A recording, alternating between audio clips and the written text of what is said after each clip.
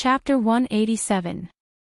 Because it had just rained, the old tile-roofed housing area was damp. Tan didn't see a single cat when he came over. It really wasn't a good day to take a nap on the roof. After getting the car, Tan didn't come here as often.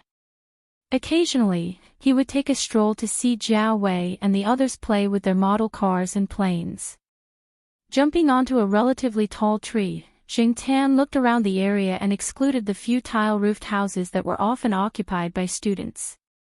But before that, Tan took a deep breath. "Awoo," he howled a few times in a row. The few cats in the east courtyard knew his howls. If the sheriff was here, it would be best if he could hear it and run out.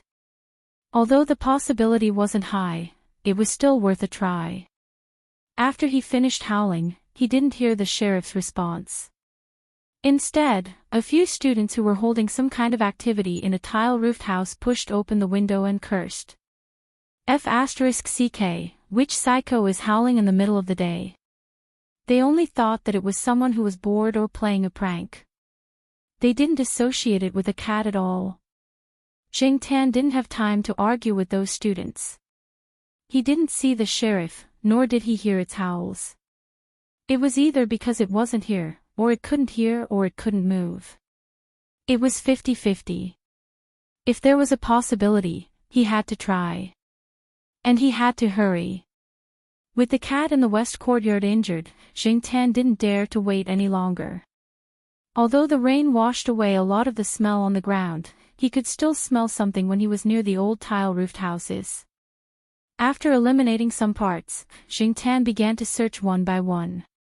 The black figure moved among the old tile-roofed houses. From time to time, it would stop at some windowsills or doors with holes, rust, and cracks that hadn't been opened for a long time. Then, it would immediately run to the next tile-roofed house. When he found the 8th tile-roofed house, Tan found some bloodstains at the door.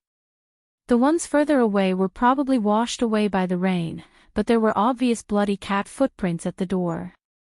Tan sniffed. It was indeed the sheriff, but the doors and windows of this tile-roofed house were too tightly shut. The sheriff should have only stayed here for a short while before leaving.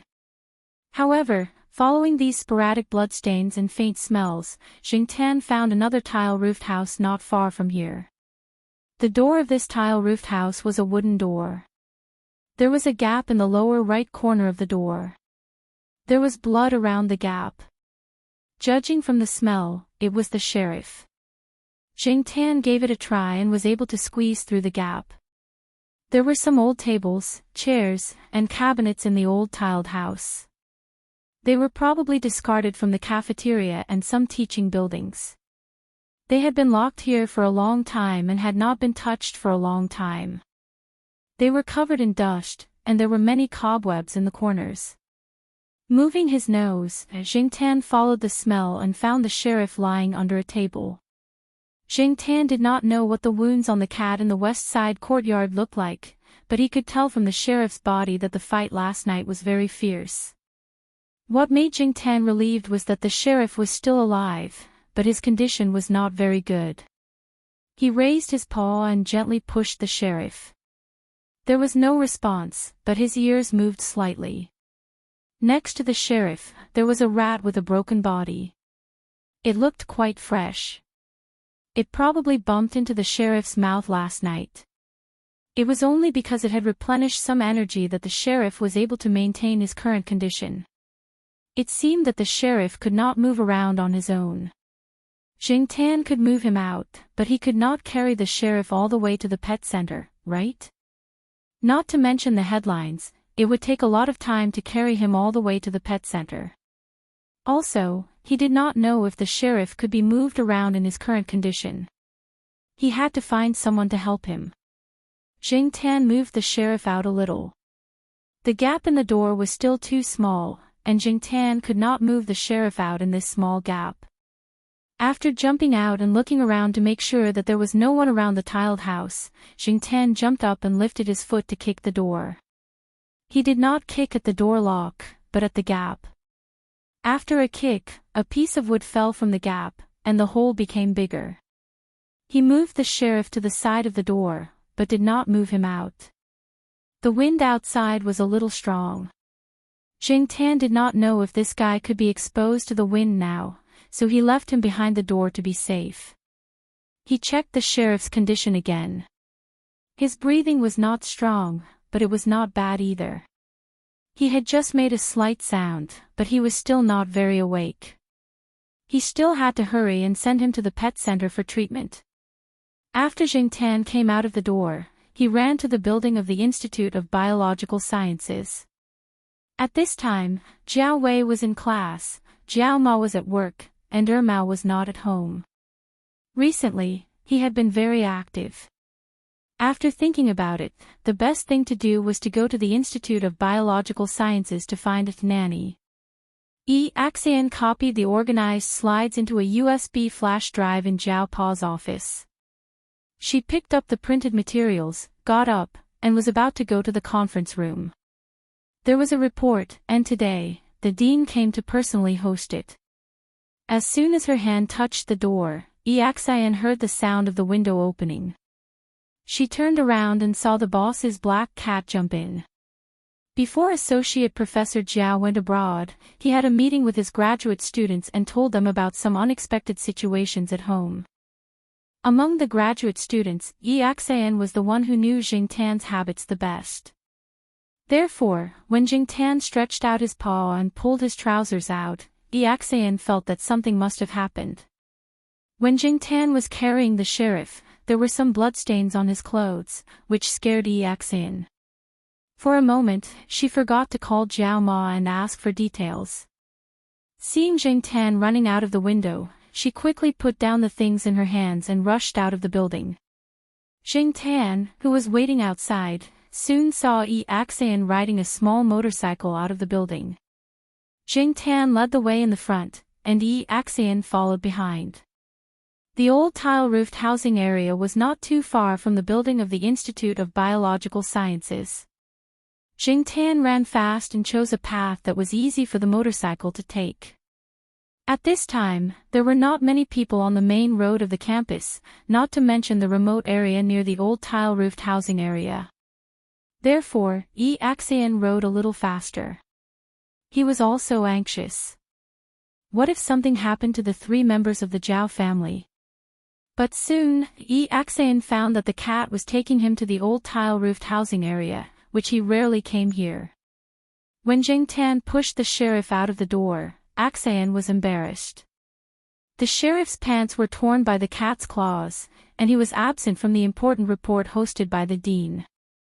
In the end, it was all because of a cat from an unknown family. When they came out, Axian told the dean that there was an emergency. At that time, the meeting was about to start, so the dean did not ask much. However, after the meeting, the dean would definitely ask in detail. How could he make up a story? He definitely could not tell the truth. He would definitely be criticized. Alas. Anyway, since he was here, he had to save the cat in front of him. Unable to find anything for a while, Axian directly took off her coat. Anyway, the coat was not worth much, and it had not been washed for more than 10 days. She wrapped the sheriff up and put him in the trunk of the motorcycle. It was a little crowded, so she had to make do. Jing Tan jumped on the motorcycle. This time, he just needed to follow them to the pet center. However, when Axian rode to the school gate, he suddenly found that he did not know which way to go to the pet center. He knew that the best pet hospital nearby was the Mingming Pet Center, but he had only heard of it and had never been there. Fortunately, there were more taxis coming and going at the school gate. After Axian parked the motorcycle, she held the cat in her arms and stopped a taxi that had just taken a passenger. She opened the door and got in. Jing Tan also jumped on the car. Hey, you cat, master, saving a cat's life is better than building a 7th-floor pagoda. The driver was speechless. In the end, the driver's face twitched. He looked at the injured cat in Axian's arms, and then looked at Jing Tan who was squatting on the seat. He warned Axian that if the cat pooped, peed, or vomited in the back seat, he would have to pay more. Then he started driving. The driver, who often went around this area, was very familiar with the Ming Ming Pet Center. In addition, the pet center was not too far away, so it didn't take long for them to arrive. The veterinarian who was checking the sheriff's injuries felt strange. Why were there so many scratched cats recently? After making sure that the sheriff's life was not in danger, Xingtian listened to the veterinarian's complaints and started to think. Besides the cat in the west side compound and the sheriff, were there other cats that were attacked? The sheriff stayed at the pet center for treatment. At noon, Yi Axian called Jiao Ma and briefly told her what had happened. Jiao Ma immediately rushed to the pet center. In order to thank Yi Axian, Jiao Ma specifically called the dean of the Institute of Biological Sciences and said that she had something to do here. Yi Axian came to help and was absent from the meeting. After Yi Axian left, Xingtian did not have to worry about the rest of the situation. Jiao Ma notified the sheriff's owner and also called Jiao Wei, telling them not to ask Xingtian for lunch. The sheriff's injuries would be monitored in the pet center for another 2 days. After Xingtian was sent back to Tsinghua University by Jiao Ma, he came to the old tiled housing area again. Previously, he was in a hurry to find the sheriff and did not pay attention to other details. Now that he was not in a hurry, Xingtian decided to look for the sheriff carefully. Since the sheriff chose to hide here instead of running directly to the east side compound, the place where the fight happened must be closer to here. When the cat thief left that day, it met the sheriff and the cat in the west side compound. There were so many cats in the school, so it was definitely not just the sheriff and the cat in the west side compound that wandered outside last night. Why were they the only ones who were seriously injured? The most likely reason was that the cat thief wanted to avenge its paw. Unfortunately, Xingtian did not come out himself, so the sheriff and the cat in the west side compound had both bumped into the muzzle. The rain last night was too much of a coincidence. Perhaps the enemy had stopped chasing after the sheriff because of the rain. Otherwise, judging from the injuries on the sheriff's body, he wouldn't have let the sheriff go so easily. After all, compared to the cat in the West District, the sheriff's injuries were slightly lighter. Finally, Xingtian found some traces of a cat fight in a small forest at the edge of the old tile-roofed housing area. Not only that, when Xingtian came over, he saw the white body and black-tailed cat named Longan sniffing around in the forest, as if it was trying to identify something. After seeing Xingtian, it quickly left. Walnut had said that Wu was warned not to appear in Tsinghua University, but his cat was not warned. This cat might have been sent by Wu, so it should not have participated in the incident last night. Regardless of whether Wu's cat would fight with the cat thief, Xingtian could not take this lying down. Although the Jiao Pa said that he should keep a low profile, it did not mean that he had to endure it all the time.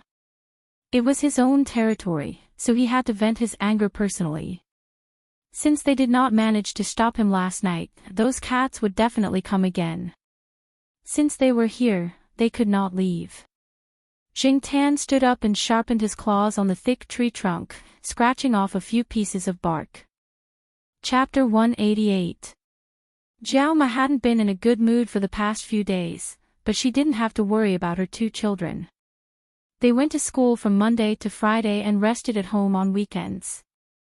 At most, Jiao Yuan was a little naughty, but that was okay. What worried Jiao Ma the most was her cat. She couldn't even keep it locked up. Jiao Ma was on tenterhooks every night, afraid that her cat would be the 3rd cat to be seriously scratched and bitten. She couldn't even concentrate when she watched TV at night. After 9 o'clock, she would look at the wall clock in the living room every few minutes until Xingtian came back. Ever since the 2 cats in the 2 residential areas got into trouble, everyone took good care of their own cats. Some teachers even suggested to the school security office to clean up the stray cats in the school. When Xiaoguo heard about it, he also asked the people from the Green Wings Association to come over and take a few stray cats to the rescue station. After a series of things, the conclusion was that the school was quite normal. There was nothing unusual. The people from the association set up a few cat cages and caught cats. Except for the 2 stray cats that didn't seem to be a threat and were abandoned by the students, the rest of the cats were claimed by the people living nearby. After all, cats with cat tags were a minority in the school. There were also many people who felt that there was nothing to say about this. After all, it was just a matter of cats. There was no need to make it so complicated and go through so much trouble. As long as they took good care of their own cats, everything would be fine. So, in less than a week, the school was peaceful again. Sheriff was brought home after 2 days at the pet center.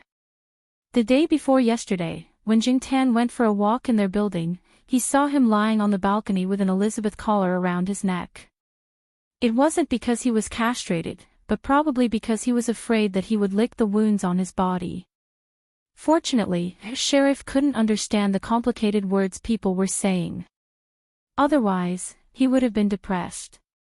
When the neighbors saw Sheriff like that, they asked his owner, "Aw, your cat finally did it?" The Sheriff's owner only chuckled twice. In short, the news of Sheriff's castration had been spread by the aunties in the courtyard. However, the Sheriff seemed to be in good spirits. He could run and jump now, and his recovery ability was very strong. In about a week, he would be able to get rid of the collar. Recently, this guy was not used to wearing the collar and was rebelling at home. His owner was also very helpless. Huang was locked up at home, and even Depang was often watched by his grandmother. The only one in the courtyard who was out was Jingtan. Jingtan wasn't wandering around aimlessly. His intuition told him that the cats hadn't taught him a lesson yet. They hadn't achieved their goal, so they would definitely appear again. During this period of time, whether it was day or night, he had been wandering around conspicuously. Unfortunately, there weren't any results. It was probably because there were too many people watching the cats in the school over the past few days. Moreover, the cats must have been injured when they fought with the sheriff and the others. They were probably resting during this period of time. Ah Wu's cat hadn't appeared on campus during this period of time. Walnut, on the other hand, had come once. He had been called over by Air Mao. Visiting Air Mao was secondary. The main thing was that after hearing from Air Mao about the 2 cats' injuries, Walnut had become suspicious. Jingtan had also stayed at Air Mao's place that day, listening to Walnut talk about some things related to the case. In the new photos, there was the yellow cat, which was the one that Jingtan had met when he was filming the advertisement outside. Unfortunately, there were so many cats in Chuhua City, and yellow cats were a common sight. There were several inside Chuhua University, and they all looked similar. Where could people start looking for them? Moreover, until now, they hadn't really taken any photos that were more special. The cat trainer was probably on guard. Therefore, after receiving a call from Air Mao, Walnut took the time to come over personally to understand the situation. Jingtan squatted next to them, listening to them discuss the case. According to what Walnut had learned from Wu, if a cat trainer really had a goal in mind, other than some regular training programs, he or she would need to be in close range to command the cat trainer at all times. Jingtan didn't know how to command specifically, but he could speculate that stealing purses was a regular training program. Therefore, when the cats were stealing purses, the cat trainer might not have been very close to them. However, when the sheriff and the cat in the West Side compound were being beaten, the cat trainer should have been watching from nearby. It wouldn't be too close, as cats would jump around when fighting, but it should be within 100 meters, right? If he really met the cat trainer, Jingtan decided to greet him. On this day, Jingtan swaggered to the school square. During the day, there were many students around the square. Next to the square, there was a cultural corridor. Students and some people who came out for a walk liked to sit there and rest or read books. What made Jingtan stop was a long-haired cat there. The cat was slightly bigger than an ordinary house cat. It was tabby-colored and looked like it had some forest cat lineage. However, this kind of cat wasn't very rare. In Xiaoguo's store, there was a tabby-colored Norway forest cat. At first glance, it didn't look very different from this cat. At this moment, the cat was in the cultural corridor. Most students were very nice to the cats on campus. A student gave the cat bread in his hand to eat. However, the cat waited for the students to put down the bread, then stretched out its paw to stick it on. The cat bent its paw to pick up the bread and slowly took 2 bites. It was also indifferent to the people around it. It wasn't afraid, and it wasn't close. Maybe the students didn't feel it, so they stayed next to the cat and changed the way they fed it. They didn't know that the cat didn't care about their good intentions at all. When it was in a good mood, it ate the food in front of it, and when it was in a bad mood, it just left it there. Jingtian hadn't seen the cat in school before. It was already an adult cat. The people in the school usually raised cats when they were kittens. This cat was very likely to be an outsider. Maybe it noticed Jingtian's gaze. The cat, who was bending its paw to eat the bread, looked at Jingtian with cold eyes. After a few seconds, it lowered its head and continued to eat the bread nailed to its paw. However, Jingtian knew that the cat must be wary of him. Just now, Jingtian could feel the unfriendly message from the cat. If it hadn't been for that look, Jingtian would have only been a little suspicious. However, after that look, Jingtian was 80% sure that there was something wrong with the cat. That look didn't look like the look of a cat raised as a pet, but it didn't look like a stray or wild cat either. Although it stared at Jingtian for a very short time, it made Jingtian feel like he was being treated as prey. However, who was the real prey?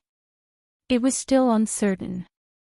Jingtian looked over there for a while, then lifted his feet and left in another direction. When he turned the corner, Jingtian suddenly turned his head and saw that the cat was staring at him. The indifferent look in its eyes was even more obvious than before.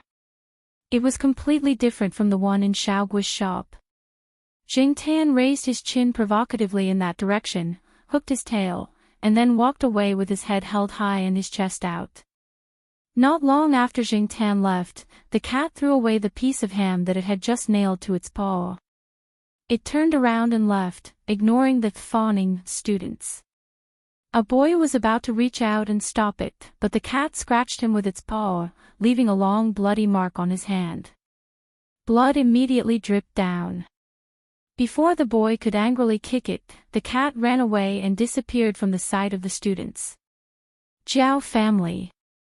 During dinner, Jiaoma found that her cat ate a little too much. Was it tired from walking around and using up too much energy? Although Jiaoma often complained that her family spoiled the cat too much, she still did the same when it was her turn. After she gave Jingtian some rice, she scooped 2 big pieces of meat from the soup bowl and put them in Jingtian's bowl. It's good to eat more. When you're full, stay at home and sleep. You'll gain weight. Don't always run around outside. Jiaoma thought it was a good idea, but when she saw the news at night, Jingtian opened the door and ran out again.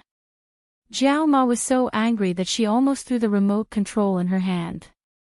Coming out of the building, Jingtian hid the necklace on Depang's balcony. Depang was lying on the door leading to the balcony. When it saw Jingtian, it raised its head and moved its ears, but it didn't intend to get up. After Jingtian left, it rested its chin on its paw and closed its eyes. Only its ears moved slightly, paying attention to the surroundings. Jingtian ate so much at night because he wanted to fight at night. He had a feeling that the cat he saw in the school square today would definitely come to find him. He didn't know what would happen, so it was better to store as much energy as possible. Jingtian walked along a small path in the area where the sheriff and the others were often active. There were fewer street lights here, and only sporadic light could be seen through the leaves.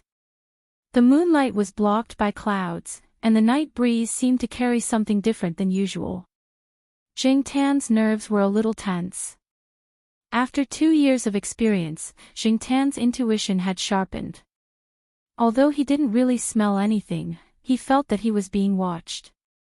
He looked around, and all he could see were trees and bushes. Behind him was the narrow path, and there was no one. Some faint music coming from the square made it seem even quieter. Jing Tan slowed down his pace and perked up his ears to pay attention to the surroundings.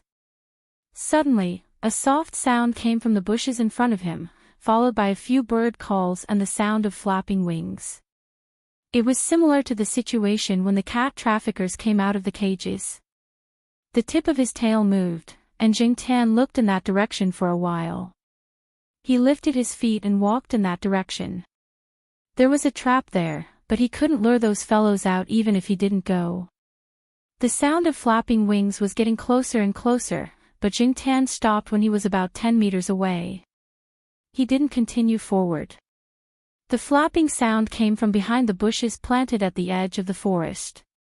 Jing Tan turned a deaf ear to it, but he was alert to the movements around him. However, other than the sound of flapping wings, the forest was very quiet. If there was someone moving in the forest, it would definitely make a sound when it rubbed against the dense ryegrass. There was only the sound of leaves, but Jing Tan felt that he was being watched more and more. There was also a sense of danger. When the soft sound came from above, Jing Tan turned around and ran back. The cat was in the tree. Generally, when cats came down from a high tree, they would be a little timid. They wouldn't be as agile as when they climbed up, so Jing Tan didn't think that the cat was likely to stay in the tree. However, this cat came down from the tree very quickly, almost in the blink of an eye. Although he didn't see the cat that jumped down from the tree, Jing Tan was sure that it was the cat he saw in the square today. When Xiao Guo was filming an advertisement, he praised the Norwegian forest cat in the shop. He also said that this kind of cat was almost the only kind of cat that was fearless when it swooped down from the ground from a high place. Unfortunately, the cat in the shop was raised as a pet, so Jing Tan didn't see how brave the cat was. Now, he deeply felt the sense of oppression brought by this kind of behavior. Regardless of whether other cats were like this or not, at least the one that Jing Tan was facing now was fierce enough. Even if it was just a normal cat, not a special cat like the Monsignor, Jing Tan didn't dare to underestimate it. Jing Tan ran fast and didn't get directly pounced on by the cat. The reason why he ran was to find a place where he felt safe. Who knew if there were other traps in the forest in front of him? Jing Tan didn't want to be a fool and fall into it. He would only be at a disadvantage if he did.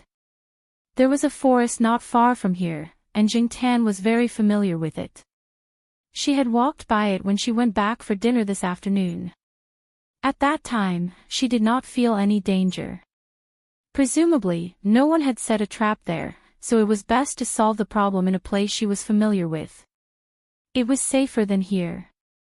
The right time, the right place, and the right people. The right place couldn't be ignored. The cat ran very fast, but Jing Tan was faster. After running into the familiar forest, Jing Tan directly climbed up the trees and shuttled between the trees. In terms of this skill, Jing Tan was still very confident that he could beat the cat behind him. Moreover, only one had appeared. What about the others? The cat was probably a little tired from chasing Jing Tan. It couldn't do anything to him. After it stopped, it opened its mouth and meowed a few times. This kind of cat's meowing was different from ordinary cats. Xiao Guo said that their meowing sounded like singing, but Jing Tan didn't think it sounded like singing at all. Now, he didn't think it sounded like singing at all. It should be calling for its companions, right? Just right. If all of them appeared, he could solve it together. Just now, Jing Tan noticed that there were other people around who were paying attention to this place. The cat trainer didn't appear. However, just as this cat stopped meowing, another cat meow came from another direction. The cat under the tree that was preparing to climb the tree paused. Jing Tan looked at the cat and suddenly seemed to be on high alert. Speaking of which, the meow that came from the distance just now sounded familiar to Jing Tan, but he couldn't figure it out at the moment. He didn't have much time to think about who it was. At this time, East Side Compound, first floor of Block B, De Pang's house. The old lady was wearing reading glasses and reading a book about Korean opera. Suddenly, she thought of something and shouted, "De Pang, bring the slippers on the balcony in." The weather was getting hotter, and the winter slippers were no longer used. The old lady washed the slippers and put them outside to dry. Today, she forgot to put them away. Usually, the old lady often asked De Pang to help bring things on the balcony. De Pang could still understand a few words that he often heard. After waiting for a while and hearing no movement, the old lady looked up at the balcony. De Pang. Chapter 189. Jing Tan stayed in the tree. The cat below and the cat in the distance with a familiar voice were both calling out, as if they were calling for their companions. Jing Tan wanted to howl, but he knew that if he howled loudly, the east side courtyard would probably make a scene, so he held it back. He didn't want to provoke the east side courtyard. There were a lot of people there who liked to stir up trouble. If they stirred up trouble, there would be no peace at night. There were soft whooshing sounds around. Jing Tan looked around and saw that there were about 4 more cats. Looking at the way these 4 cats were running, they didn't seem to be injured. Maybe they weren't the same batch from a few days ago. The cat trainer he had never met might have had more than 2 or 3 cats. Although they weren't the same batch from last time, Jing Tan was still holding a grudge against them. 1 against 5. No, Jing Tan still chose to attack them one by one. These cats were all trained. If it were an adult, he would have been scratched a few times. They weren't the softened leopard cat. Cat claws didn't have eyes, and Jing Tan didn't want to be scratched. The process wasn't important, as long as the result was the same. Jing Tan chose the biggest cat as his first target, which was the one that had chased after him and roared. It gave Jing Tan the feeling that it was the most dangerous. As for the other 4, he let them follow behind. After summoning its companion, the cat seemed to have become even more ferocious. It climbed up the tree and charged at Jing Tan. It even bared its fangs at Jing Tan and growled threateningly. In this originally quiet forest, it seemed to have a strong psychological and imposing pressure. However, Jing Tan wasn't a real cat, and cats weren't monkeys. Fighting in trees was still very limited. Relatively speaking, Jing Tan had a lot more advantages than it. Obviously, this cat wasn't used to Jing Tan's running style of jumping between trees. Although it didn't hesitate as long as the other cats, it didn't have much experience and didn't land accurately. Jing Tan took advantage of this and found an opportunity to kick it. As expected, the cat was kicked down. There were more branches below. The cat hooked onto a branch as a cushion before landing in the grass on the ground. After being kicked by Jing Tan, it was not bad to have such a reaction. Before it could even stand firm on the ground, Jing Tan had already jumped down from the tree and swiped at it with his claws. Then, it scratched off a claw. Therefore, a creature with thick and long hair like this was like wearing soft armor. It could always reduce the opponent's attack power by a lot. Because of this, Jing Tan couldn't scratch this cat like he did to the leopard cat. Since claws couldn't solve the problem well, he would just use his fists. Although he didn't use his full strength, Jing Tan still held back a little in order to prevent his secrets from being exposed. Even so, 2 slaps and 1 kick were quite a blow to the cat that had just fallen from the tree. Jing Tan saw that the cat's leg seemed to be injured. It was either sprained or fractured. Generally, when one suffered such injuries, one shouldn't move at will, especially when it was fractured. However, this guy still looked so fierce. It opened its mouth and growled, its ears pressed back, and its body expanded when its fur stood up. It seemed more intimidating. Unfortunately, it was useless against Jing Tan, but it couldn't be underestimated. When Jing Tan went up to beat it, if he didn't dodge quickly, he would have been scratched by this guy. A piece of bark on the trunk of the tree next to him was hooked off. Jing Tan was about to continue to slap the long-haired cat in front of him to shut it up when suddenly his ears moved. He retreated to the side of a thick tree. If the situation wasn't right, he would jump up the tree first. When Jing Tan saw the three figures that jumped out, he was relieved. It was Ah Wu's three cats. Jing Tan also remembered that the roar in the distance just now was more like the cry of the white-body black-tail cat called Longan. A cat jumped down from a tree behind Jing Tan and pounced at her. Just as Jing Tan was about to turn around and slap it, a figure jumped out from the bushes. With an agility that did not match its size, it jumped up and pinned the cat behind Jing Tan to the ground. The cat screamed, "Oh," under the weight. Depang, this guy, usually looked lazy and kind, but when he was fierce, he was definitely stronger than the sheriff. Jing Tan always knew this. But he didn't expect Depang to come here at this time. The old lady must have told him not to run around. If the old lady found out that this fatty ran out, he didn't know how anxious she would be. After this incident, Depang would probably be punished to squat on instant noodles when he went back.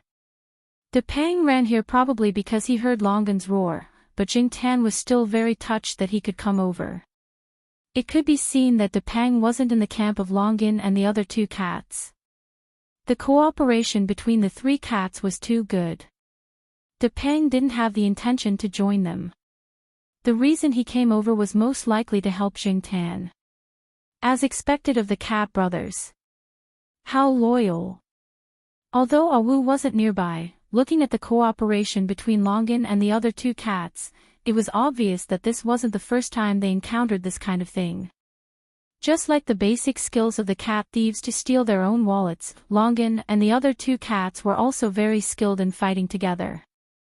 Longan was calm and could always choose the best time. Lotus Seed's attack power wasn't high, but it was agile. And the long-haired cat Babeo was resistant to scratches.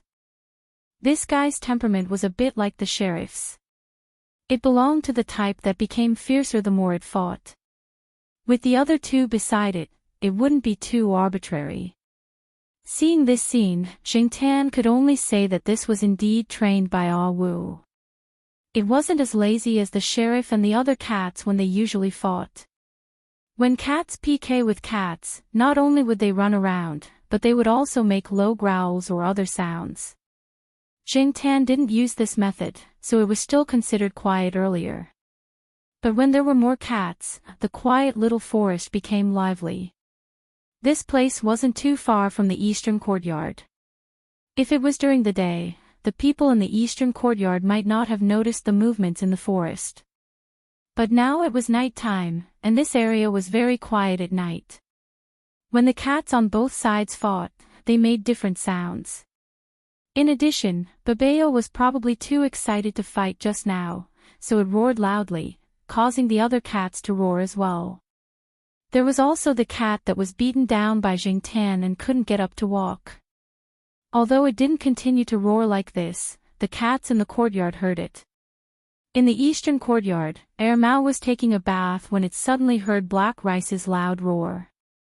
It didn't even wipe off the water on its body and directly came out naked. It was the only one at home anyway, so it wasn't afraid of being seen.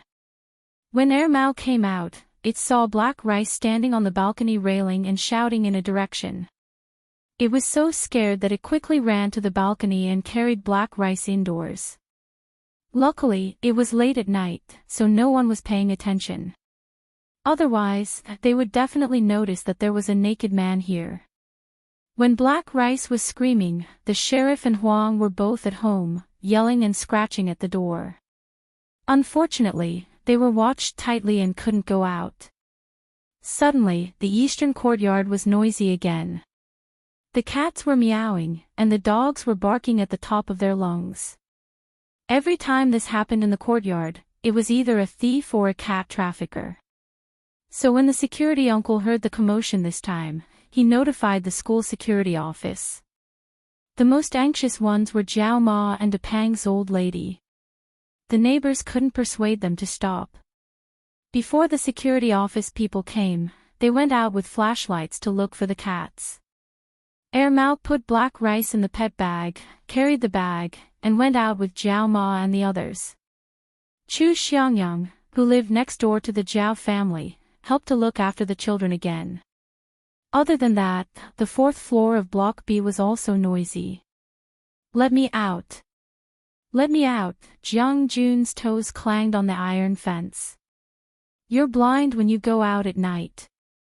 Professor Tan, who had just been woken up, said angrily. Generally speaking, most birds had poor eyesight at night and didn't make much noise, so it was easy to get lost outside. Parrots were the same.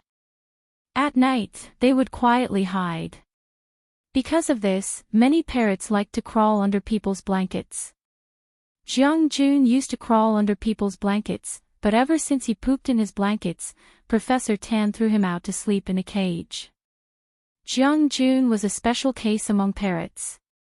Sometimes, when he was in a good mood, he didn't sleep at night. Although he didn't make loud noises, he would still sing a little to entertain himself. Because he didn't disturb people, his owner, Professor Tan, let him be.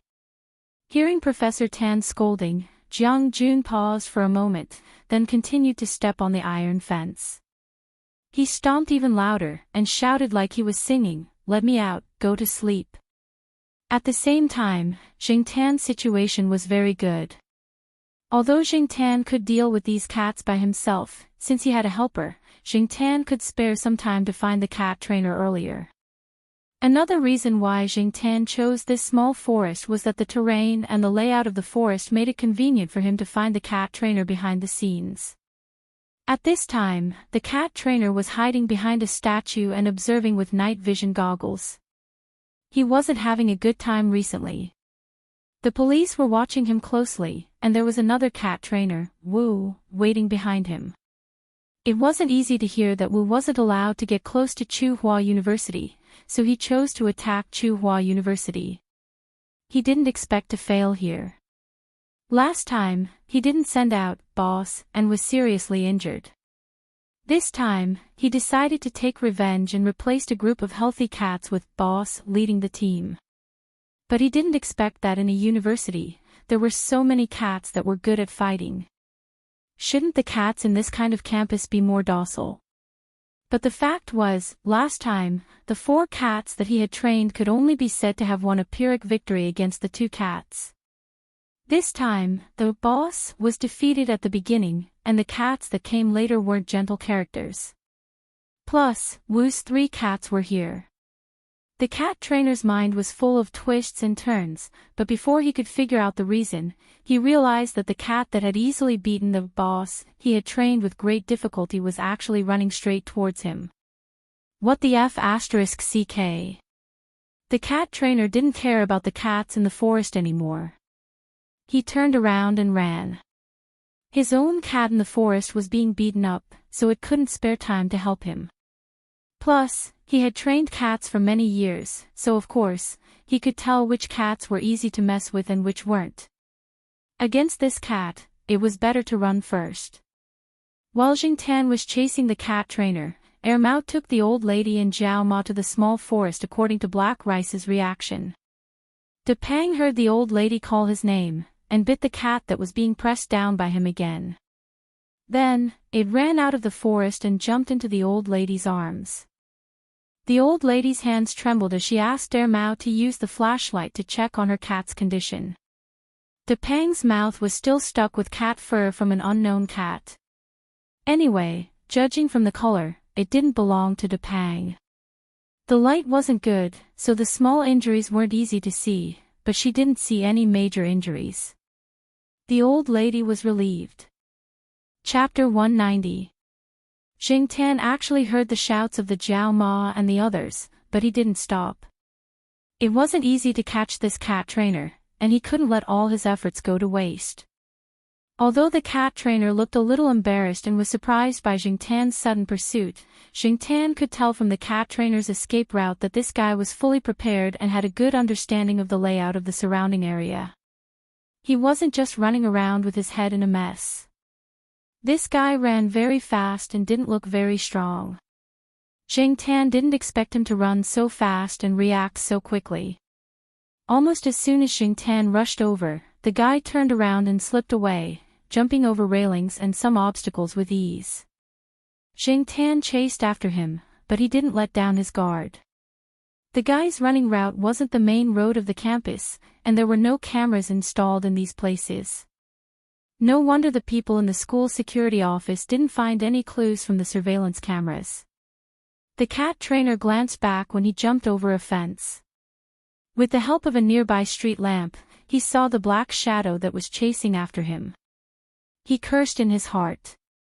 Although he wasn't caught, the cat kept chasing after him. In all his years of cat training, he had never seen a cat with such strong endurance. F***CK. Fortunately, he was prepared. The cat trainer looked at a small forest in front of him and made a few strange sounds from his mouth. The sounds weren't loud and sounded like some kind of insect chirping. Jing Tan could hear it clearly, and he had heard this sound in the forest before. It was just that at that time, the sounds of the cats were mixed together and Jing Tan didn't pay special attention to it. Whoosh! Whoosh! Whoosh! 4 figures rushed out of the forest. This was the cat trainer's backup plan. To be on the safe side, in addition to the few cats that were fighting in the forest, he had brought 2 healthy cats and 2 cats that weren't seriously injured last time. They had stayed here to ambush, and now they had become the cat trainer's helpers for his escape. Jing Tan wasn't afraid of the uninjured boss, let alone these cats. But now, Jing Tan's main target was the cat trainer, so he didn't care about these cats for the time being. When the 4 figures rushed over from the front, Jing Tan jumped over the cat in front and knocked away the second one that was blocking the way. As for the 2 behind, Jing Tan had already left them behind. When the cat trainer looked behind him to see how the interception was going, he happened to see Jing Tan forcefully knocking away the cat that was blocking the way. He almost spat out blood. Was this really a *king cat and not a combat dog? Which cat would use such a violent method in such a situation? Originally, the cat trainer just hoped that his cat could delay Jing Tan for a while so that he had a chance to get rid of the chase, but he didn't expect that it didn't have any effect at all. At the thought of this fierce cat, the cat trainer endured the discomfort and continued to run. However, this cat trainer wasn't familiar with the surroundings, and he didn't have the good night vision of a cat. When he was crossing a lawn, he tripped over a raised area. He didn't sprain his ankle, but after a few seconds, when he was ready to speed up again, a strong force suddenly hit him from behind. He fell directly to the ground, his chin hitting the ground. Although it was grass, it wasn't a good feeling, and his head was a little dizzy. The cat trainer shook his head, got up, and reached into his pants to take out the stun baton. Before he could find the target, he was kicked in the back and fell forward again. However, because he had changed direction when he got up to find the target, this time he fell and hit the landscape stone next to him. Hitting a stone wasn't like hitting the grass, not to mention hitting the landscape stone. His head, which was already a little dizzy, suddenly became more dizzy. Blood flowed from his forehead and nose, and the stun baton fell to the ground. Although his head was dizzy and his thoughts weren't very clear, with the instinct of a cat trainer, he still made some urgent insect-like sounds, calling his cat to come over and help. Jing Tan kicked the stun baton that fell on the grass into the artificial lake not far away. He went up and clawed at the cat trainer, leaving a claw mark on his face. The cat trainer screamed and staggered to stand up. His head was dizzy, and he couldn't run as nimbly as before. He didn't even have time to think about why he was kicked down. It was only a cat chasing him. Did a cat have this kind of strength? This question would only be asked when his head was clear. Jing Tan watched him stand up, jump up, and kick him again. He watched the man fall to the ground for the third time. Probably because he was tired and dizzy, the man didn't intend to stand up again. He pulled up the hood of his clothes to cover his head and curled up with his face facing the ground to prevent Jing Tan from scratching his face. Jing Tan looked at the guy in front of him who was pretending to be a turtle. He didn't immediately rush up. After seeing the stun baton, he suspected that this guy still had some equipment hidden on his body. To be safe, Jing Tan didn't intend to fight in close combat. But if this guy thought that he couldn't do anything to him if he didn't get close, then he was very wrong. Jing Tan looked around. Some time ago, the lawn areas in the school were paved with bricks. The roads in the lawn that the students walked on were all paved with square lawn bricks, and there were some broken and abandoned lawn bricks in the bushes next to them that hadn't been cleaned up. Jing Tan walked over, picked up a piece, and threw it at the person who was pretending to be a turtle. There were no other people around, no cameras, and no one saw at night. Jing Tan stood upright on his two hind legs, and then used his two front paws to hold the lawn bricks and throw them at the person. A cat came over and attacked Jing Tan, but Jing Tan whipped it to the side. Then Jing Tan continued to hold the brick and throw it at the person. At first, the person was screaming in pain, but later, he stopped screaming. He probably couldn't take it anymore. When he got up, he waved his hand, and a thin whip was swung around in a circle. Zhang Zian didn't know if this whip was used to train cats. The strength of the whip was good, and his movements looked very experienced. Unfortunately, Jing Tan was outside the whip's attack range. Jing Tan was now very glad that he didn't attack at close range. Otherwise, he would have most likely been hit by the whip.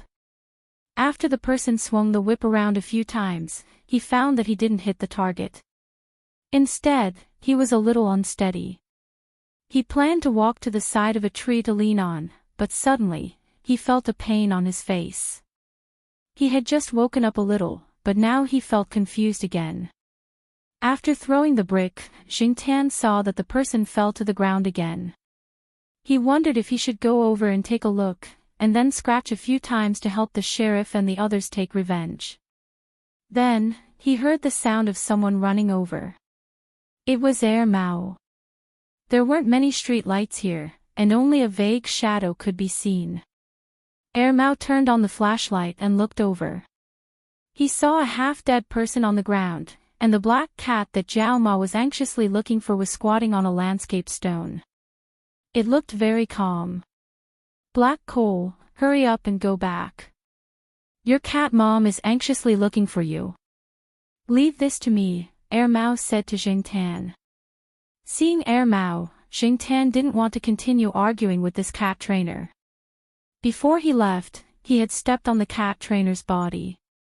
Zhao Ma, who had finally seen her cat, was finally relieved. But after the worry, she was angry. Zhao Ma was very angry, and the consequences were very serious. She asked Jing Tan to take out the house key. Jing Tan pretended not to know. After all, he had hidden the key well. As long as Depang didn't betray him, Zhao Ma wouldn't be able to find it. The noisy East Side compound returned to peace soon after the arrival of the police. Jing Tan didn't know what happened to Wu and his 3 cats, but from the news he heard from Mao the next day, Jing Tan learned that the cat trainer had been personally taken away by Walnut.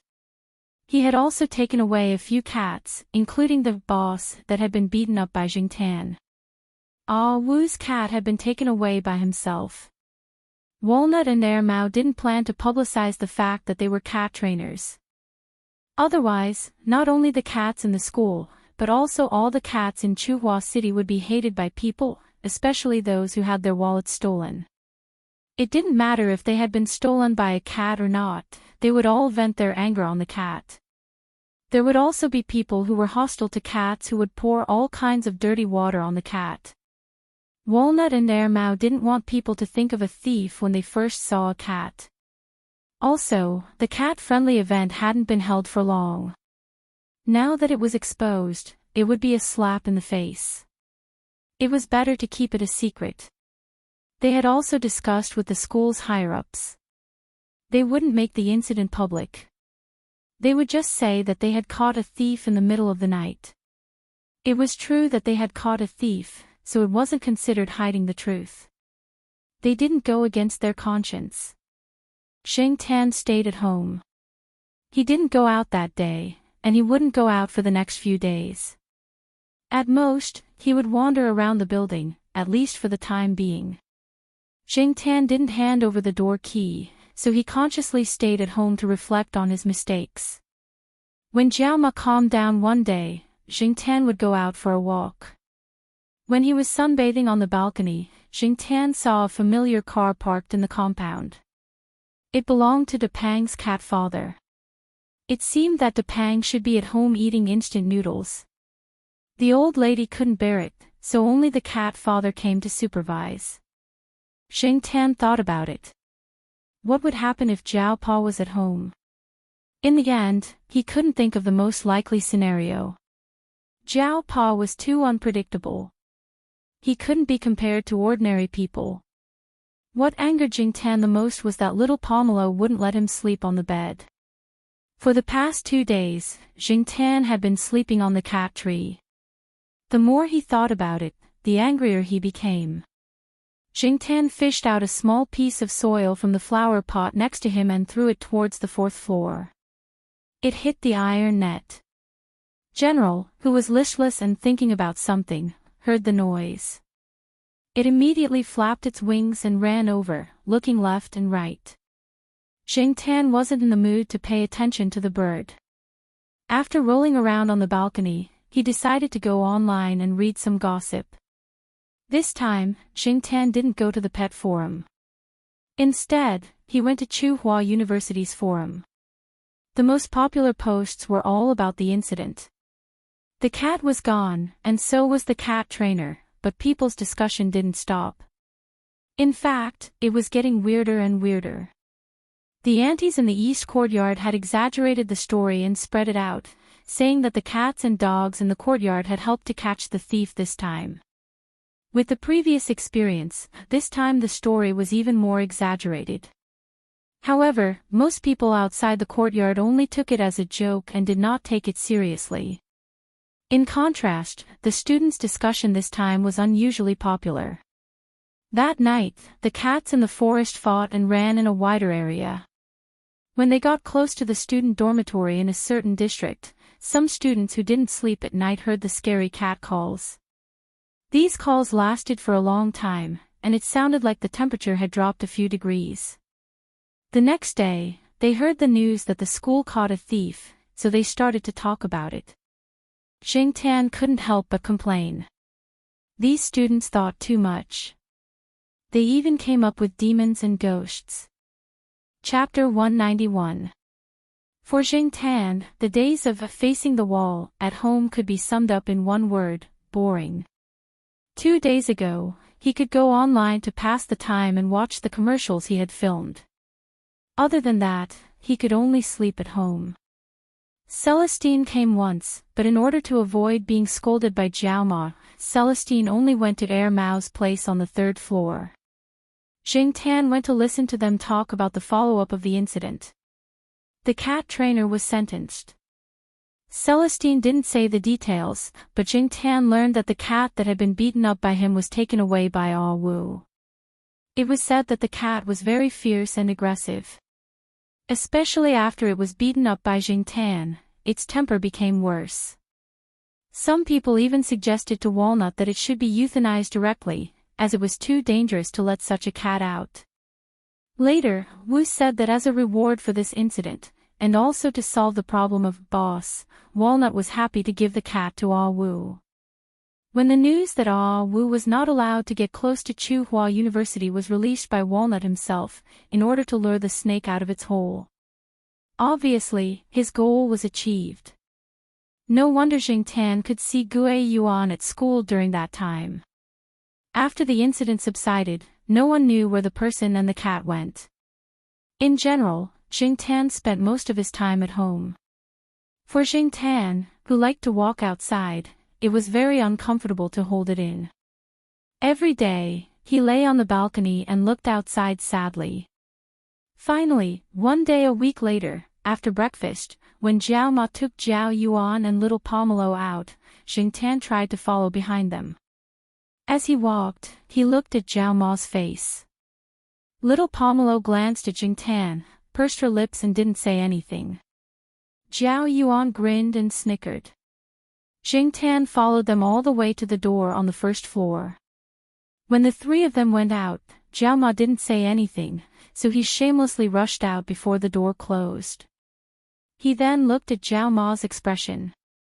She did not look happy, but more than that, she looked helpless.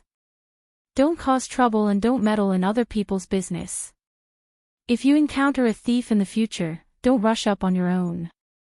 Catching thieves is the job of the police and dogs. Why would a cat like you rush up on your own? Jiao Ma was indeed frightened that night.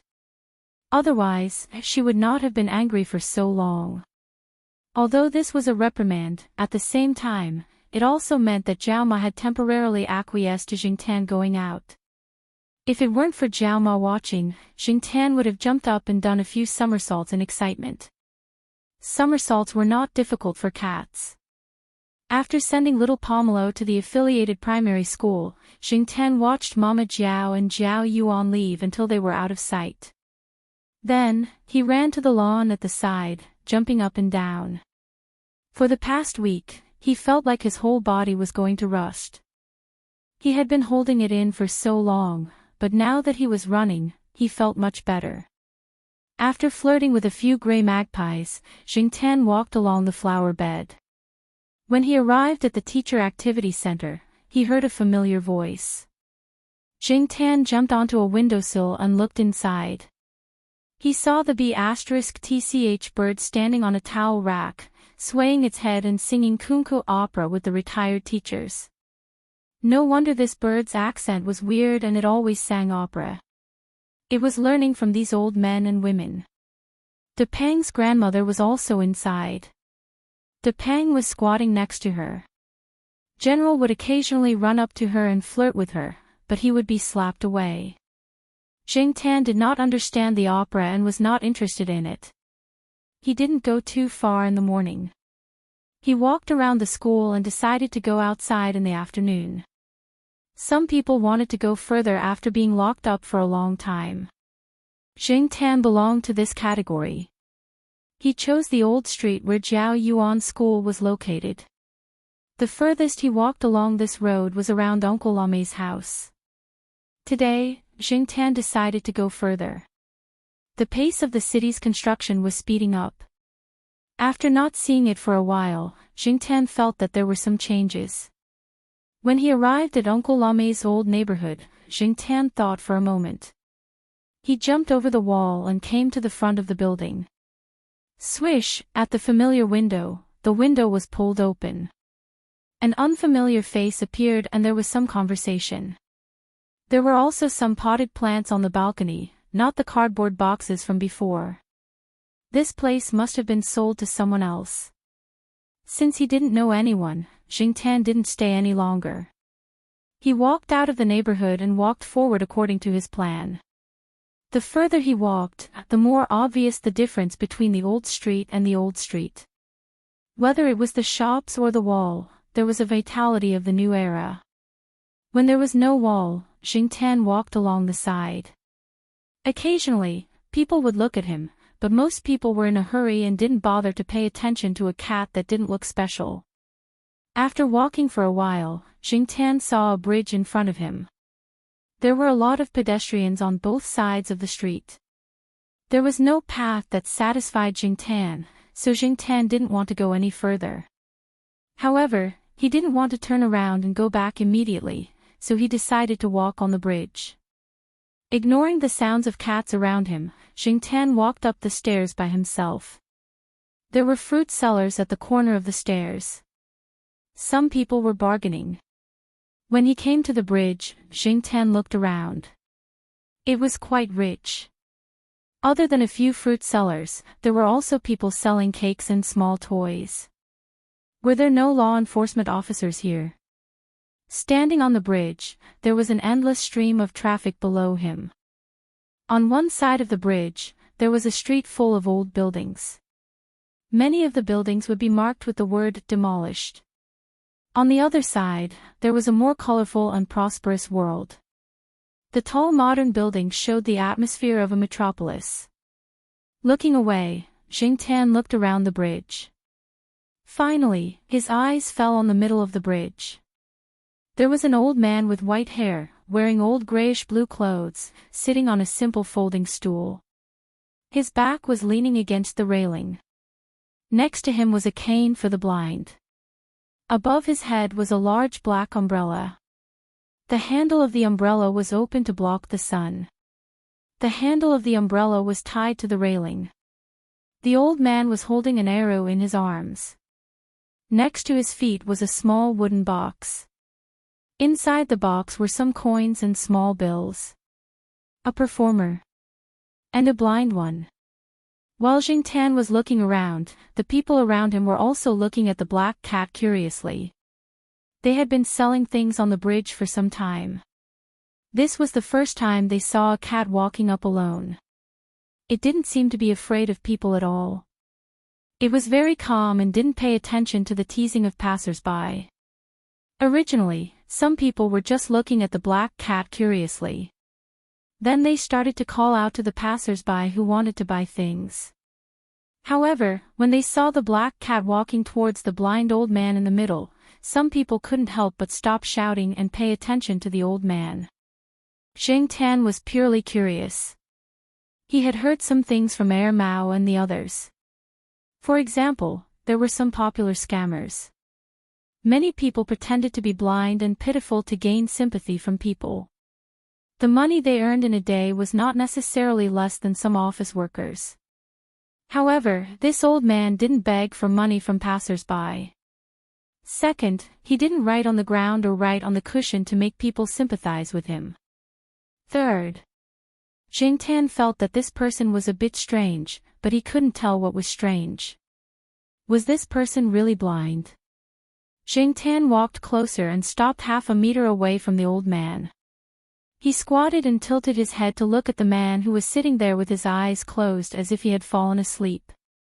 After waiting for 2 minutes, he found that the old man had no intention of opening his eyes. His eyes fell on the open wooden box at the old man's feet. Jingtian got up and walked over.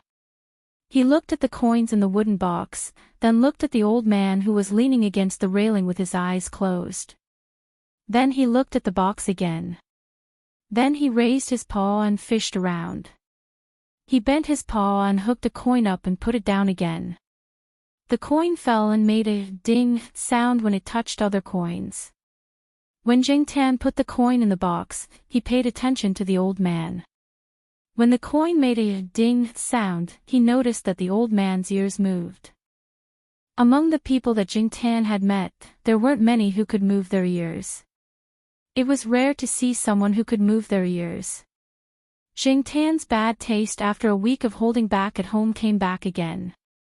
Anyway, as long as he didn't go too far, the people around him would only think that a cat was curious about the coins in the box but couldn't fish them out. They wouldn't think too much about it. He fished up another coin. Just as he was about to fish it out of the wooden box, he loosened his paw and made another ding sound. The old man's ears moved again. He fished it up again and loosened his paw. Ding! The old man's ears moved again. After repeating it a few times, Jingtian became impatient. Why didn't this old man open his eyes? Even if there was something wrong with his eyes and he couldn't open them, could he not speak? Or could it be that this old man couldn't see or speak? Even if he couldn't see or speak, at least he still had his hearing. Looking at the situation just now, this old man's hearing shouldn't be too bad. He didn't react at all when he heard that his money box was being moved. There wasn't even any change in his expression. He was way too calm. Thinking back to when he was performing outside with Third Master Fong, although it was embarrassing, Jingtian would definitely beat up anyone who touched the money box. But this old man. He squatted down and thought for a while, the tip of his tail wagging rhythmically. Then, Jingtan set his gaze on the half bottle of mineral water next to the folding stool. He walked over, raised his paw, and pushed. This was a bad habit that Jingtan had picked up after staying with the sheriff and Huang for a long time. After the half bottle of mineral water fell, it rolled away in the direction away from the old man. The old man could touch the bottle with his hand down, but now it was difficult for him to touch it. After all, he was blind.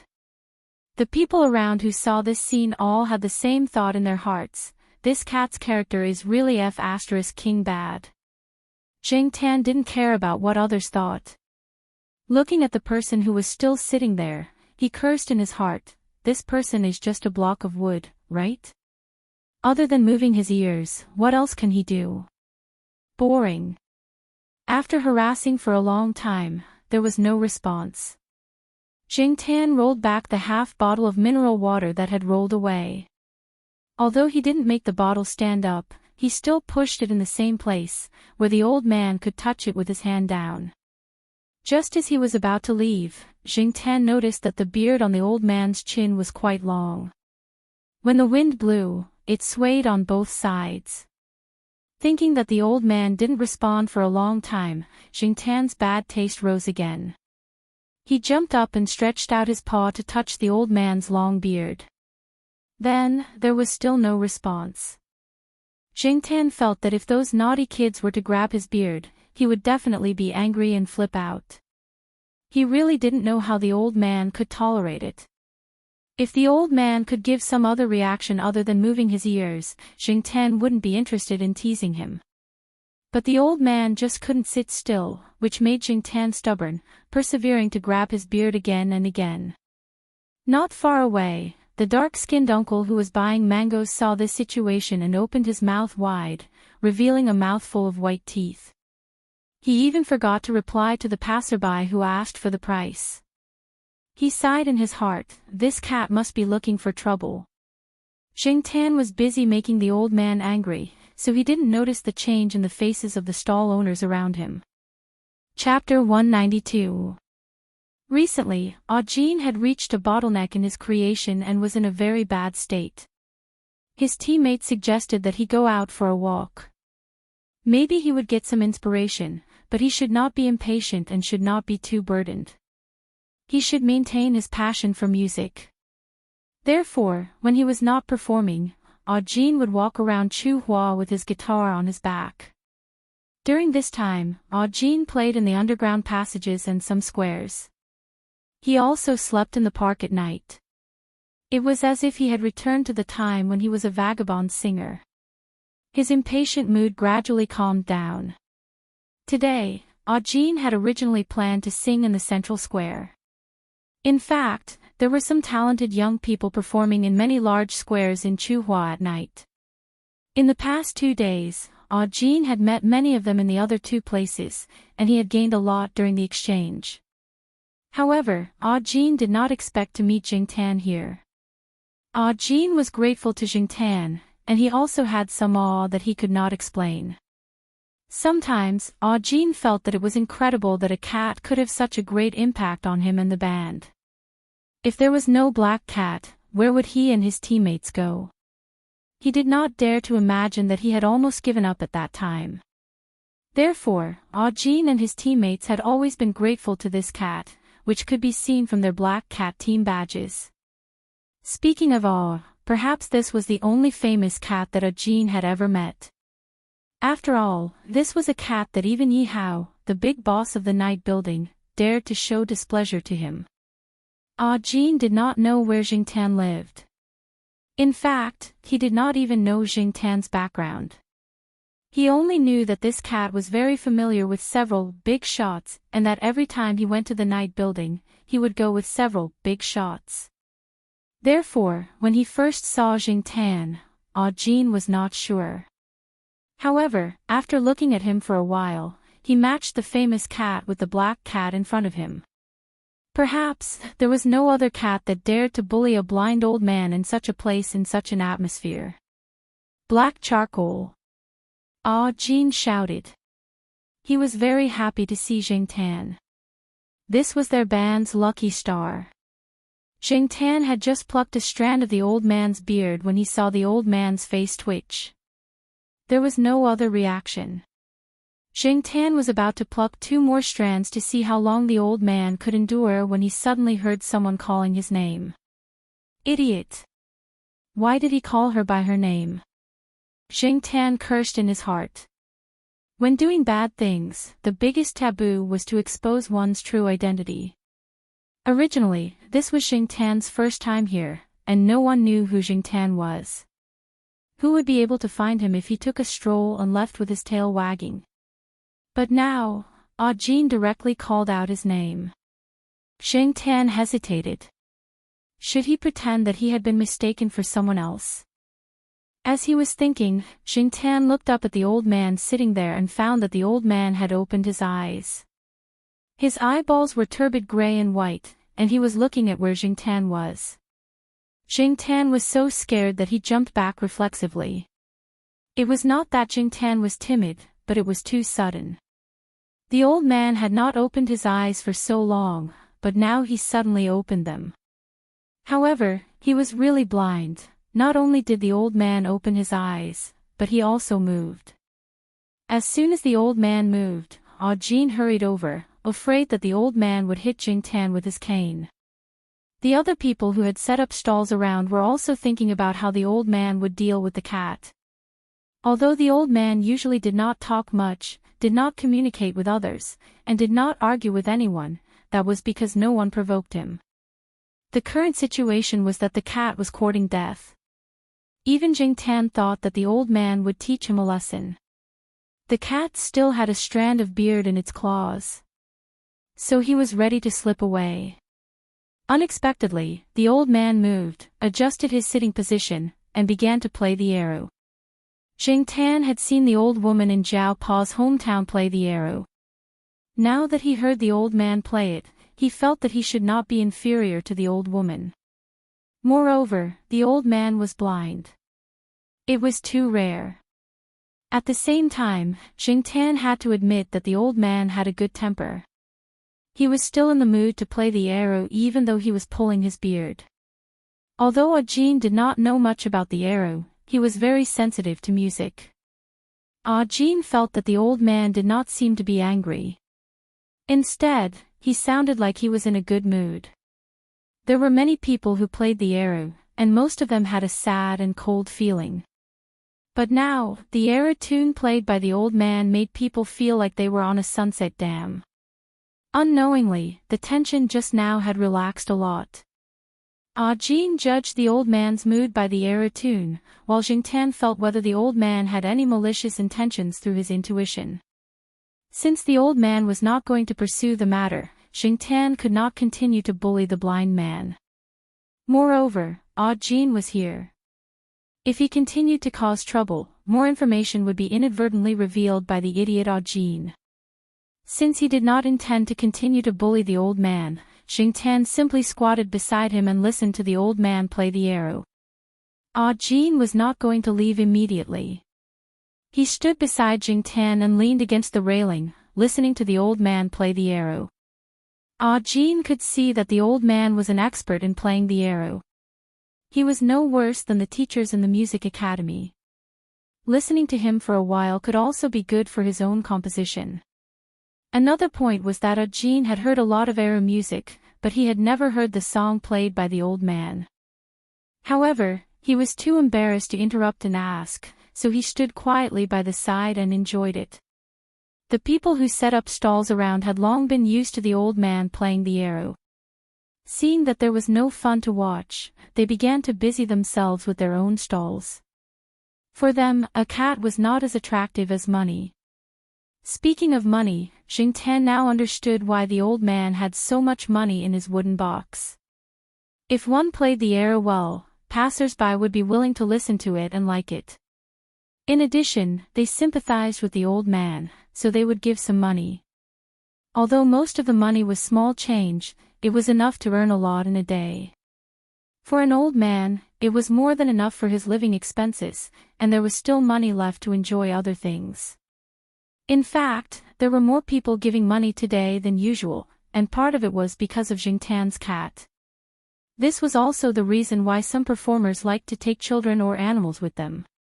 When it was almost dark, Jingtan got up and was ready to go back to pick up little Pomelo. Black Charcoal, are you ready to go? Jean was immersed in the tune of the arrow. When the sound of the arrow stopped, he realized that the black cat, who had been squatting next to him, had walked to the side and was ready to go down the overpass. Carrying the guitar on his back, Jean was ready to follow Jingtan all the way. Anyway, he did not have an absolute destination now. Moreover, he was very curious about Jingtan's address. Where did this cat live? What kind of place did it live in? Why did it come here alone? Jingtan knew that Jean was following him, but he did not pay attention to him. When passing by a stall selling food, Jean stopped Jingtan. Black Charcoal, I'll treat you to chicken fillet. Jean remembered that this cat seemed to have a wide range of food. This was also a way to express his gratitude. It was rare to see Jingtan alone. In the past, when Jean saw Jingtan was with Celestine and Yi Hao, so Jean did not dare to interrupt. Speaking of meat, Jingtan was indeed a little hungry now. Anyway, he was not in a hurry. There was still half an hour before little Pomelo's school ended, so it was not too late to go back after eating. Seeing that Jingtan had stopped, Jean knew that this cat should have agreed, so he happily walked to the stall. 2 servings. Before he finished speaking, Jean froze. He dug in his pockets and patted his trouser pockets. After searching for a long time, he looked at Jingtan with a depressed face. Black Charcoal, have you seen my wallet and phone? Jingtan. Idiot. You don't even know that your phone and wallet have been stolen. On the other side, on the overpass, after Jingtan and Jean left, the old man did not play the arrow anymore. He just sat there quietly with his eyes closed, returning to his previous state. It was not until the sun set that the old man folded the low stool and put it in the wooden box with money. The wooden box was not big, but it was just enough to accommodate the folded low stool. The old man untied the big black umbrella tied to the railing and tidied up everything unhurriedly. Every movement was not fast, but very smooth. The people around were not surprised. If someone repeated the same thing every day, day after day, he could also do this. For a blind person, there was no difference between day and night, but the old man was very regular every day. He appeared with the morning sun and disappeared with the evening sun. Moreover, his position on the overpass was always fixed. No vendor who came to set up a stall on the overpass would take his place. There would even be an empty space around him. When there were many vendors, even if other places were crowded, there would be an empty space around the old man. If there were new vendors, they would be told by other vendors not to take up the space there. Moreover, after the old man left, the vendors on the overpass would pack up and leave as soon as possible even if their business was good. They had to change places to continue their business. If one day they came to the overpass and did not see the old man, they would not set up a stall there. Instead, they would choose to sell in other places until the old man appeared on the overpass again.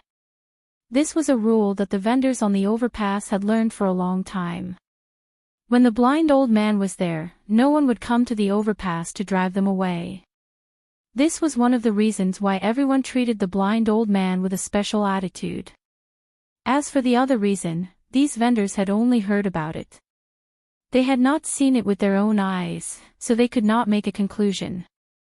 In any case, they would never offend the blind old man. Sometimes, they would give some fruits or other food to the blind old man. When they gave it to the blind old man, they did not look like they were giving alms. Instead, they were very careful. The old man held his cane and walked on the sidewalk unhurriedly. His pair of turbid black and white eyes did not open. If they were open, it would probably scare some people. The sky quickly darkened and the neon lights flashed. People who were ready to start their nightlife walked past the old man, chatting and laughing. They looked at the old man with sympathy and disdain. This was not directed at the old man, but at a blind person like the old man. Suddenly, a person rushed from behind, snatched the wooden box from the old man's hand, and ran away. This person walked past the overpass in the evening and saw the money in the old man's wooden box. At the time, there were too many people, so he did not take action. He did not care because he had more fat prey. Now that he saw it, it would be a waste if he did not take it. After all, there were a few hundred yuan inside. When the people around the old man saw this, most of them did not want to meddle. Some hot-blooded youths wanted to intervene, but in the blink of an eye, the person who snatched the box disappeared into the crowd. They could only sympathize with the blind old man. Unlike the people around him, the old man's face was very calm. He did not show any anger or sadness because the box was snatched. He only paused when the box was snatched and then continued to walk forward, as if he did not hear the discussion around him. After walking for a while, he turned into a narrow and long alley with few lights. The noise of the city at night seemed to suddenly disappear. It was like a different world from the bustling street outside the alley. The old man still walked forward unhurriedly. Not far ahead, there was a person sitting next to him. After seeing the old man, that person immediately got up and rushed over, kneeling in front of the old man. This person was the one who snatched the old man's wooden box. At the moment, he looked very embarrassed. He was beaten black and blue, and there were probably other injuries on his body. After kneeling in front of the old man, he lifted the old man's wooden box with both hands. He was shaking like a sieve, and even his voice was trembling badly. Little newcomer. I don't know. The old man did not stop because of the person in front of him. His face was still calm, and he did not say a word. He reached out to take the box and continued to walk forward, leaving the person who was kneeling on the ground and had not finished speaking. Chapter 193. The next day, when Jing Tan went to Jiao Wei's small restaurant for lunch, he saw Jin standing under a tree at the door. Yesterday, Jin had lost his mobile phone and wallet, but he didn't immediately contact his acquaintances. Later, Jing Tan took him directly to Jiao Wei's restaurant. Jiao Wei's mother's enthusiastic attitude made Jin feel very embarrassed. He wanted to write a note or something, but Jiao Wei's mother said, "Black charcoal brought you here. Why do you still need to pay? This meal is on me." Now, Jiao Wei's mother was more or less certain about some things. She also heard something from Jiao Wei. Her attitude towards Jing Tan was completely different from the attitude towards the cats in her hometown. After doing business for so many years, she had a bit of insight. Jin didn't seem to be a bad person. Besides, a meal for one person was only about 10 yuan. There was no need to be so calculative. It was also good to borrow good karma. After eating in the restaurant last night, Jin carried his guitar and went to the central square. In fact, if Jing Tan hadn't brought him here, he would have gone to the square to sing first. When he had some money in the evening, he would have filled his stomach. At noon today, Jiao Wei's mother had just finished washing vegetables and was sitting at the door to rest. When school was over, there were more and more people. She had been busy until 1 o'clock, so she took the time to rest. She didn't expect to see Jin. Jin came to eat. This time, he paid for it himself. He also used the money he earned last night to buy some fruits as a thank you gift. After spending the money, he didn't have much left. He planned to save it for the bus fare. If it was really difficult, he planned to take a taxi back to get some money. He had to be glad that he didn't bring his ID card or bank card when he came out. There was only 2,000 yuan in his wallet. It was not a big deal to lose the money, but it was more troublesome to lose the card and certificate. When Ajin came over at noon, he met Mao, who came to the restaurant to get food. He had seen Mao twice and knew that this person was very familiar with Celestine. Now, Mao often went to the night building with Qin Tao and the others. Celestine had also told him about Ajin's band. He also went to listen to a few performances and knew Ajin. Even if he was not sure, looking at the cat necklace hanging around Ajin's neck, he would know. Now that the weather was getting warmer, Mao did not sleep in. Every day at this time, he would come over to get dinner. He specially went to the supermarket to buy 2 insulated boxes. He handed over the empty lunch box in his hand and took the lunch box from Zhao Wei's mother. He put it aside and was not in a hurry to leave. He sat down and chatted with Ajin for a while.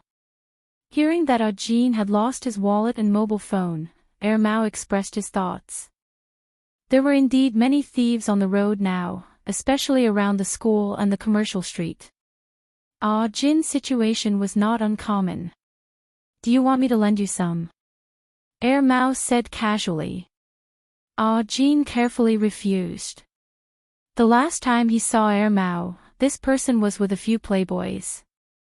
He guessed that Mao was a playboy himself. If this type of person spoke inappropriately, it might cause disgust. Oh. Mao did not care about being rejected. "I'm just saying. I didn't bring any money when I went out." Ajin was speechless. "But..." Mao stretched. "If you are familiar with that cat, you won't starve to death if you hold on to its leg." After saying that, Mao got up and left with the lunch box. He did not meet Jing Tan and the others who came later. Although Mao's last sentence sounded like a joke and sounded ridiculous to others, Ajin knew that it was the truth. Now that he saw the attitude of the owner and the landlady of the small restaurant towards Jing Tan, Ajin could not help but sigh in his heart. This person was not as good as a cat. Look at him, he was so respected. Yesterday, Jing Tan left Ajin alone in the restaurant and went to pick up little Pomelo. He did not expect to see Ajin at noon when he came over. Ajin said goodbye to Jing Tan and left the restaurant. He did not disturb Jing Tan and the others who were eating lunch. He was going to walk around Tsinghua University. He had never been to a university, so it was good to walk around this famous school. It was rare for him to come here. In the afternoon, when Jing Tan was about to go out for a walk, he met Ajin, who was strolling around the school. Ajin also suggested that Jing Tan show him around the campus. However, Jing Tan decided to try the blind old man on the overpass again today, so he ignored Ajin's words. Seeing that Jing Tan did not respond, Ajin thought that the cat did not understand his words. However, when he saw Jing Tan walking out, he thought for a while and followed him. Therefore, the man and the cat went to the overpass again. After getting on the overpass, to Ajin's surprise, not far from the blind old man, next to the railing, were the wallet and mobile phone that he had lost yesterday. He asked a man who was selling mangoes with a basket and learned that the mobile phone and wallet were put there by the blind old man when he came over this morning. Ajin opened the wallet and looked at it. Not a penny was missing. The mobile phone was turned off. After it was turned on, all the functions were intact, and the address book was not cleared. Ajin was not the only one who was shocked. Jing Tan was also shocked.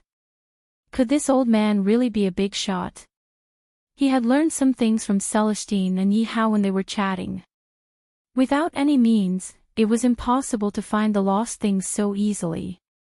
However, what made Jing Tan puzzled was that didn't they say that big shots had bad tempers? Why wasn't this old man like that? He had pulled his beard yesterday, but he did not see any reaction from the old man. After that, no one came to find trouble with him. When Jing Tan and Ajin came over, the old man was playing the arrow. The song was different from yesterday's. When Ajin listened to it, there was neither a sense of sadness nor the style of the song from yesterday's afternoon. Instead, it made people feel very calm and strange. At this time, the weather and environment should make people feel tired or irritated. Of course, for Jing Tan, who did not know how to appreciate it, it was a different story. He still felt what he should feel. Ajin did not interrupt the old man. He was going to wait for the old man to finish playing the song before thanking him. He walked to the side and leaned against the railing to listen to the old man play the arrow. Ajin admired this blind old man. Although Ajin thought that he had honed some skills, it was obviously not enough.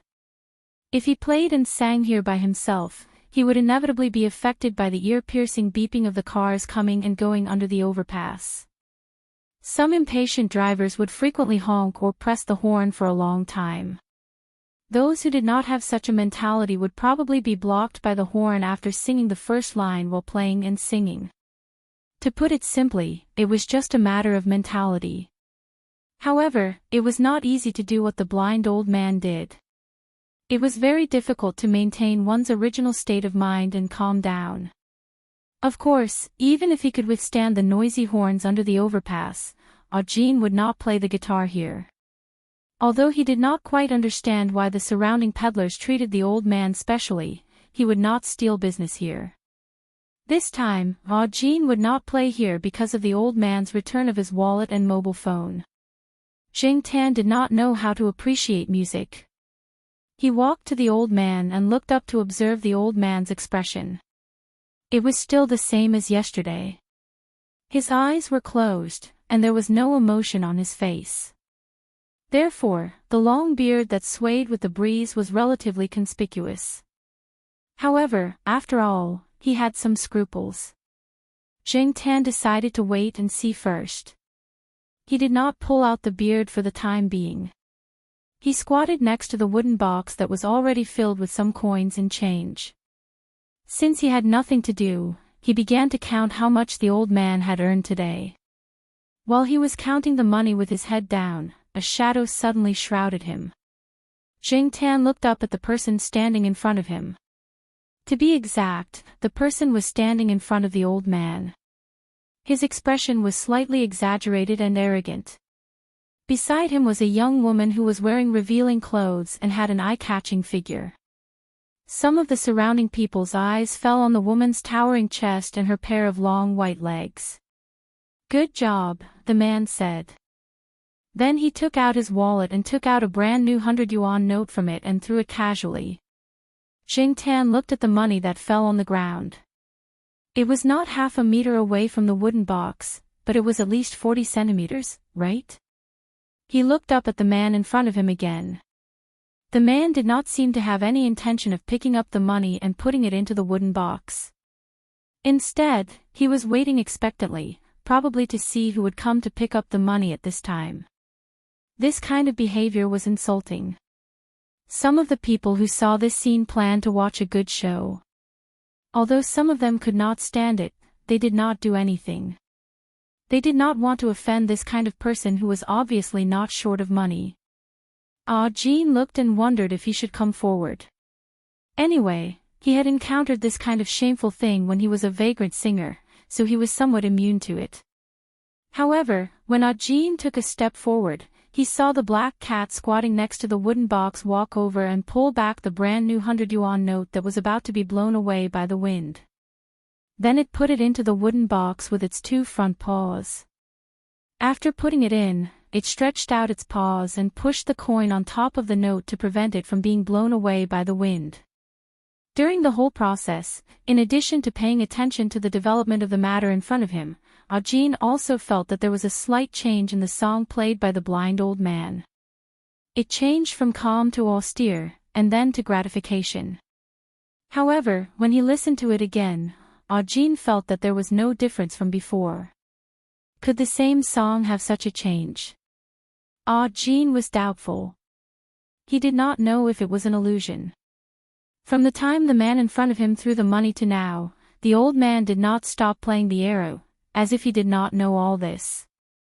The man did not expect such a scene. He took out another 100 yuan note from his wallet and threw it on the ground. Jing Tan continued to repeat the previous action. After putting the money into the wooden box, Jing Tan looked at the man in front of him. If you dare to throw it, I will dare to pick it up. Anyway, I am just a cat now. I am not afraid of being embarrassed. Moreover, the old man's harvest today was not good. Although he did not count the money, Jing Tan roughly estimated that there were about 80 yuan. The man in front of him threw 100 yuan. It would be a waste if he did not pick it up. Jing Tan had seen a lot of people like him who were stupid but had a lot of money. Jing Tan used to do such stupid things. Now that he thought about it, he could not bear to look back on the past. After the man threw 500 yuan bills, the woman next to him finally couldn't take it anymore. She tugged and whispered a few words in his ear. Only then did the man put his wallet back into his pocket with a face full of displeasure and hurriedly left. It was unknown who started to laugh, but the surrounding peddlers all started to laugh. Hey, it's good to have a cat. Jing Tan ignored the discussion around him. He looked back at the old man, but he still did not see any change in the old man's expression. When it was almost time, Jing Tan left the overpass. Jean followed him. He still had his wallet today. He bought the chicken fillet that he did not buy yesterday. Moreover, he was going to walk around Tsinghua University for the next 2 days. Today, when he was wandering around, he found some inspiration. Jean did not want to waste it. Not long after Jing Tan left, the old man stopped what he was doing. Then he sat quietly with the arrow in his arms, waiting for the sunset to set. Hey, the old man seems to have pooped for a long time this afternoon, the mango seller whispered to the toy seller next to him. He is probably in a good mood. He earned more than 500 yuan in one afternoon, the toy seller said enviously. Chapter 194. He felt that it was not easy for Jean to find inspiration while carrying a guitar. When Jing Tan met Jean on campus again, he took Jean to the arched doorway formed by the bamboo. However, when they arrived, there was already someone sitting there playing a guitar. Jing Tan looked at the person. The person was slightly plump, and there was an eggplant printed on his t-shirt. His face looked quite tender, and he was probably a freshman.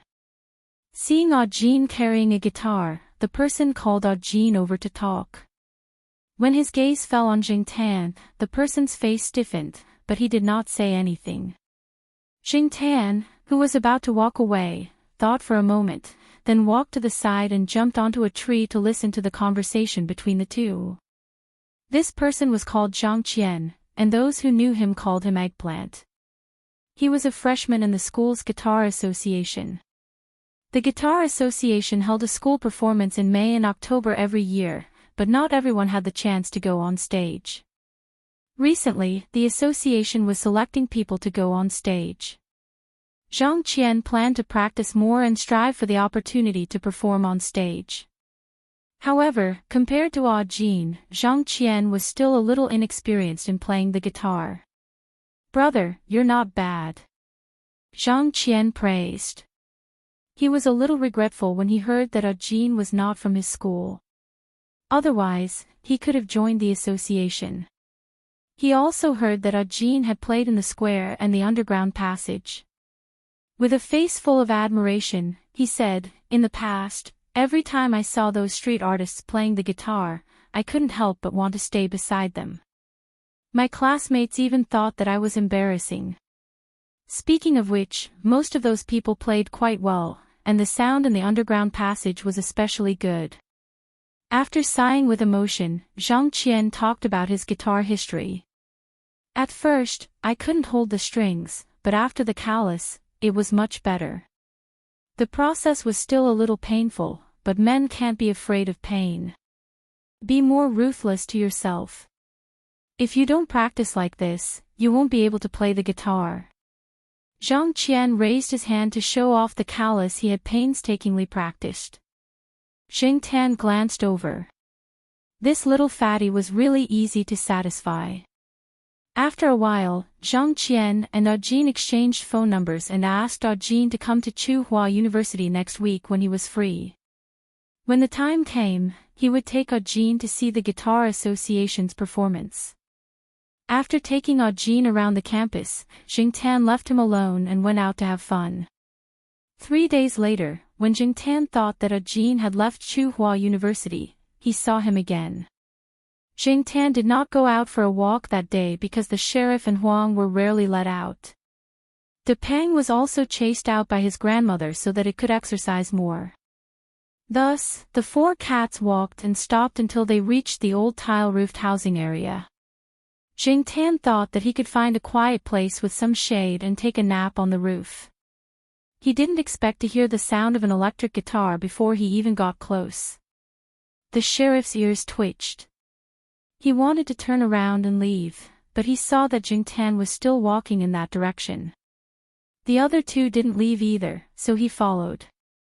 Jingtan was curious as to when this noisy elemental had arrived and wanted to see what was going on. There was a tile-roofed room that was used to store sundries. There were more than 10 students inside, and the sound came from this tile-roofed room. The other 3 stopped not far away. Only Jingtan approached, jumped on the windowsill, and looked inside. The window was open, and Jingtan was standing near a big table. There was a pot of flowers on the table, which just blocked Jingtan. The people inside did not notice him, nor did they have the mind to. They were all staring at the 2 people in the middle of the room. There was a guitar on the table by the window. There was no one in front of the table, so Jingtan could see the situation in the room. 2 young people were standing in the middle of the room, and one of them was Audjin.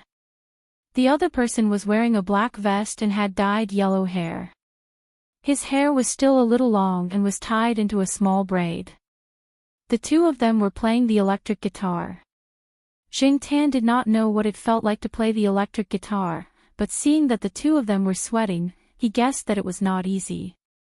The people around them, including Zhang Qian, whom Jingtan had seen before, were all excited. They were so excited that their faces were flushed red, as if they were trying their best to endure something. Some of them were even gesturing with their hands unconsciously. When the 2 of them finally stopped, the people standing at the side started to talk, and a few of them even screamed. Sure enough, outsiders could only watch the show. Although Jingtan felt that the 2 of them were very good at playing the guitar, he was not as excited as the others. However, the 2 of them were really F***ing fast when playing the guitar. "President, it's him, right?" a tall girl with a ponytail said. The braided man in the vest who had played the guitar with Audjin nodded. He said a few more words to Audjin and received a call. He asked Audjin, Zhang Qian, and 2 other people to stay here and help look after things. They had to leave for a while. The original training place of the Guitar Association was being renovated by the school, so they had to move temporarily. They applied to the school for a house in the old tiled housing area as a temporary gathering place. When the time came, they would move back when the renovation was done. Listening to the 4 people who stayed in the room, Jingtan found out that it was about the performance of the Guitar Association next week. The opening song they had prepared was a double guitar canon. Unfortunately, the guitarist who had worked with the president of the association had injured his fingers and had to be replaced. However, the association could not find a satisfactory candidate, so they had to settle for the next best thing, which was to find external help. Zhang Qian contacted Audjin. 7 external help from other schools' guitar association and Audjin had been selected. After a while of playing the guitar, the decision-makers of the association had finally decided on Audjin. Hearing that Audjin had been chosen, Zhang Qian was very happy. In contrast, Audjin was much calmer. He knew that this would be the result after listening to the others play. Those who could stay in the night building to perform were basically professionals, and their skills were not good. After being in the night building for so long, they were better than most people in the school. In fact, Audjin did not immediately agree to come and try. After all, once he decided, he had to come often to train before the performance. In addition, there were several important performances in the night building, so time was very tight. After thinking for a long time, he decided to come. Now, he did not regret agreeing to come. After stepping into this complicated society and jumping into this big dive vat, it was difficult to stay out of it. Especially during these days of working in the night building, Audine understood the difficulties. He had seen some of the filth behind the glamour of the circle, but after getting used to it, he found that pure passion was missing. And here, he found the purity that he had lost. The four people in the room were still talking about some things related to the guitar with great interest. Zheng Tan did not understand what they were talking about. Zheng Tan had not seen the part of playing the guitar that Zhang Qian had mentioned. Therefore, Zheng Tan was really not interested in the content of these people's conversation. Just as he was about to get down from the windowsill and find another place to sleep, Zheng Tan found that the sheriff and Huang had both come over. It was probably because there was no one playing the guitar now that they had the courage to come closer. They jumped on the windowsill and looked inside the room curiously. De Peng looked at the three cats on the windowsill, yawned lazily, then slowly walked over and jumped on the windowsill. The four cats squatted side by side on the windowsill, and the people inside immediately noticed them.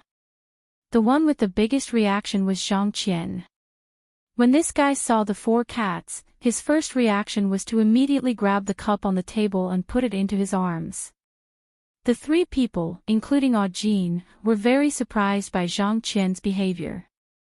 "Why are you reacting like this, eggplant?" one of them asked. Zhang Qian pouted at the four cats on the windowsill. The painful experience of military training. The two people said, "Oh." Seeing that Audine was still confused, they told him the interesting story during the military training. During the military training, Zhang Qian's square formation was not far from Jiao Wei and the others. Zhang Qian was also one of the victims of the incident where the sheriff and Huang pushed the cup.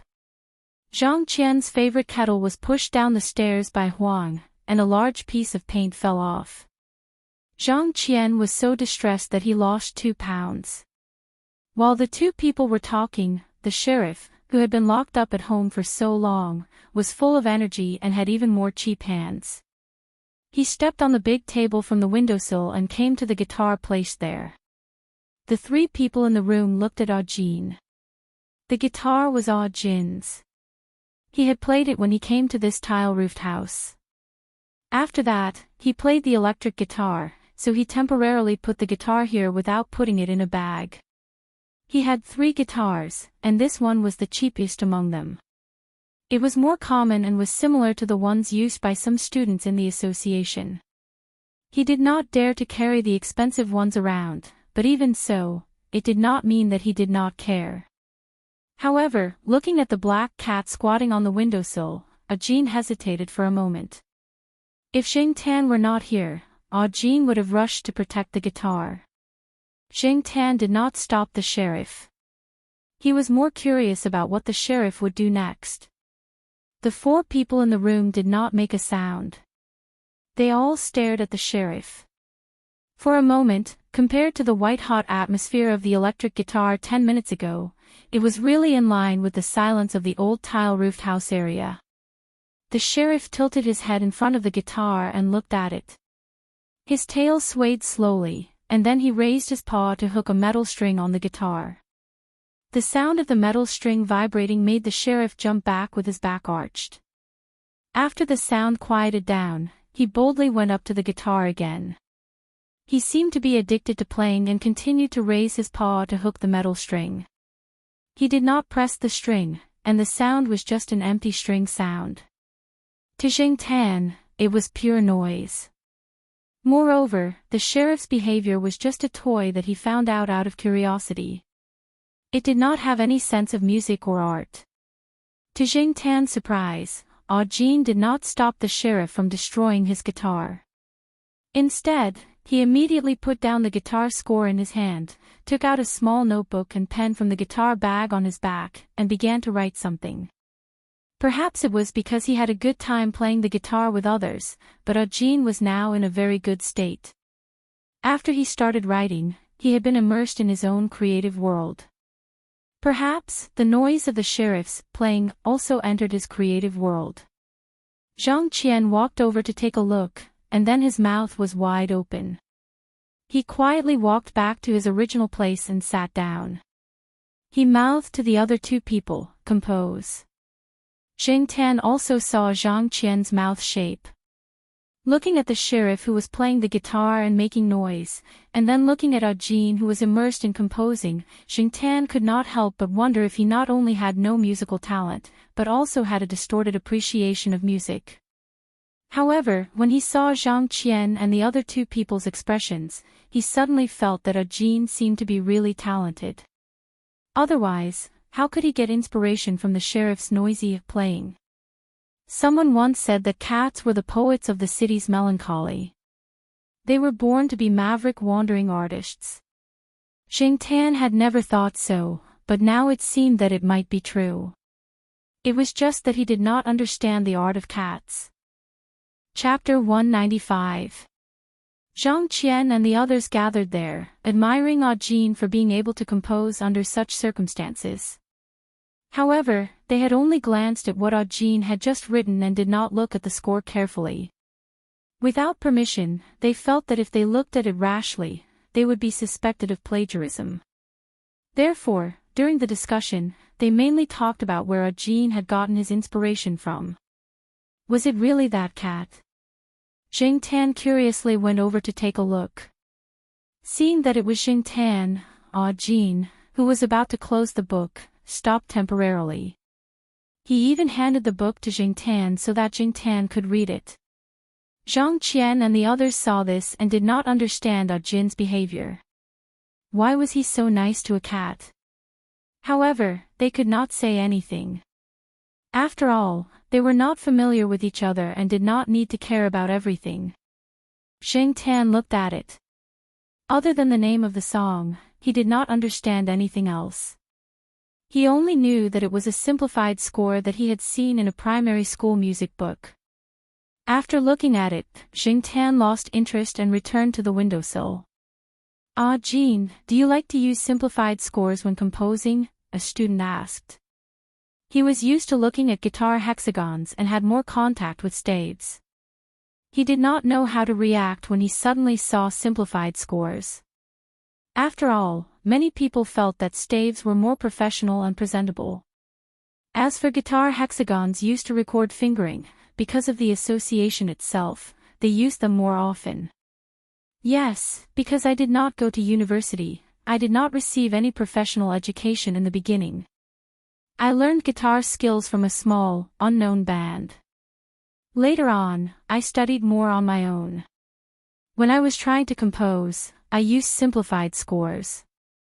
Later on, I learned all kinds of things, but I am still more used to simplified scores. Audjin did not hide the fact that he had not gone to university. After entering the night building, there were some classes arranged there to improve his professionalism. However, Audjin was more used to using simplified scores, which he had the most contact with. Basically, he used simplified scores when composing. Many people in the Guitar Association now knew that Audjin was not a member of the Guitar Association of other schools, but they only knew that he was in a professional band. As for the details, they did not know. Moreover, there were too many small, unknown bands in Chuhua. Seeing Audjin's age, other people thought that he was a member of a small band that was unknown and would disband at any time. Therefore, they did not investigate further. Jing Tan did not know much about music scores. However, other than simple music scores, staff scores, and guitar scores, Jing Tan had once seen a fat old lady writing music scores. However, it was filled with words such as close, 4, 1, up, ruler, work, fan, 6, 5, B, and so on. Jing Tan still did not know how to evaluate Audjin's song about cats. There were many people in the world who evaluated cats and analyzed them. However, from the cats that Jing Tan had met, many people thought too deeply about themselves and did not look at things from the perspective of cats.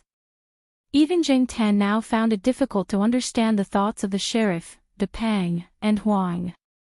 Just like Zhao Pa once said, scientifically speaking, you can't use human thinking to interpret cat thinking. Jing Tan was only using human thinking. No matter what, Jing Tan was still looking forward to Ah Jin's cat's fantasy. He hoped to hear it the next time he went to the night building. However, after this, it would probably still need to be modified. After that, he still had to consider the arrangement and lyrics. He probably would not be able to hear it in the near future. As for the Guitar Association school performance in May, Jing Tan was a little interested in watching it. Unfortunately, it was at night. If Jing Tan was still grounded by Zhao Ma at night, it would be hard to say. Not only Jing Tan, but the other 3 cats were also grounded at night. It was already a mercy to be released during the day. In the following week, Jing Tan's performance was not bad in Zhao Ma's eyes. He stayed at home every night and did not go out. He also came back on time during the day and did not cause any trouble. Jing Tan was really well behaved during this time. At least, he thought that he was quite well behaved. After going to the construction site to see the progress, he went to the overpass to help the old man gain popularity. When Jing Tan was there, the old man's wooden box would have more money. Sometimes, people were not as attractive as animals. Jing Tan was mainly curious about the old man's identity. However, after staying for more than a week, she did not see any underlings. It was true that the surrounding peddlers were in awe of this old man. The day of the Guitar Association's performance was Friday. Jing Tan left the overpass earlier than usual.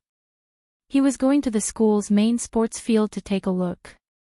Jing Tan decided to go out that night. It was Zhao Yuan who suggested that they go to the Guitar Association's performance that night. Xiong, Suan, and the others discussed contacting the children in the courtyard to go to the performance that night. For boys, the guitar was more attractive. There were also people from the West District, including little Pomelo's classmates. Jing Tan was prepared to go out with them that night. That way, the chances of Zhao Ma agreeing to it would be higher. In fact, the Guitar Association's performance was not very attractive to Jing Tan. After all, it was just a performance by amateur students. Jing Tan had seen many professional performances at the night building. Therefore, Jing Tan's main purpose for going out with Zhao Yuan and the others was not to watch the performance. He wanted to start something. As the saying went, if there was a first, there would be a second, and if there was a second, there would be a third. After going out that night, the opportunity to go out at night would be closer. Jing Tan found it rather boring to watch soap operas with Zhao Ma every night. As for the Guitar Association's performance, from a layman's point of view, Jing Tan felt that those people had indeed spent a lot of effort on it. Even if their skills were lacking, the students watching the performance on the sports field did not care. Coupled with the atmosphere, it could be considered a success. The opening performance of Canon by Ah Jin and the president of the Guitar Association added a lot of points to the performance. With a good start, it was also a boost to morale. Other than the opening performance, Ah Jin spent most of the time backstage. The students needed a chance to prove themselves. The performance started at 7:30 and ended at 9:30. Before the performance, Ah Jin had been invited to the Guitar Association's celebratory banquet. Therefore, even if there was nothing else for him to do, Ah Jin did not leave. Since it was Friday and tomorrow was a weekend, the Guitar Association members were prepared to celebrate after the performance in the evening. After all, most of them did not have classes the next day, so they could play to their heart's content. The president of the Guitar Association, the person who had played guitar with Ah Jin, had been forced to drink too much. Some of the things that he had not said before were now out of his mouth. Ah Jin, when you were at the night building, did you often see those masters? Ah Jin was surprised. He had not mentioned this before. He did not expect to be recognized. Not many people in the Guitar Association knew about the night building. When those who had some understanding of the night building heard the president's words, they looked at Ajin differently. That was the night building. The people who could perform there were definitely skilled. They were definitely not small bands that could disband at any time. Moreover, many of them had great potential. They could even sign a contract with some companies and release records. Who knew when they would become popular? Yes, that's true. The East Palace of the Night Building often has masters performing there. Some world-class masters will also perform there. However, the East Palace is not easy to enter, Ajin said. A person who had been going to the Night Building recently could not help but say, the Night Building has 4 districts, the East, West, North, and South Palaces. Of course, it's difficult to enter the East Palace. The level of consumption there is not something we can afford. Moreover, I heard that there are often some well-known people in the circle among the audience there. They are real experts. At this point, the person's face was full of yearning. However, he immediately looked at Ajin. What's the name of your band? Did you perform recently? I don't know if I missed it. I played there every night last week. These words sounded like he was doubting the authenticity of Ajin's performance at the night building. Ajin did not care. When he was about to answer, the president of the association spoke first. He pointed at the necklace Ajin was wearing. New boy, I remember this is the team emblem. Ajin understood. As expected, he had guessed it based on the team emblem. We're performing in the South District now, Ajin said. The South District. So it's an expert. No wonder I didn't see it. I've always been in the North District, the person said in surprise. The resident singer in the North District was at the bottom of the night building's 4 districts. At the same time, it was also the place with the lowest consumption. However, he did not expect Ajin, who was about the same age as them, to be able to enter the South District, which was of a higher level than the North District. After learning about the night building, the others also participated in the discussion. The celebration banquet turned into the association's members learning from Ajin. Ajin did not hide anything. He was also willing to share some of his experience with these people. Finally, before Ajin left, everyone asked him if he had anything else to say. Ajin thought for a moment and said, treat that black cat better. Everyone thought that Ajin said this because he liked black cats. Seeing that the team emblem was a black cat, even if some people were a little resistant to black cats, at this time, they promised to take care of them. Seeing that these people obviously did not take it to heart, Ajin opened his mouth but still did not explain. These people did not know the meaning behind this sentence. Many people here wanted to ride on Ajin's coattails, but Ajin thought that he was not a big shot in the night building. Even now, in the South District of the night building, his band was ranked last. If there was anyone here who could ride on that cat's coattails, they would be more useful than Ajin. The cat was familiar with the big boss of the night building. For it, watching the performance of the East Palace was as easy as eating peanuts. As for whether or not the people here could benefit from the cat, that would depend on their luck. While the students of the Guitar Association of Tsinghua University were discussing the night building, in a private room on the 3rd floor of the night building, Yihao, Ranchi, Leopard, and a few other trusted subordinates were looking at a document that had just been brought over.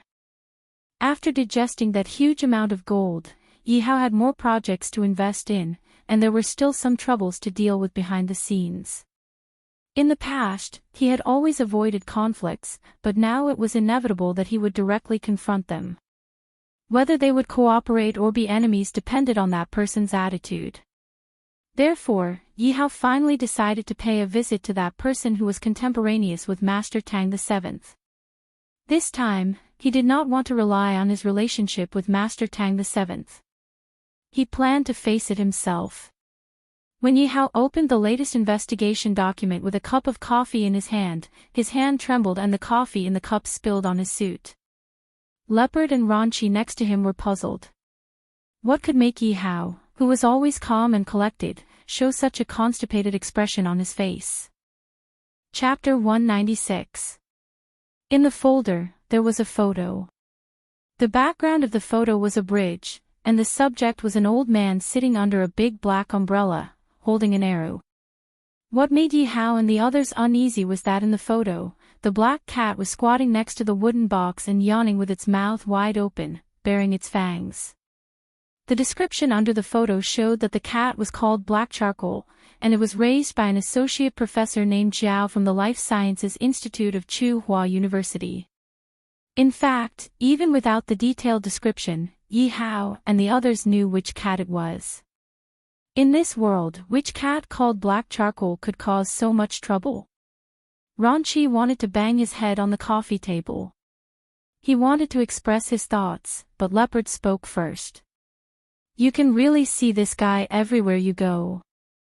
Yi Hao put down the folder in his hand and put the coffee cup on the coffee table. He raised his hand and rubbed between his eyebrows. After a long silence, he suddenly smiled helplessly and picked up his phone to make a call. Hello, Celestine, do me a favor. When will you bring the black cat out to meet? What? Grounded. Yi Hao listened to Celestine and frowned. *CK, if he had known, he would have sent someone to find out who the cat trainer was and deal with it secretly, so that he wouldn't have caused so much trouble at Tsinghua University. If the black cat was grounded, when would it be able to come out to talk? After knowing the reason why Yi Hao wanted to find the cat, Celestine decided to go to Tsinghua University to try. The cat trainer incident had happened a long time ago, and the people in the school compound didn't know much about it. They wouldn't keep the cat at home forever, right? So, on a nice Saturday, Celestine showed up at the Zhao family and smiled harmlessly at Zhao Ma, who didn't look too good. Although Zhao Ma wasn't too happy about it, she still agreed to let Celestine take Jingtan out to play when she saw the look of anticipation in his eyes.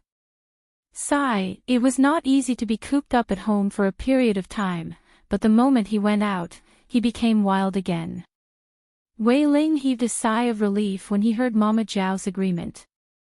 If the owner didn't agree, that cat would definitely not go to the night tower. If she agreed, it would save him a lot of trouble. That night, in Yi Hao's villa, Yi Hao and Leopard had been waiting there for a long time. Even Ranchi was rarely there. He was reluctant to see the cat, but he was curious as to how the cat knew that person. It was said that a bear has the heart of a leopard, and it seemed that this cat's courage was not small either. On the way, Jingtan had heard Celestine mention a little about the reason why Yi Hao was looking for him this time. However, was the Lord Kuan they were talking about that blind old man? He had heard that he was a powerful person in the past, at the same time as Master Tang VII and Nian 19. However, why did Jingtan feel that this old man was doing much worse than the other two? Not to mention Master Tang VII, she had also heard Yi Hao and the others mention Nian 19 when they were playing in the night building. A person who could raise a super cat and enjoy a high-end lifestyle obviously wouldn't have a bad life. In comparison, what about this Lord Kuan? He was dressed like a poor person, looked old, and was blind. Even if he was a person who could kill gods and Buddhas in the past, now he could only play the arrow on the bridge. Or perhaps, the truth was not as it seemed on the surface. Without the experience of Ajin finding his wallet and phone, Jingtan wouldn't have thought that the old man would be so powerful. Now that he saw the reaction of Celestine and the others, the old man was still not simple. Sure enough, the thoughts of big shots were always unpredictable. Take Fang Xiaokong for example. He was obviously a super rich person, but he still went to the streets to sell his art. Each of them was like a cat, full of strange thoughts. When they arrived at Yi Hao's villa, Jingtan jumped directly onto an empty sofa and found a comfortable position to lie down, waiting for Yi Hao's next words. In any case, Yi Hao had a request, so Jing Tan wasn't in a hurry. Seeing the cat in front of him find a place to lie down without any reservation, Yi Hao glanced at it and didn't say anything. This cat was getting bolder and bolder. It was even more casual than when the Monseigneur was here. Yi Hao handed the folder in his hand to Celestine. Some of the confidential information had been taken out and shown to Celestine the recent results of Lord Kuen's investigation. The hall was very quiet. Only the sound of Celestine flipping through the materials and Yi Hao drinking coffee could be heard. Yi Hao had been so busy that he got tired easily. During this period of time, he was used to drinking coffee to refresh himself. The health doctor didn't recommend drinking it for a long time, but Yi Hao had no choice. He had to get through this period of time, especially this time. It was good to be able to have a good talk with Lord Kuen, but this man was famous for being difficult to talk to back then. He didn't know what would happen after he became like this. It seemed like there was a big change, but no one could say for sure. It was rare for there to be a breakthrough, so Yi Hao was ready to give it a try. Celestine didn't agree with Yi Hao's suggestion before. He didn't move around Chu Hua before, so his understanding of Lord Kuen came from Yi Hao. Even if he didn't know Lord Kuen's current situation, if Lord Kuen was a toothless tiger, he was still a tiger. It would be easy for him to trample a cat to death. However, looking at the materials in his hand, Celestine's eyes twitched. He finally understood why Yi Hao had this idea. You even pulled Lord Kuen's beard. Celestine looked at Jing Tan, who was sitting on the sofa, in disbelief. Yi Hao supported his forehead with one hand. He wanted to agree and say, it's not easy for this cat to be alive and kicking now. However, thinking about Lord Kuen's attitude in the investigation, Yi Hao chose to remain silent. What was that man thinking? Some of the investigation information was obtained from the vendors on the overpass, so the information about Jing Tan's presumptuous behavior in front of the old man was listed in the information. The usual information was very detailed. Just by looking at this, it was impossible to associate the old man and the information with the once all-powerful Lord Kuen. If Lord Kuen's temperament hadn't changed drastically, then Lord Kuen must have treated this cat differently.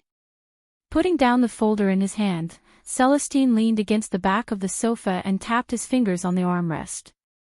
How about this? Let it send a letter to Lord Kuen to test Lord Kuen's attitude. At the same time, see how the old man's temper is now. According to the investigation information, Lord Kuen didn't have a cell phone or any other contact numbers on him. Lord Tang VII might have one, but Yi Hao didn't want to ask for it. Moreover, it was broad daylight, so Yi Hao couldn't go to the overpass directly to look for Lord Kuen. He didn't want to expose himself and let others know before the two sides reached an agreement. Hearing Celestine's suggestion, Yi Hao nodded. That works too. After making the decision, Yi Hao promised Jing Tan that if he helped him this time, he would give Jing Tan a private room on the third floor of the night building, just like Celestine's. Of course, it would be smaller than Celestine's, but it would still belong to Jing Tan. When the time came, even if Jing Tan brought his own people, he would have a place to stay. He wouldn't need to borrow Celestine's room. Jing Tan didn't immediately express his opinion. He lay in the distance, deep in thought, until Yi Hao placed a short letter in braille in front of Jing Tan. Jing Tan didn't understand this, so Celestine explained the contents of the letter to him. It was a letter of visit and didn't say anything else. Feeling that it wasn't a big deal, Jing Tan expressed his opinion. Thus, at around 3:00 on Sunday afternoon, Jing Tan arrived at the Tianqiao as usual. Celestine followed behind him and watched from a short distance to prevent any accidents from happening. Yi Hao and a few others were watching the progress of the battle from a building. Jing Tan was also a little nervous. He put the bankcard-sized envelope in his mouth on Mr. Kuen's lap. Jing Tan only reluctantly held the envelope in his mouth after Celestine and Yi Hao repeatedly assured him that it was clean. There was no other way. His intermittent mysophobia was acting up. The old man looked like he was about to play the arrow. After Jing Tan put down the letter, he opened the envelope and touched the words on it. Then, he put the letter in his pocket and hugged the arrow. He didn't play it and just sat there with his eyes closed as if he was asleep. Jing Tan didn't feel that the old man had any ill intentions towards him, so he boldly went to the wooden box to see how the old man's business was today. With one look, Jing Tan realized that something was wrong. F***ck, there were actually game coins. Which little bastard threw them in? Jing Tan raised his paw and flipped through the box. He realized that there were quite a lot of game coins inside. No wonder he felt that there were more coins inside today. They were all fakes. Some of the game coins looked like 1 yuan coins, while others looked like 50-cent coins. If one didn't pay attention, they would really confuse the game coins with real coins. No wonder Jiao Yuan complained at home that day that someone used game coins to buy steamed buns at school. The steamed bun seller didn't even realize it. Without hesitation, Jing Tan reached out his paw and fished out the game coins one by one and threw them out of the wooden box. For a moment, the game coins clinked as they fell to the ground. The bridge, especially the place where the old man was sitting, was paved with anti-slip materials. The game coins that were thrown out didn't roll far. They basically landed near where Elder Kuan was sitting. The surrounding peddlers didn't dare to go over to take a look. Today's weather was too good. At this moment, the sun was shining brightly. Many people came and went in a hurry with umbrellas and sun hats. They didn't pay attention to other details and just thought that the cat was playing. Cats, after all, were all so annoying. Even if someone noticed the game coins on the ground, they would just smile and walk away. Therefore, for a moment, no one pointed out the actual situation. When the old man, who was leaning against the railing, heard the sound of the game coins falling to the ground, his ears twitched. The stiffness on his face relaxed slightly, but it was hard for others to notice. Jing Tan, on the other hand, was happily fishing out the game coins. He rummaged through the wooden box loudly. Celestine, who was standing not far away, and Yi Hao, who was nervously watching from a building, didn't see that the game coins were very similar to coins. They didn't even think about it. When they saw Jing Tan's behavior, they almost vomited blood. "Boss, is that cat looking for trouble again?" Leopard stood behind Yi Hao and said with a wooden face. What if the old man was in a bad mood and wanted to accept a visit, but changed his mind at the last minute and rejected it? Leopard felt a headache just thinking about it. Yi Hao's face twisted. He was now regretting it. Should he not have asked the cat to do this? Not only did he not get any benefits, but he also made him hate him. Celestine squatted at the corner of the bridge and scratched his head in distress. He looked at the cat, who was happily fishing for the coins, and felt a stomachache. There must be something wrong with the breakfast he had this morning. "Young man, do you want some sponge cake?" The auntie selling sponge cake looked at Celestine with a smile. The golden tooth in her mouth shone brightly under the sunlight. Celestine. His stomach hurt even more. Compared to Celestine and Yi Hao's conflicted feelings, Master Kuan, who was sitting there, adjusted his posture and played the arrow. Chapter 197. Yi Hao's conflicted mood improved a little when a 10-year-old child passed by. Walking past all these people, only the child mentioned the important point of "those are game coins on the ground." What really reassured Yi Hao was the phone call he received that night. Yi Hao had given a number in the braille letter. That night, when Yi Hao was reading a report, he received a call from a stranger. The person was probably Master Kuan's subordinate. He gave the time and place, and his tone was monotonous. Yi Hao couldn't tell what the other party's attitude was. However, to be able to get a reply and agree to visit was a good sign. The two parties agreed to meet in the afternoon 2 days later. Yi Hao cleared the time on that day and didn't go out. He discussed the meeting with a few of his confidants in the afternoon. They didn't dare to go over unprepared. What if they couldn't come back? The other party wasn't someone to be trifled with. On the second day of delivering the letter, Jingtan did the same as before. He strolled around the campus in the morning and ran over to the bridge in the afternoon. He was still very curious about the old man that even Yi Hao was afraid of. The reason Jingtan still had the guts to come over after knowing the old man's identity was mainly because Master Kun didn't show any ill intentions. Sometimes, Jingtan couldn't help but wonder if his presence was too weak. Or maybe the other party just didn't want to be serious with him and let him do whatever he wanted. He had heard people say that when the forest was big, there would be all kinds of birds. When the girl was beautiful, there would be all kinds of suitors. When the power was big, there would be all kinds of people around you. Therefore, one of the characteristics of a big shot was that he could accommodate all kinds of people. It was hard to guess the thoughts of a big shot. After half a day, the atmosphere between the old man and the cat was still the same as before. No one threw any game coins at him. Jingtan lay on the side and slept for the entire afternoon. As the sun set, Jingtan left the bridge and returned to Tsinghua University. The old man sitting on the bridge packed up his things as usual. He carried the shabby-looking wooden box and the blind guide cane and left. Walking along the street, they passed by familiar shops. Some of the shop assistants there remembered the old man. Every day at this time, they would see the blind old man pass by. In the night, the old man walked on the sidewalk. A black car slowly drove over and approached the sidewalk. This way, the distance between the black car and the old man was only about 1 meter. The black sedan drove very slowly. Even if it overtook the old man, it would stop in front of him for a while and wait for the old man to get on before driving off. The window of the back seat was lowered, and the people inside looked at the blind old man walking on the sidewalk.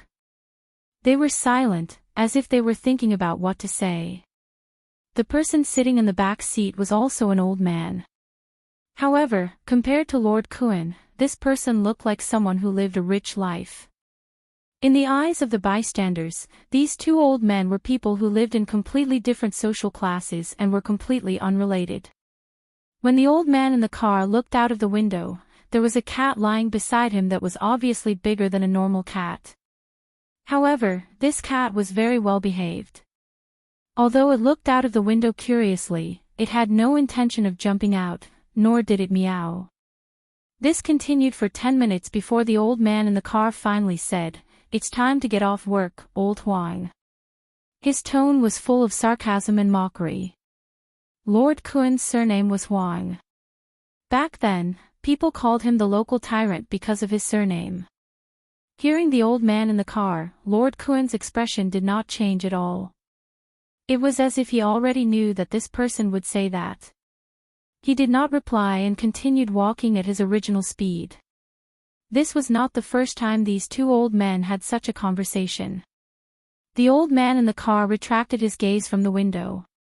The driver sped up and quickly left Lord Kun behind.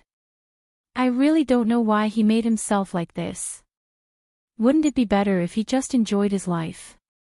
He doesn't know how to use the resources he has. The old man in the car sneered. Just like what Tang Chi said, there were not many people left from that era. Those who stayed in Tsinghua City were only a few old men. The few old men had never stopped quarreling with each other.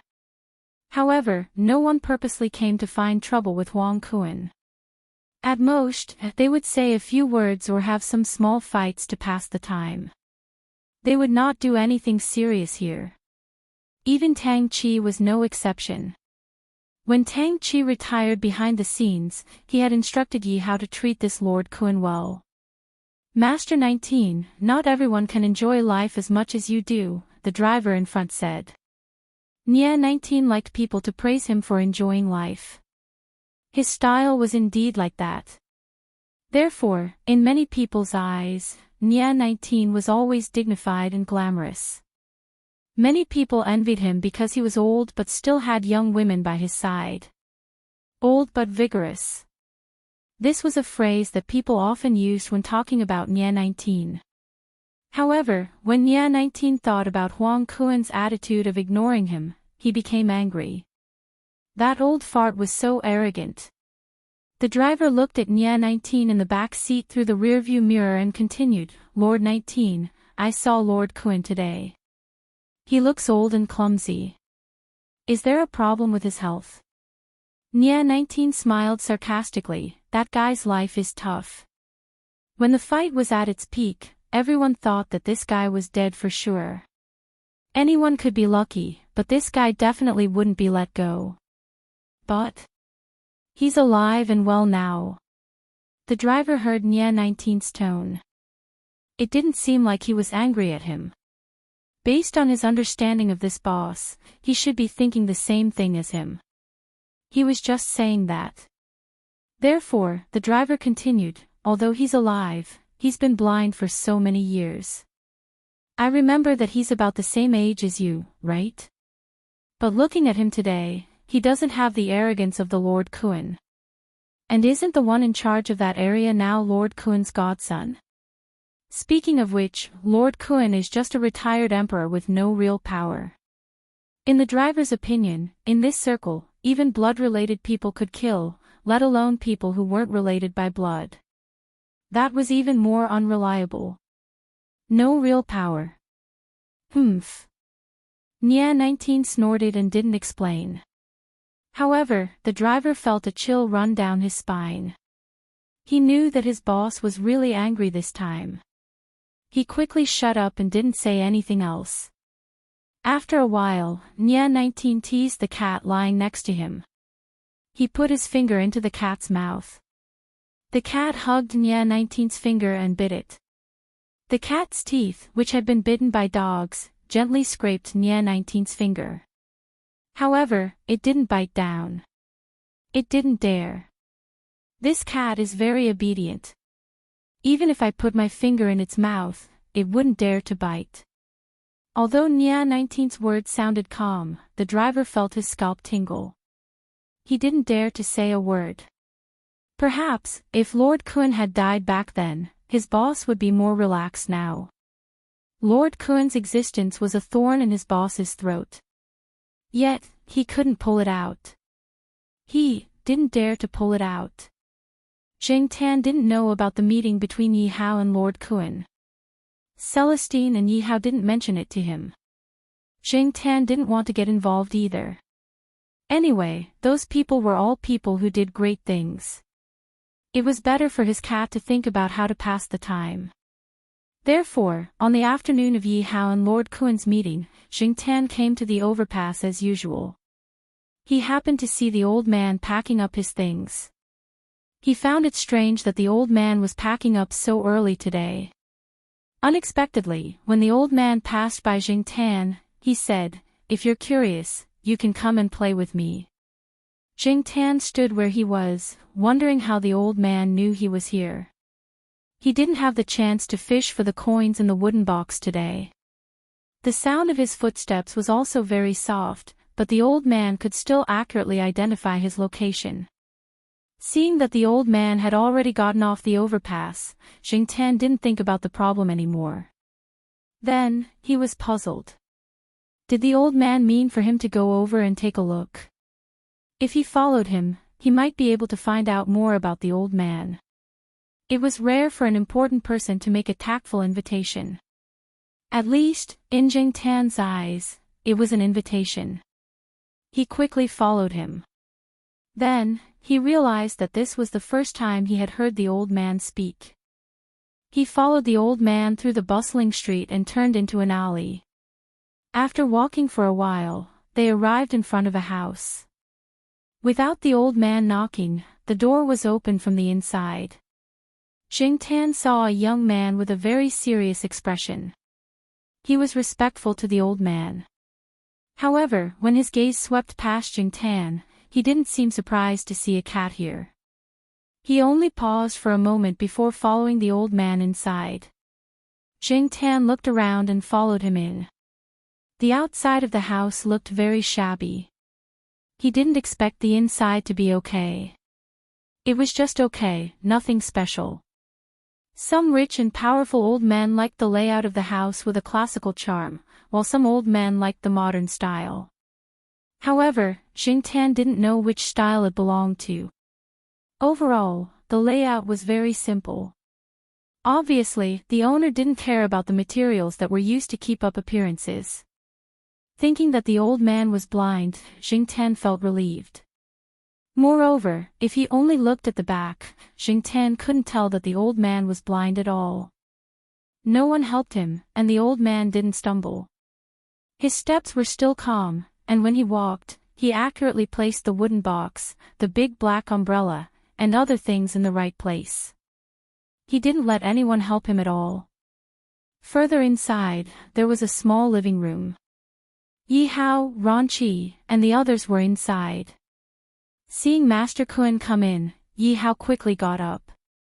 As soon as he opened his mouth, he was choked by the black cat behind Master Kun.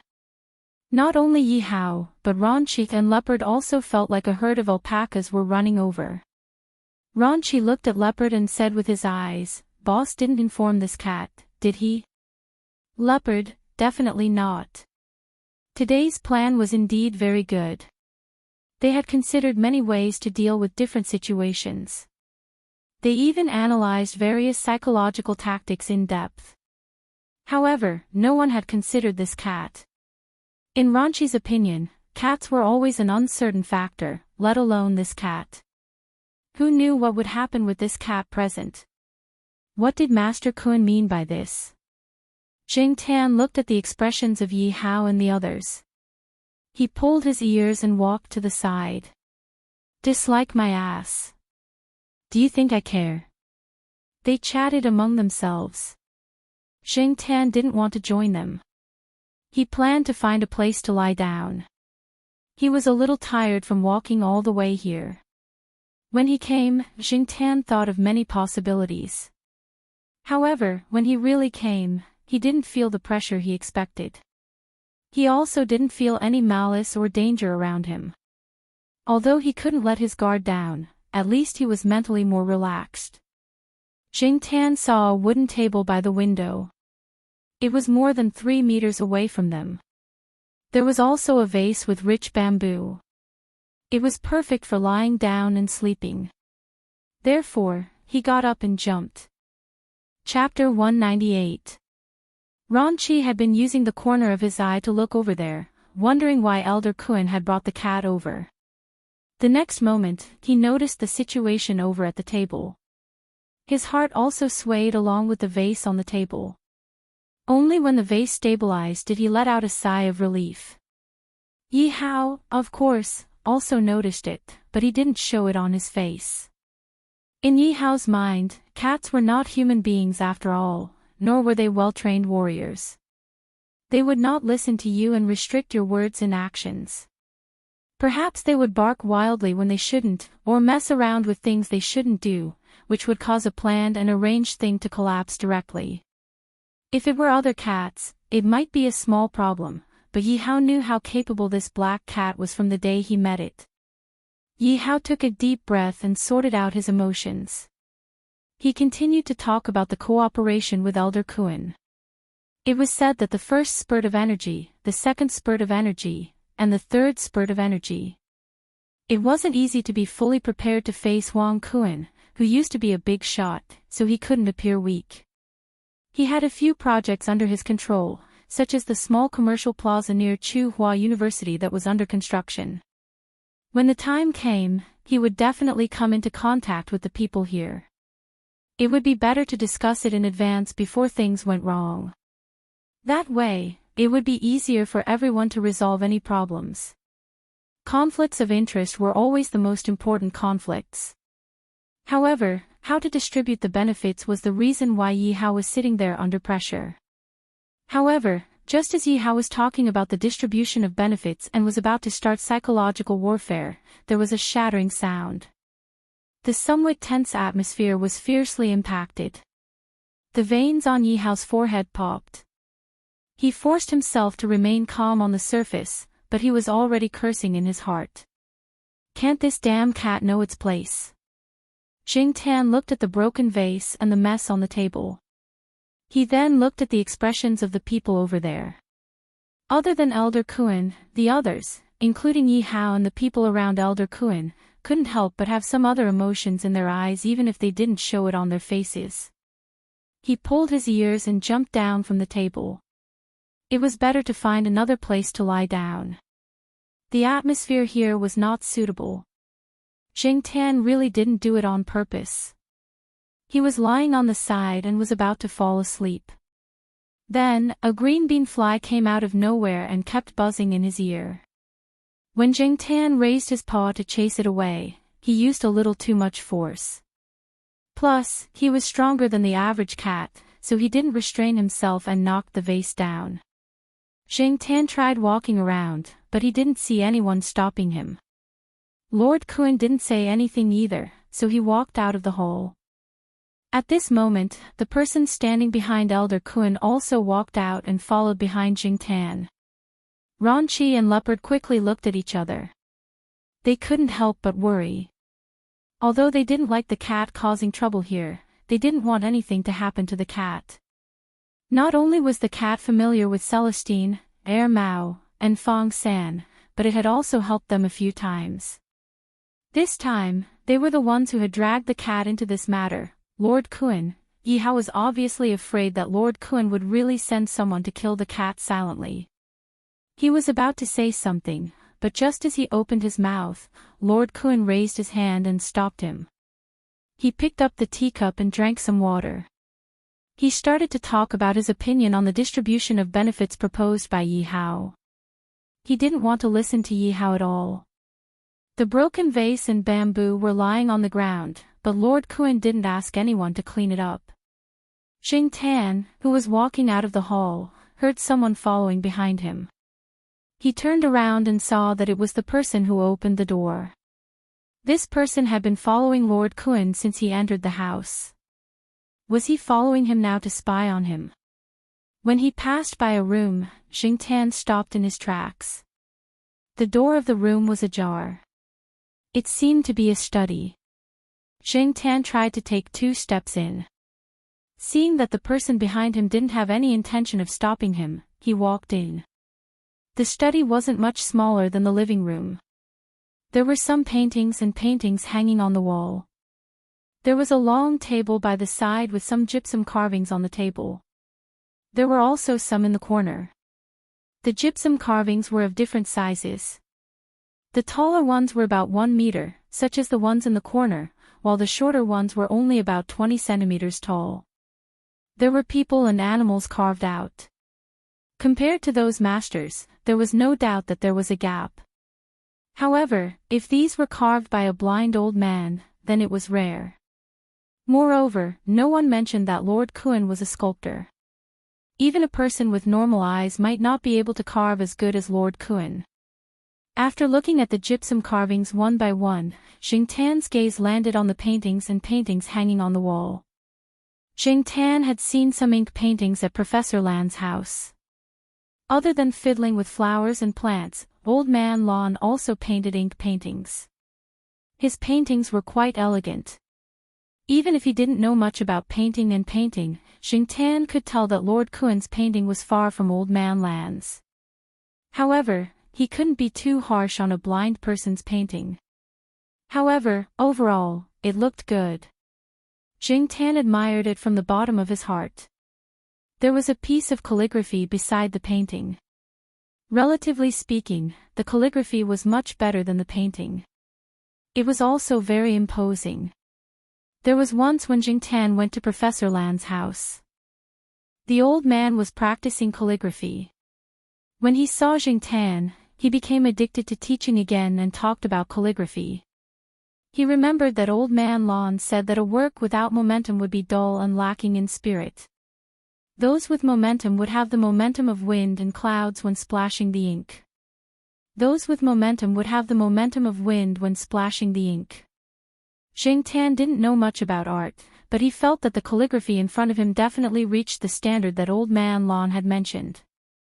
However, Xingtian looked at the words, 13 gangsters, written on it and wondered what Lord Kun meant by writing these words. Didn't people usually write mottos or proverbs with positive meanings? Or did they write words like, endure, or, kill, to show off a little? He looked at the other calligraphy and paintings in the study and connected them to Lord Kun. Although he didn't know what kind of person the old man was, Xingtian heard from the Jiao Pa that a big shot was not arrogant because of his broad vision. He knew that there were mountains beyond mountains and buildings beyond buildings. Because of his rich experience, he knew that a moment of pride wouldn't be able to control the ups and downs of others. A real big shot wasn't without enemies. In a head-on confrontation, he wouldn't hesitate to put his opponent to death. However, he would be humble behind his back and know the beauty of evil. Regardless of how glorious or evil Lord Kun was in the past, just based on the things that Xingtian saw, this old man really didn't live a good life. People said that blind artists had broken free from the shackles of being unable to see with their naked eyes and could use other extraordinary methods to see objects. Other than having a solid foundation and the ability to conceive ideas in their minds, it was very likely that they had special abilities to be able to achieve such amazing achievements. Xingtian didn't know if the old man had special abilities, but now he seemed to understand why the old man walked so steadily, unlike some of the blind people that Xingtian had seen before who walked carefully and often stumbled. The person behind Xingtian didn't make a sound.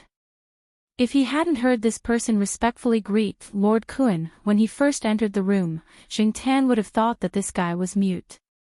When they returned to the living room again, Yi Hao and Lord Kun were almost done talking, and the atmosphere had eased a lot. Seeing that Xingtian was fine, Yi Hao and the others heaved a sigh of relief. When they left, Yi Hao said that he would send Xingtian back to Tsinghua University, and Lord Kun agreed. After Yi Hao and Xingtian left, the person who had followed Xingtian out of the living room walked to Lord Kun's side. After that cat went in today, he told Lord Kun in detail about Xingtian's every move in the study. I don't think that cat is with Yi Hao and the others, the person said. Yes. Lord Kun went silent after that, but the people around him knew that Lord Kun already knew that this would be the result. As for why Lord Kun paid attention to that cat, it seemed that after knowing that Nia 19 had a cat, Lord Kun usually paid attention to the cats around him. Although he couldn't see, he could detect some things with his extremely sharp hearing and perception. For example, when the cats saw Lord Kun, they would run far away. Even if they didn't run, they would never approach him. Even trained cats would show a strong sense of vigilance. The old man had already restrained himself. This afternoon, when Lord Kun came back, there was a person feeding a cat at the entrance of a barbecue shop. The cat cried out for food, but when Lord Kun passed by, the cat ran away without making a sound. Nia 19's cat also arched its back and growled when it saw Lord Kun, as if it was facing a great enemy. Therefore, when Elder Kun first noticed a cat approaching on the overpass, his first thought was, this cat is either stupid or extremely bold. But later, Lord Kun knew that wasn't the case. It was rare to have such a cat. When Xingtian went back in Yi Hao's car, he thought that Yi Hao would scold him for breaking the vase in the living room. He didn't expect that Yi Hao would only say that the night building would open a single room for Xingtian. Yi Hao was in a good mood after finishing something that had been weighing on his mind for a long time. Moreover, after leaving Lord Kun's place, Yi Hao thought a lot and analyzed every detail. Maybe it was because of this cat's antics that he could be so successful? Maybe. Originally, Tsinghua University wasn't too far away from here, but Yi Hao still asked someone to drive the car to the side door closest to the eastern courtyard. He also told Xingtian that when he followed Celestine to the night building, he might be able to see his small single room. When Xingtian entered the courtyard, he saw that it was already past 5:00 at the gate. It was close to little Pomelo's school time, so he turned around and went to the affiliated primary school. Recently, the children of the affiliated primary school were in a good mood. It was probably because the first day of June was approaching and the holidays were coming. They could enjoy the holiday benefits that came with their age, but Zhao Yuan and the others couldn't. They had already been promoted from the Young Pioneers to the Communist Youth League, so how could they enjoy Children's Day? When little Pomelo came out, Yulisha and Xia Axayan, the two children in the Western District who were close to little Pomelo, came out together. When they came out, the two girls looked at Jing Tan who was squatting on the wall, then said to little Pomelo, "We'll leave your cat to you." Chapter 199.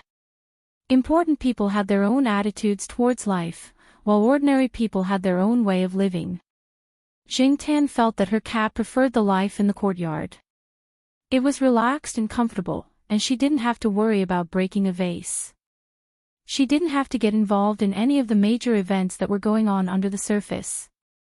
It could throw a tantrum and have fun, and it could eat and drink as it pleased. It was much more natural at the Zhao family's place.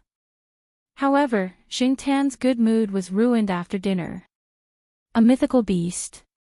Zhao Ma paused in the middle of picking up a green pepper.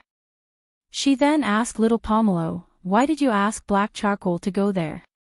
Yulisha said that it would attract more attention.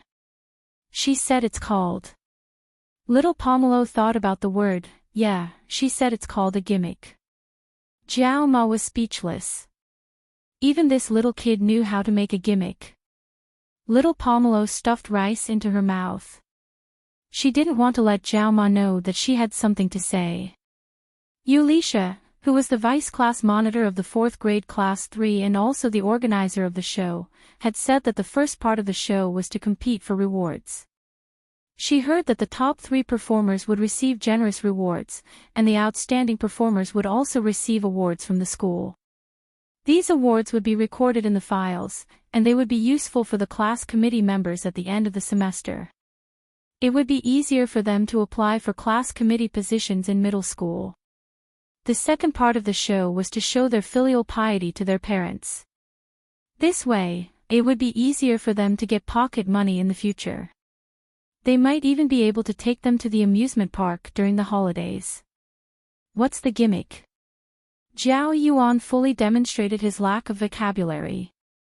The 3 members of the Zhao family were thinking about the gimmick, while Jing Tan was thinking about the alpaca in his heart.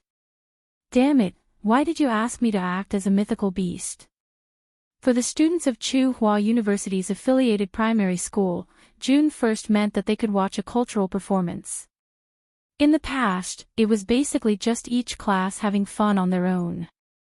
That was to say, on the afternoon before the June 1st holiday, they would play in their respective classes and sing to show their talents. The school would also give out small biscuits and the like for the children to have fun. Later, one of the parents in the education department suggested that they use Tsinghua University's auditorium for a cultural performance. After all, the auditorium had nothing to do with the university students on June 1st. If it was empty, they could borrow some resources. At the same time, they could also improve the children's teamwork and aesthetic appeal. That was why they went to Tsinghua University's auditorium to perform during the Children's Day holiday. When Yulisha suggested that there should be a performance, all the students in Class 3 of the 4th grade were very supportive because all the classes with performances could go to the auditorium to watch the performance. After all, there were limited seats in the auditorium. Many parents would also go there. If there weren't enough seats, the classes with no performances could just watch the performance in their own class. After all, every class had a television and the school's radio station would broadcast it live. According to little Pomelo's explanation, Class 3 of the 4th grade was prepared to go all out this time.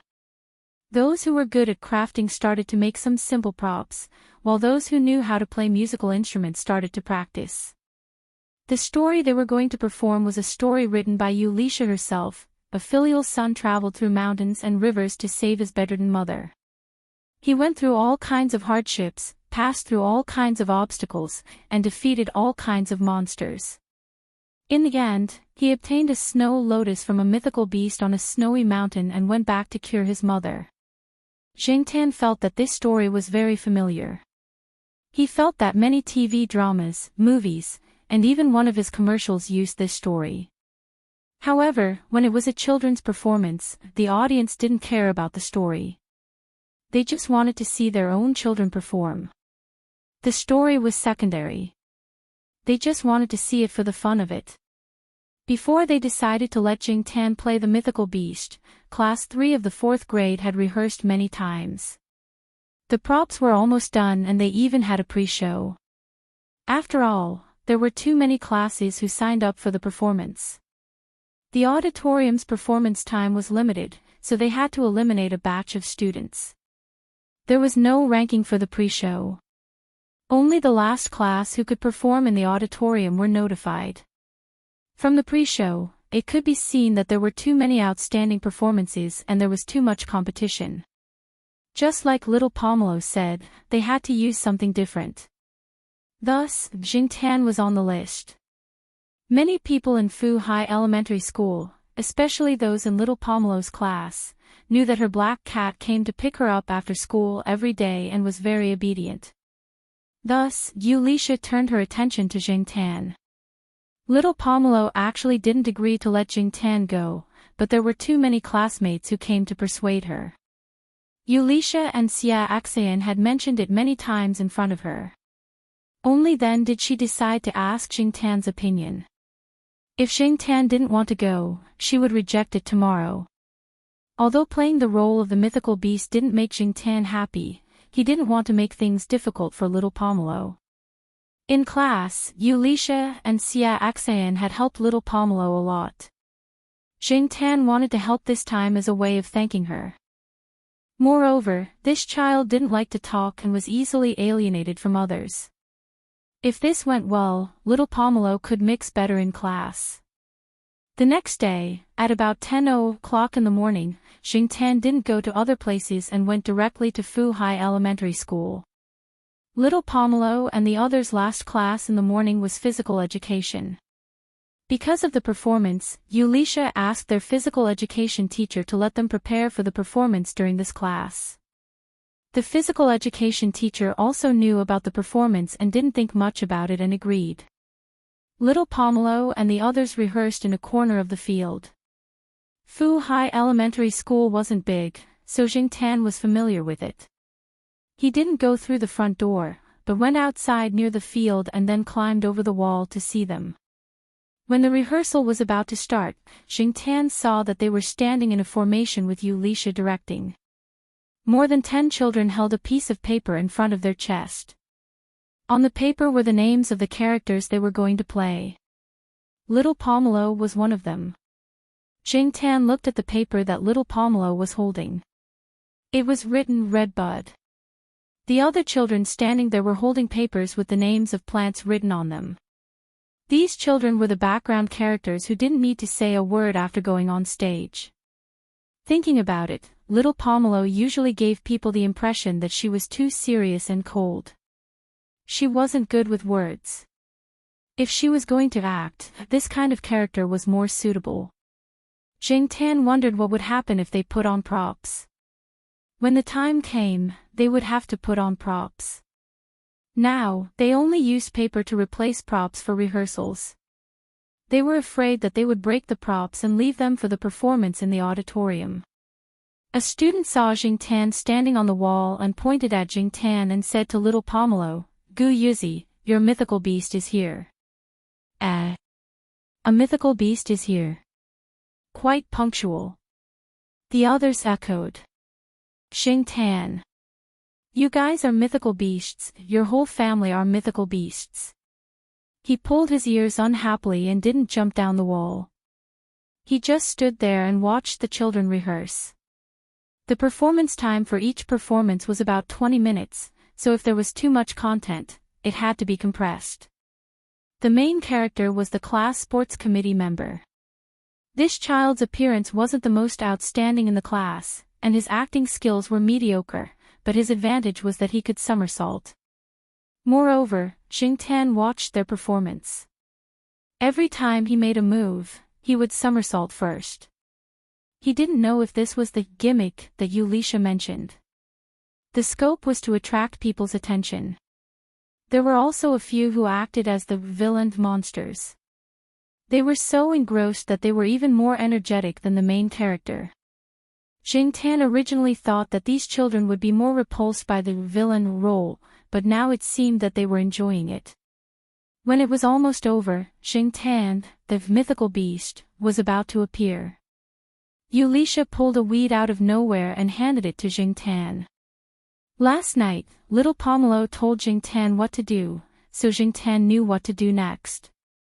Therefore, he jumped down the wall, held the poor weed between his claws, and waited for the main character to come and take it. In the last scene, the main character fed the elixir to his bedridden mother. Before this, Jing Tan had been curious as to who would play the role of the mother, and whether or not the teacher would make a cameo appearance. Now, she saw the child holding the elixir and walking to Yulisha with an excited expression. "Your illness can be cured." Jing Tan, after class, Yulisha, Xia Axayan, and little Pomelo slowly walked to the school gate. They were discussing what they needed to prepare so that they could work overtime together at night. Jing Tan ran to the school gate and squatted on top of the wall. He didn't want to squeeze with the other students. Just as he was thinking about why Yulisha was so troublesome and walked like a turtle, Jing Tan suddenly saw a person standing not far away. His first thought was that this person was up to no good. A thief? No, that's not it. Jing Tan observed that the person's eyes were fixed on the children. Jing Tan felt that the person looked at the children differently than others. Perhaps the children didn't feel it, and the parents didn't notice it either. However, Jing Tan's intuition told him that this person was up to no good. When the person inadvertently saw Jing Tan squatting on top of the wall, Jing Tan bared his fangs at him. When little Pomelo came out and Jing Tan looked again, the person was no longer there. He probably left. In the afternoon, Jing Tan sent little Pomelo to the affiliated primary school as usual. When they were about to reach the school, Jing Tan saw a person standing at the intersection. It was the person he saw in the morning after school. Sensing Jing Tan's strange behavior, little Pomelo followed his line of sight. At the same time, the person also looked over. When he saw little Pomelo looking at him, he smiled. Little Pomelo frowned. Although she didn't know how to read people, she had a bad feeling about this person.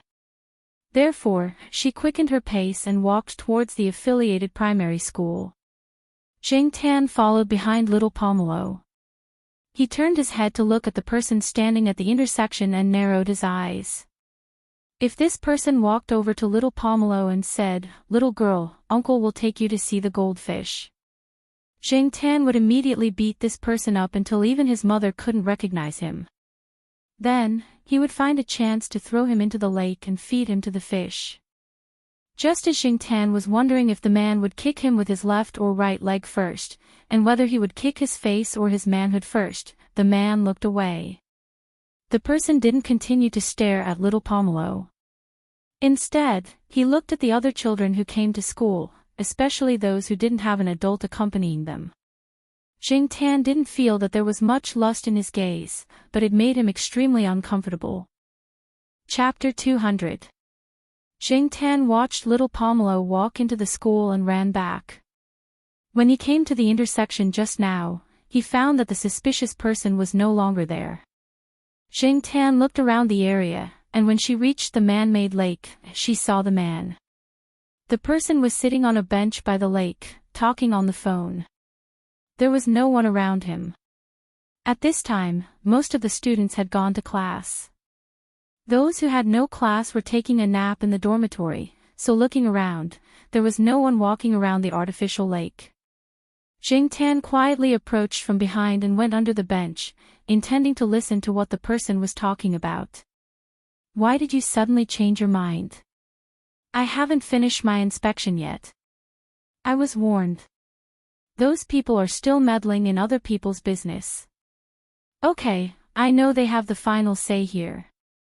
I'll leave immediately." "How about Sickle?" "Okay, I'll go help him." "TSK, you can't even handle a dying person." Jing Tan listened to the person and knew that it was not a good thing, but he could not hear the details.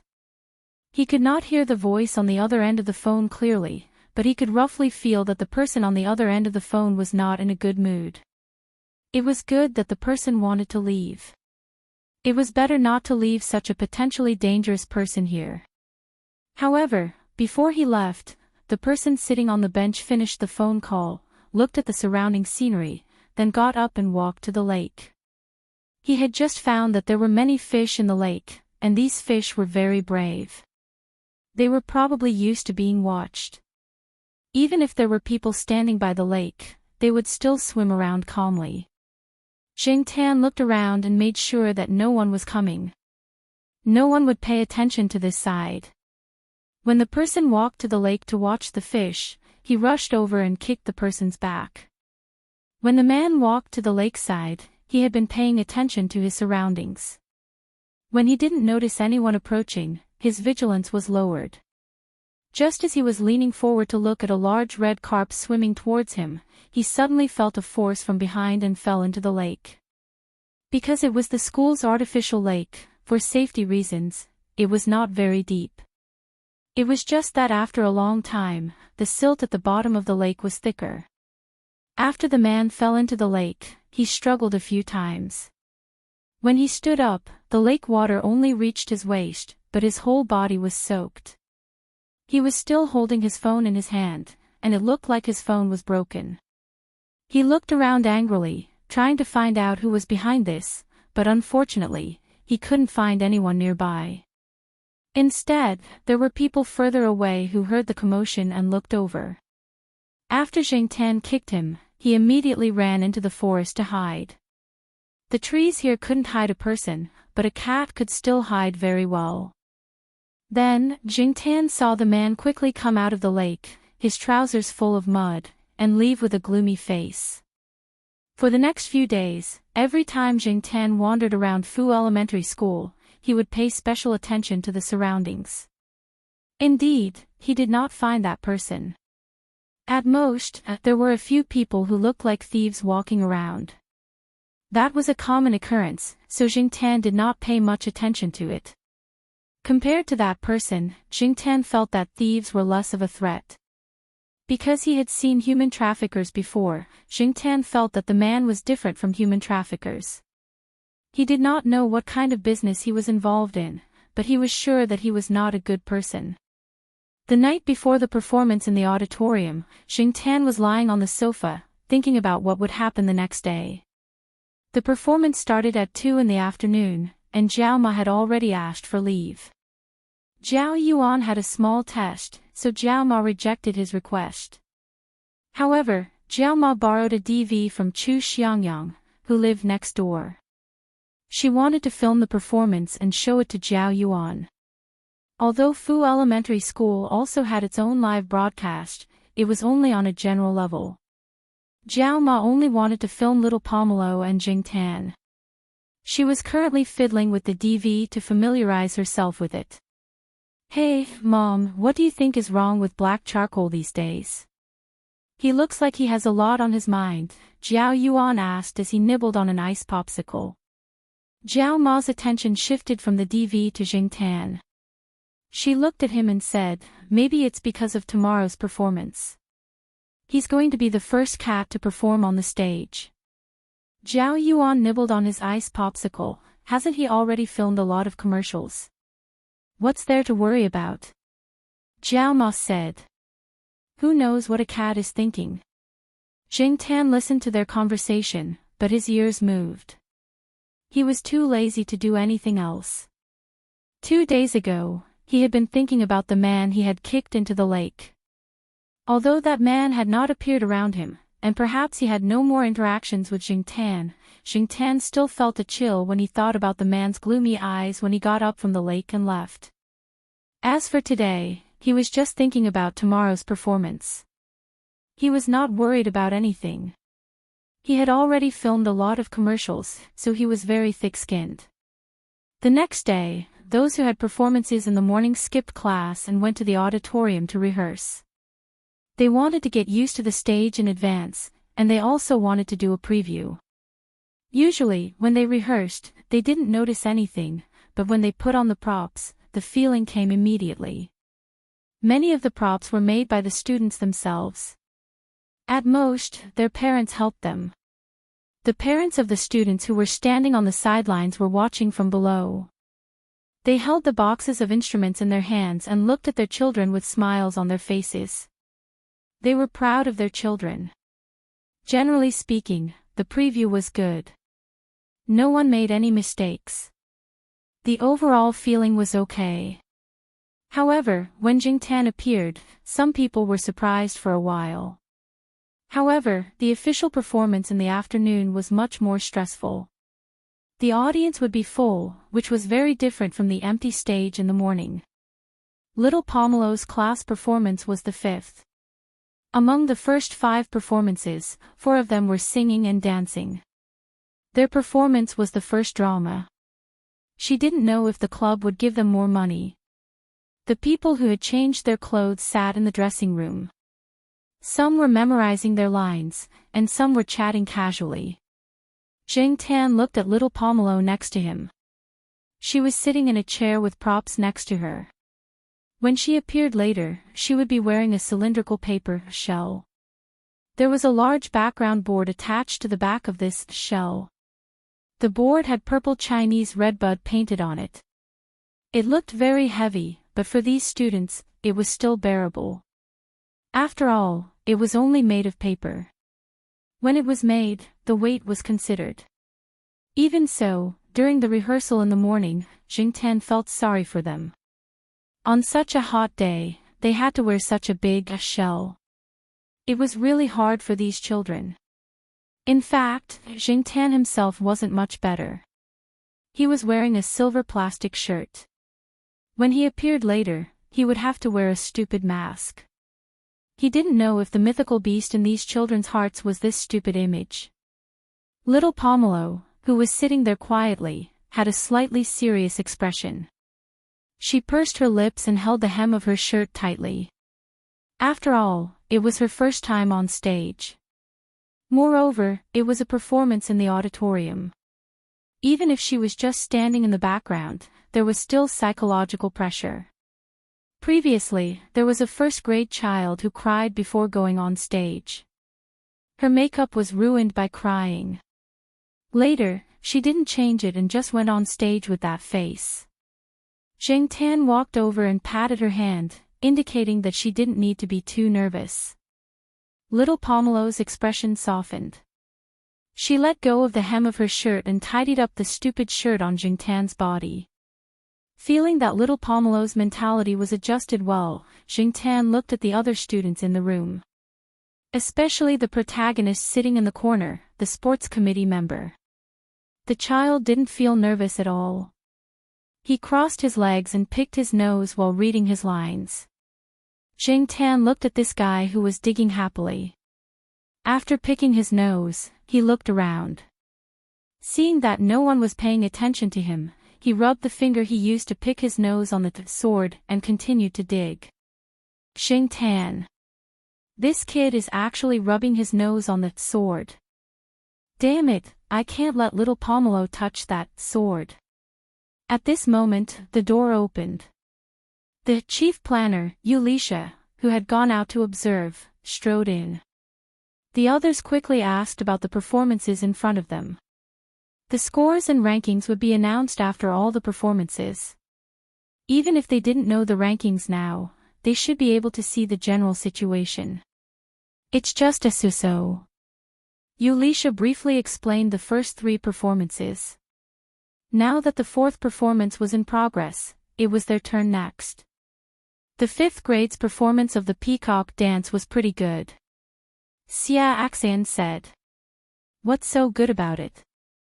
They all have makeup like snakes. Wuxia said disdainfully. Jingtan glanced at Wuxia. This girl was just jealous. Because she had to play the protagonist's mother, Wuxia couldn't wear heavy makeup.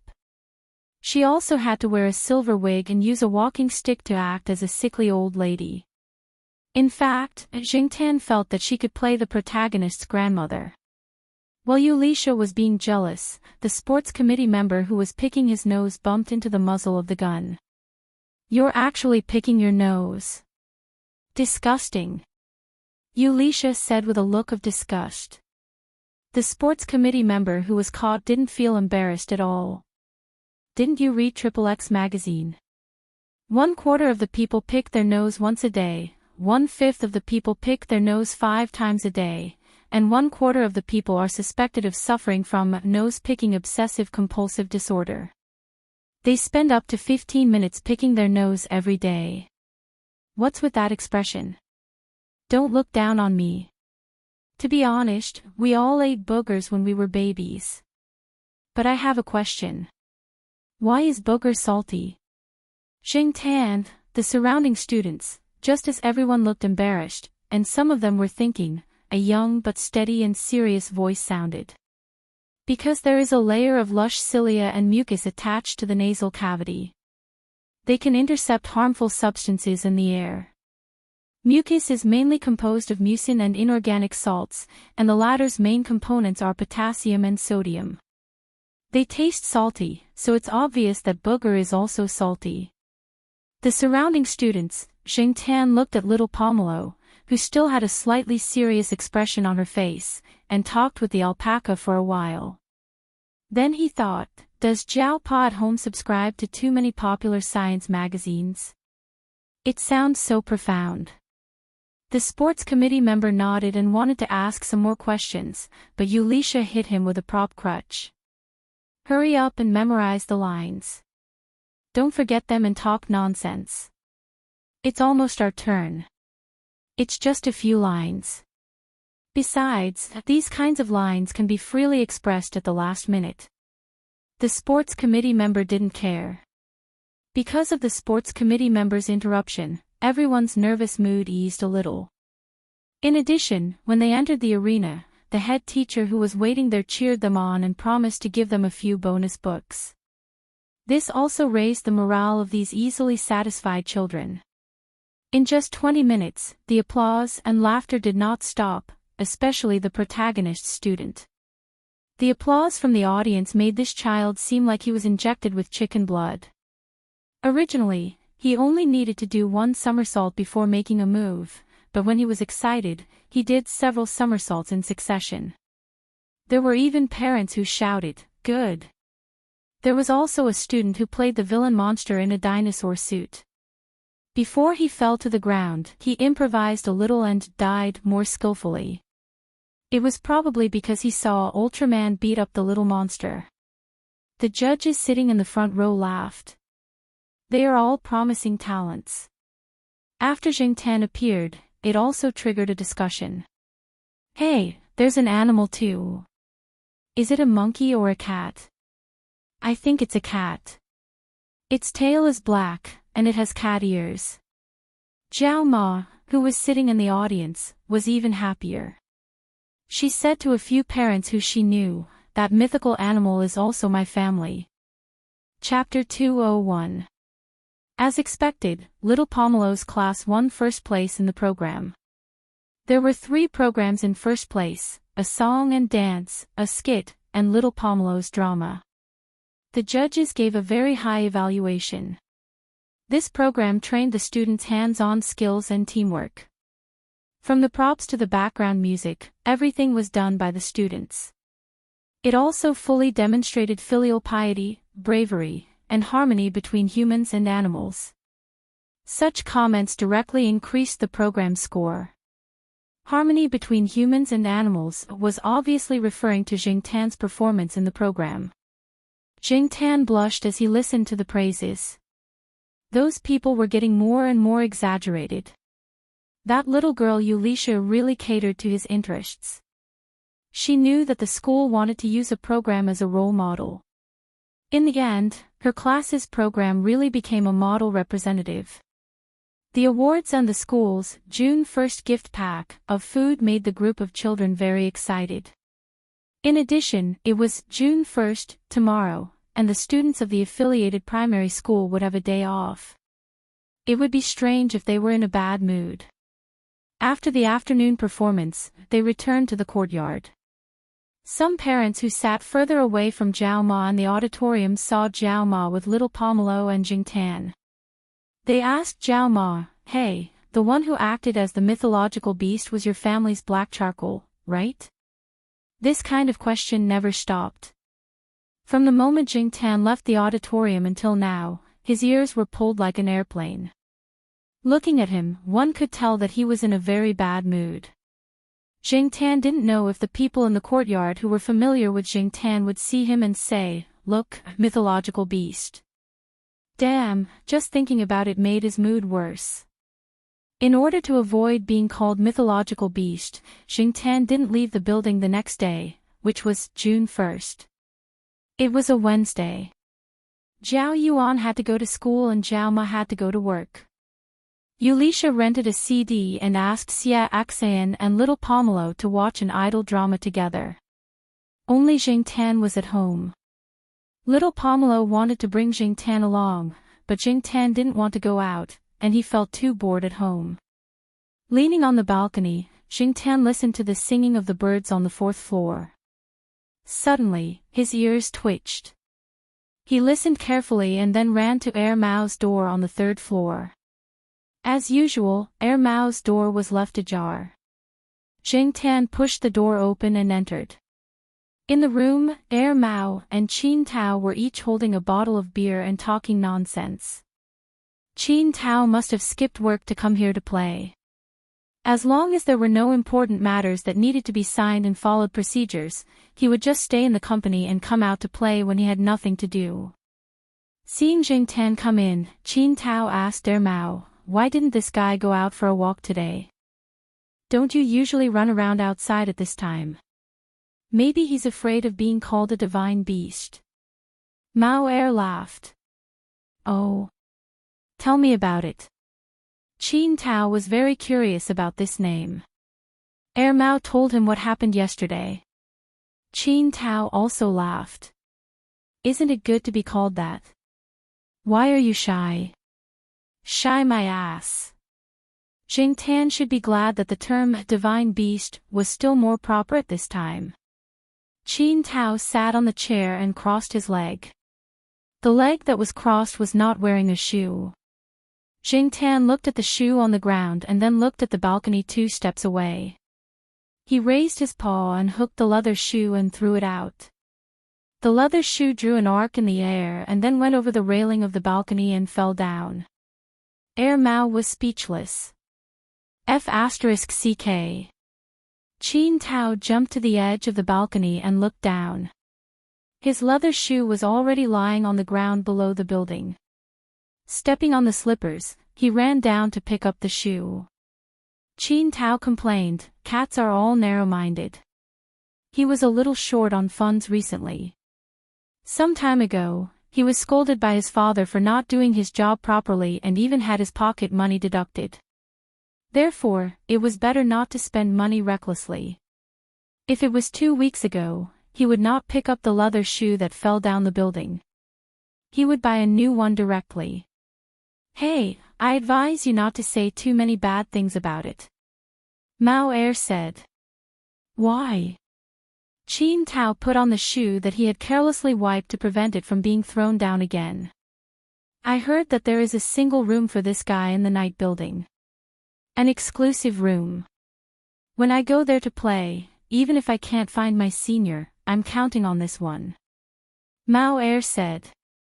In fact, if he really wanted an exclusive room for himself, Mao could just mention it. For the sake of Celestine and Mao's background, Yi Hao would not have any objections. But Mao thought it was troublesome and also cost money. As for Qin Tao, he was short on money recently. Even if he went there to play, he would not spend money on a single room, let alone an exclusive room. That's it. Qin Tao's face was full of disbelief. Was the head of the night building's boss eaten by a cat? The two of them complained about how cats were treated better than humans.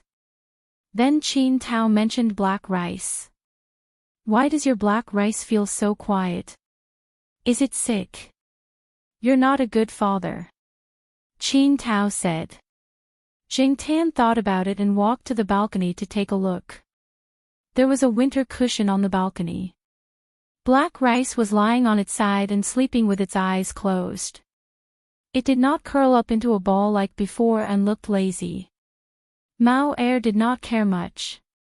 My black rice is doing well. I even took a few pictures for people to see. They said that it got fat. This proves that I feed the cat well. Although black rice has been quiet recently, it has a good appetite. Other than cat food, I also asked people to help it steam fish for a change of taste. When the weather is good, black rice will lie outside and sleep in the sun. During this period of time, when Mao went to Jiao Wei's family's small restaurant, he would ask Jiao Wei's mother to help him steam some finger-long small fish. At first, Jiao Wei's mother saw these small fish when she was selling vegetables. Seeing that these small fish were fresh, she bought some and fried them herself to cook. Later, Mao Er liked it and wanted to let his daughter enjoy it. So, he spent more money to ask Jiao Wei's mother to cook some fresh fish for cats.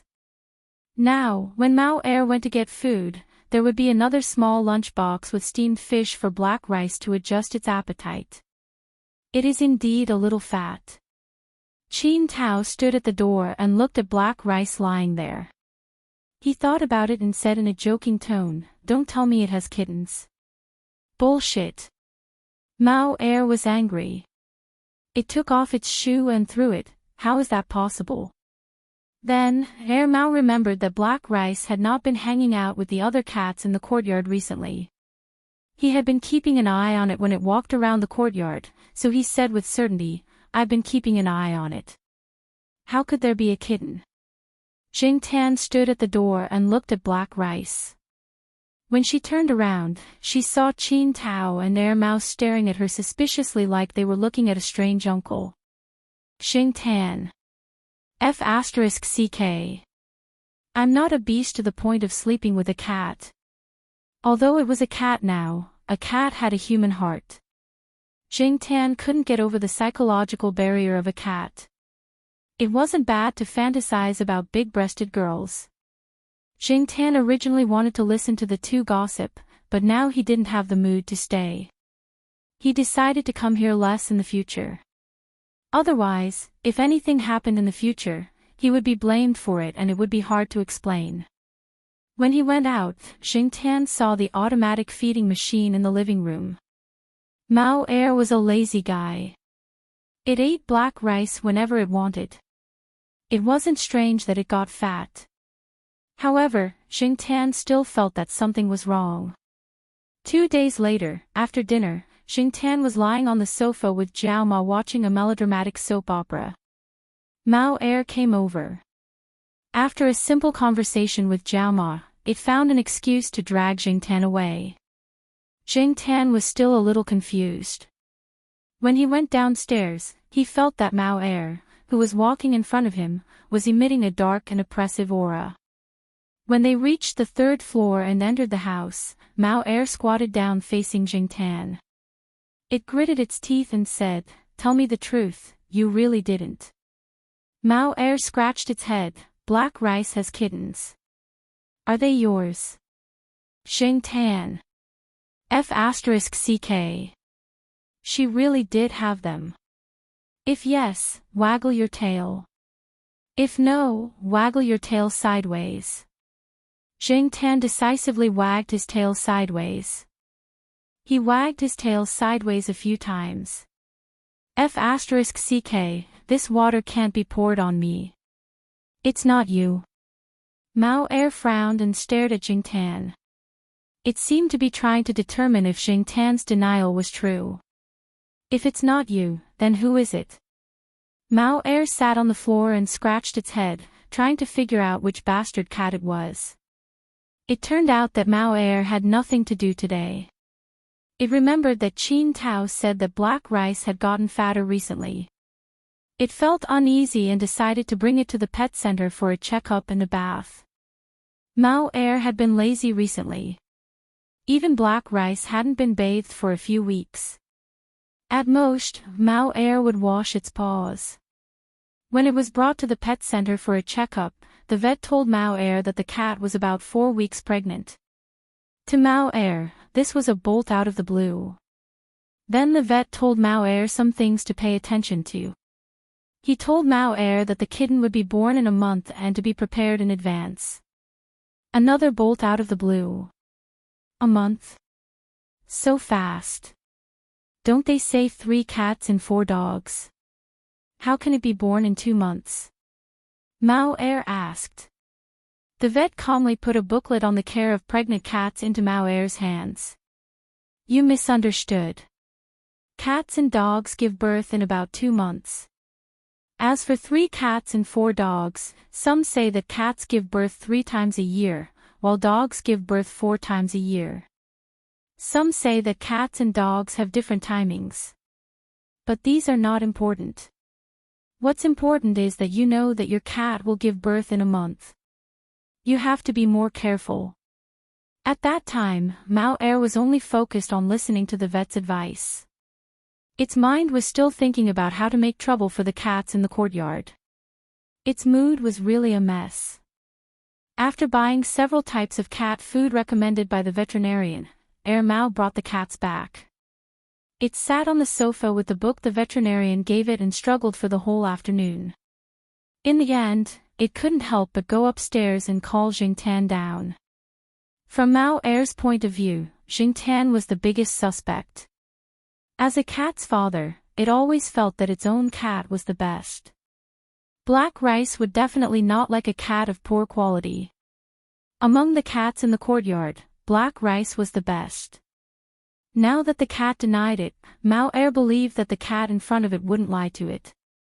But if it wasn't this cat, then which bastard cat could it be? Mao Er thought about the cats around it one by one, wondering which one its daughter would like. Huang, the eunuch, was eliminated first. Was it the sheriff? Or the fat guy on the first floor? But when it took Black Rice out, it didn't seem to be very close to those two. No matter what, no matter how hard it tried, it still couldn't prevent it. Jingtan looked at Mao Er's confused face and then looked around. Black Rice was lying in its cat bed, still lying on its side. There was a book on taking care of pregnant cats and kittens on the sofa.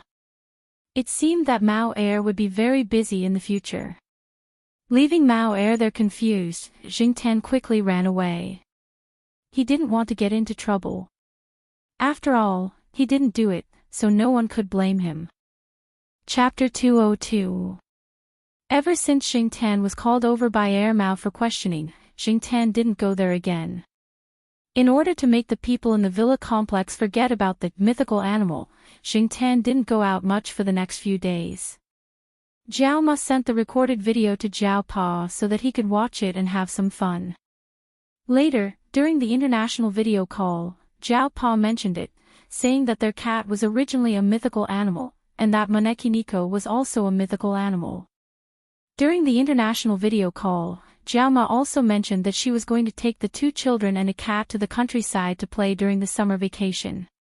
Jiao Ma's father, Old Master Gu, had mentioned it many times that he missed the children. It was good to go and play. Jingtan was lying on the balcony, thinking about what to do at Old Master Gu's place when he suddenly heard a cat meowing downstairs. Meow! Meow! Jingtan knew who it was as soon as he heard the sound. However, this guy hadn't come over for a long time. Where was he going to pick a fight today? Peanut Candy was now an adult and was obviously one size bigger than Jingtan. It was usually the king of the pet center. Other than its mother, this guy wasn't afraid of anyone. However, in front of Jingtan, Peanut Candy still retained some of its childhood habits. From a human's point of view, Peanut Candy treated Jingtan as an elder.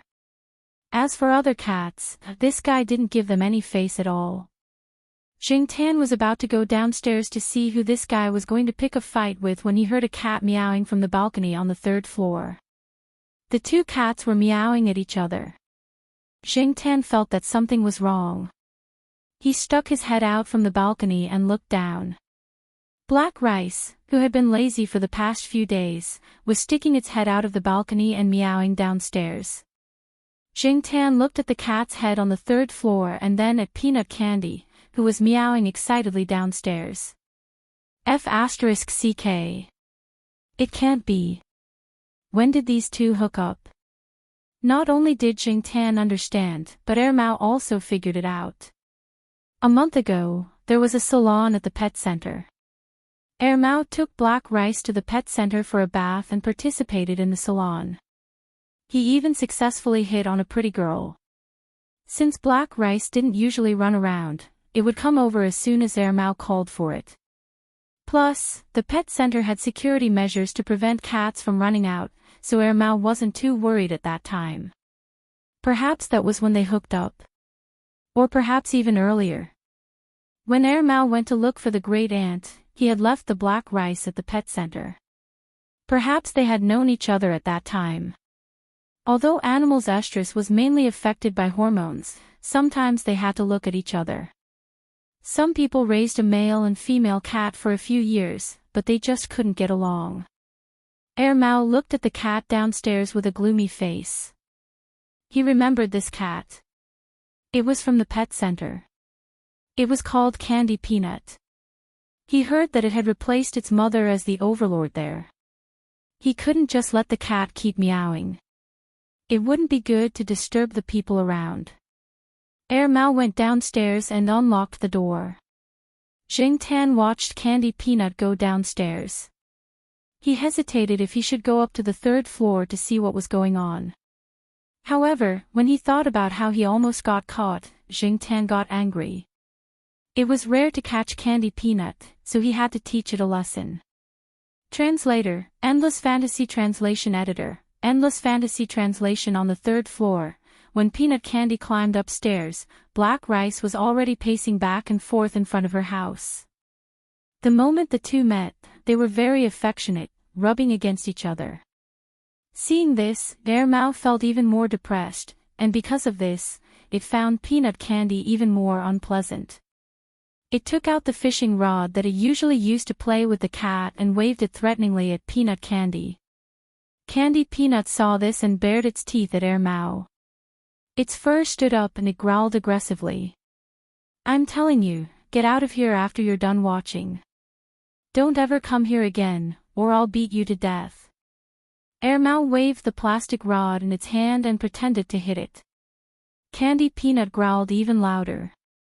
When Jingtan went in through the half-closed door, he saw the man and the cat staring at each other as if they were enemies. Black Rice was calmly squatting at the side, as if it was confused about why the two were acting like this. Glancing at the man and the cat in a deadlock, Jingtan walked over. Couldn't the two of them have a calm discussion? Peanut Candy's IQ wasn't low among cats, and she had fully inherited her parents' strengths. She had been in contact with people for a long time, so she could understand some of their words. However, she was still young, so she wasn't as experienced as her parents.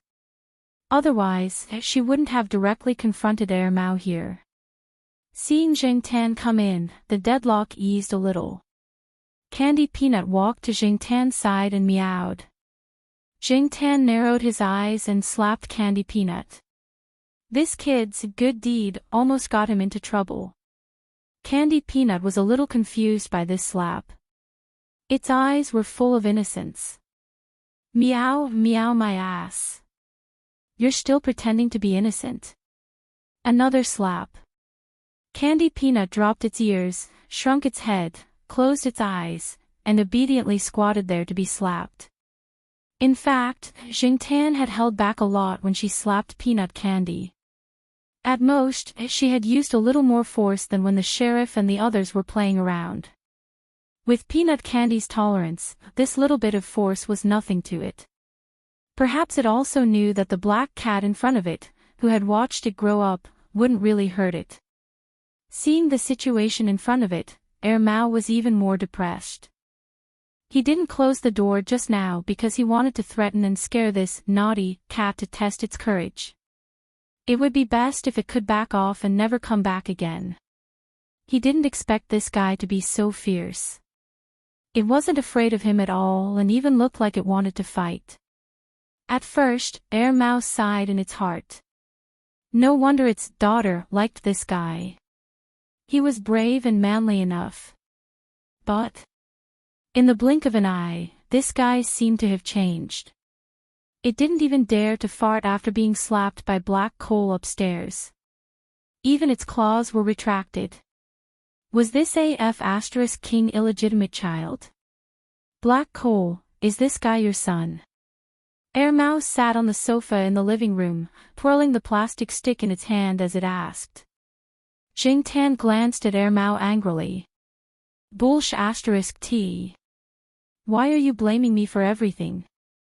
Before Jing Tan could protest, Mao muttered to itself, it doesn't look like it. You can't make it like this. This cat is so much bigger than you, and it has long hair. Its father must be a big long-haired cat. Jing Tan retracted the foot that was about to kick Mao in the face. He thought that Mao probably hadn't connected Candy Peanut to Yi Hao's Monseigneur. However, Monseigneur often followed Master Tang VII. Had Mao ever seen him? Many female cats ignored male cats during pregnancy, and might even attack them. However, Black Rice's attitude towards Candy Peanut was quite good. Candy Peanut stayed there with Black Rice for a while before leaving. When it left, Mao threatened it with the plastic stick. Don't you dare come here again. Otherwise, I'll beat you up every time I see you. Candy Peanut bared its teeth and looked like it couldn't be bothered. Mao was so angry that it almost fainted. He didn't know if Candy Peanut understood Mao's words, but Jing Tan didn't see it in the courtyard for the next week. Mao didn't let Xiao Guo and the others know about this at all. It was probably afraid that Xiao Guo would come and snatch the cat. Now, Xiao Guo and Li Yuanba's cat mother, Li Yan, were getting closer and closer. They were already discussing marriage and becoming a family. Candy Peanut and Li Yuanba had already lived in the pet center and treated it as their home. Therefore, Candy Peanut was also Xiao Guo's. Mao was afraid that Xiao Guo wouldn't snatch the big cat, but the small cat. In addition, Mao was still angry at Candy Peanut and Xiao Guo, so it kept the matter a secret. During this time, it took Black Rice to another pet hospital for a checkup. Because Black Rice had been pregnant for more than 6 weeks, in order to better understand Black Rice's condition and see if there was a possibility of a difficult birth and a cesarean section, it performed abdominal palpation, B-mode ultrasound, X-ray, and other analysis. It was confirmed that everything was fine. It also checked the number of kittens. There were only 2.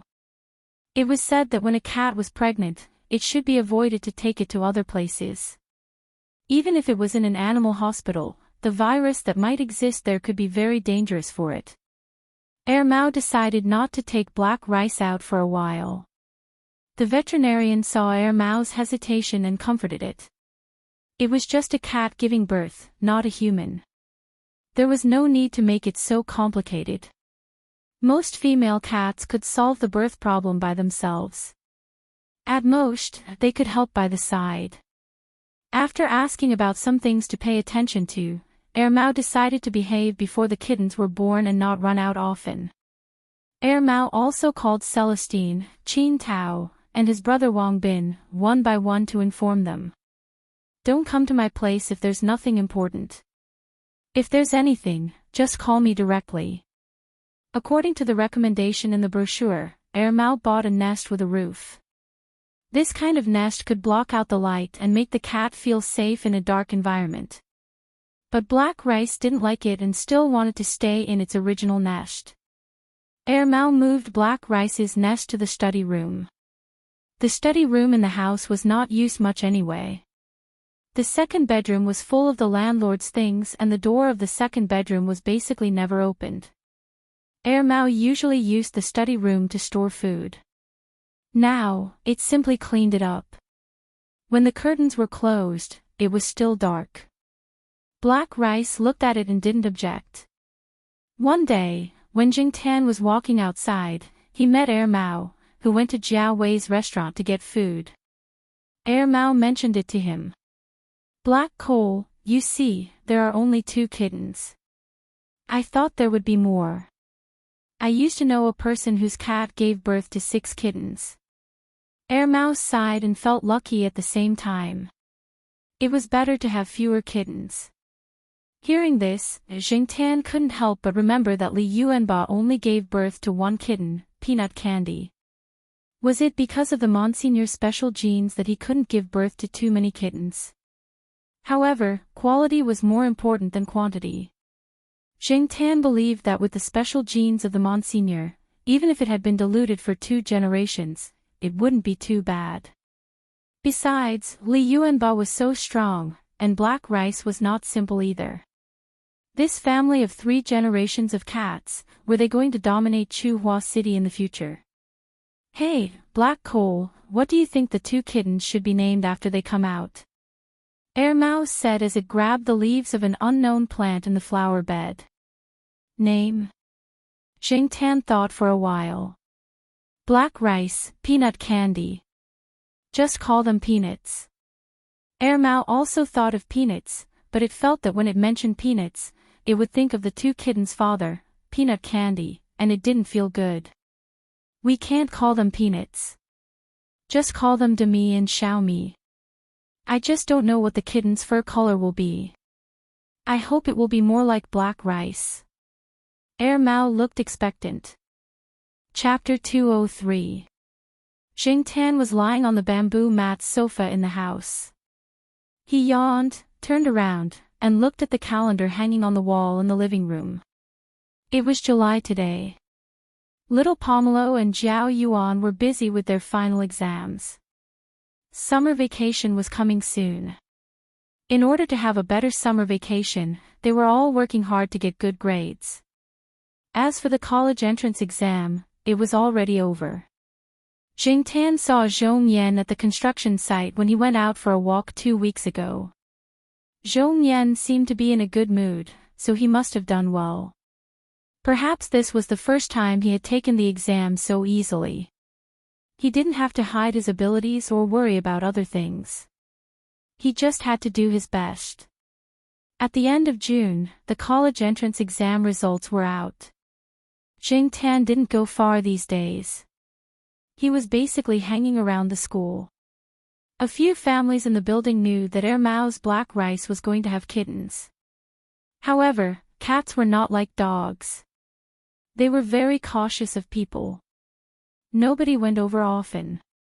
They only bought food for black rice occasionally. Jiao Ma was the same. She would buy food and send it over every few days. Jingtian had only been there once recently, and it was with Mama Jiao. Black Rice's condition was fine, but Mao was not. This guy was neurotic and had dark circles under his eyes. Jingtian didn't know what he was worried about. If his wife gave birth in the future, would he be worried for 10 months? Celestine and Qin Tao came a few times, but they didn't enter the house. Mao didn't let them in. If they came, they would find a place to eat and talk so that they wouldn't disturb Black Rice. Jingtian was thinking about when Black Rice would give birth to kittens when his ears twitched. He looked at the door. Black Coal, go out and eat. It was Mao. Although Celestine didn't go to Mao's place when he came, he would call Mao and Jingtian to chat in the woods not far from the eastern courtyard. Every time he came, he would bring some food. There were stone tables and stone stools in the woods. Aside from the bird poop, it was quite comfortable to sit there. Jingtian and Mao went out of the building. Celestine was already waiting in front of the building. Just like the previous few times, he was carrying a bag with some food and cold beer. They came to the forest and wiped off the bird droppings on the stone bench. Then, 2 people and a cat sat down. Celestine placed a disposable paper bowl on top of the cold dishes and the sliced duck he bought from a shop near the school gate. He was finally engaged and was planning to hold the wedding in October of this year. It's decided. When I have time, I'll prepare a big gift. Oh, I'll also buy a pair of mandarin ducks for you. Mao said. Don't send mandarin ducks. I saw a report a while ago that mandarin ducks change partners. It's not as beautiful as people say, Celestine replied. Then I'll just give you 2 figurines. Not bad. Oh, by the way, your black rice hasn't been born yet. Celestine looked at Mao's sleepy face and asked. I've been annoyed recently. Didn't they say it would be born in 2 months? It's been 2 months and there's still no news. I called the vet at the veterinary hospital and he said that some cats do indeed have a late birth. It's also common for cats to give birth after more than a week. A few days ago, a cat friend's cat gave birth after 65 days of pregnancy. Celestine curled his lips. He still felt that Mao was too nervous.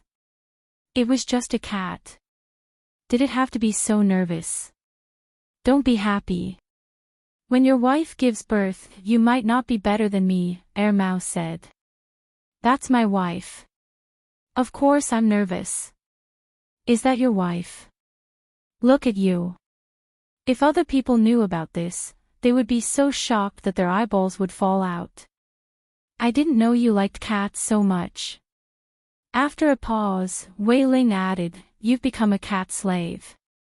Mao hummed and didn't explain. It just ate and drank silently. Jing Tan squatted beside it and ate while listening to the two chatting.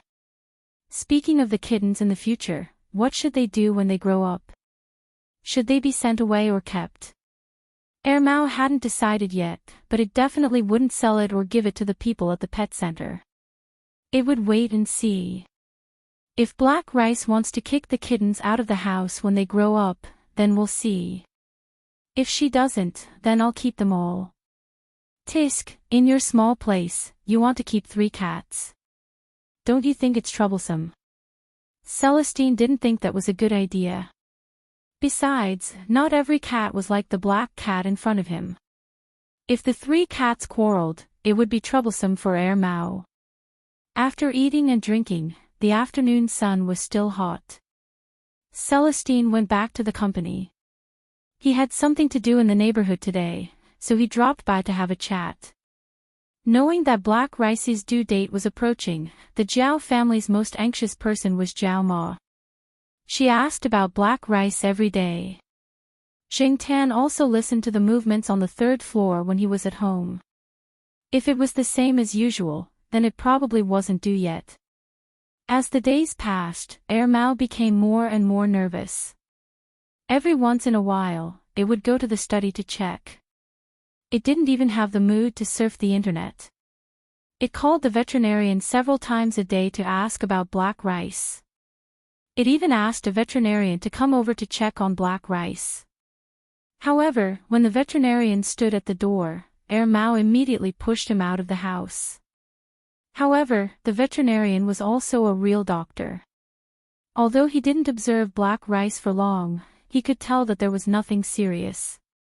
It didn't matter if it was a few days late, as long as the cat was healthy. A few days later, Mao woke up in the morning to pee. It wasn't very awake yet. It watched horror movies until late last night to distract itself, so it couldn't get up this morning. It was because it had to pee that it woke up. After it wobbled to the toilet and peed, it habitually walked to the study. Every morning after peeing, it would take a look at the study. Otherwise, Mao wouldn't be able to fall asleep even if it continued to lie on the bed. However, when it took a look, Mao's half-opened eyes widened. With the dim light coming in through the curtains, Mao saw the extra little lump in the cat bed. It was different in color from the cat bed and Black Rice's. F***ck. Mao was completely awake.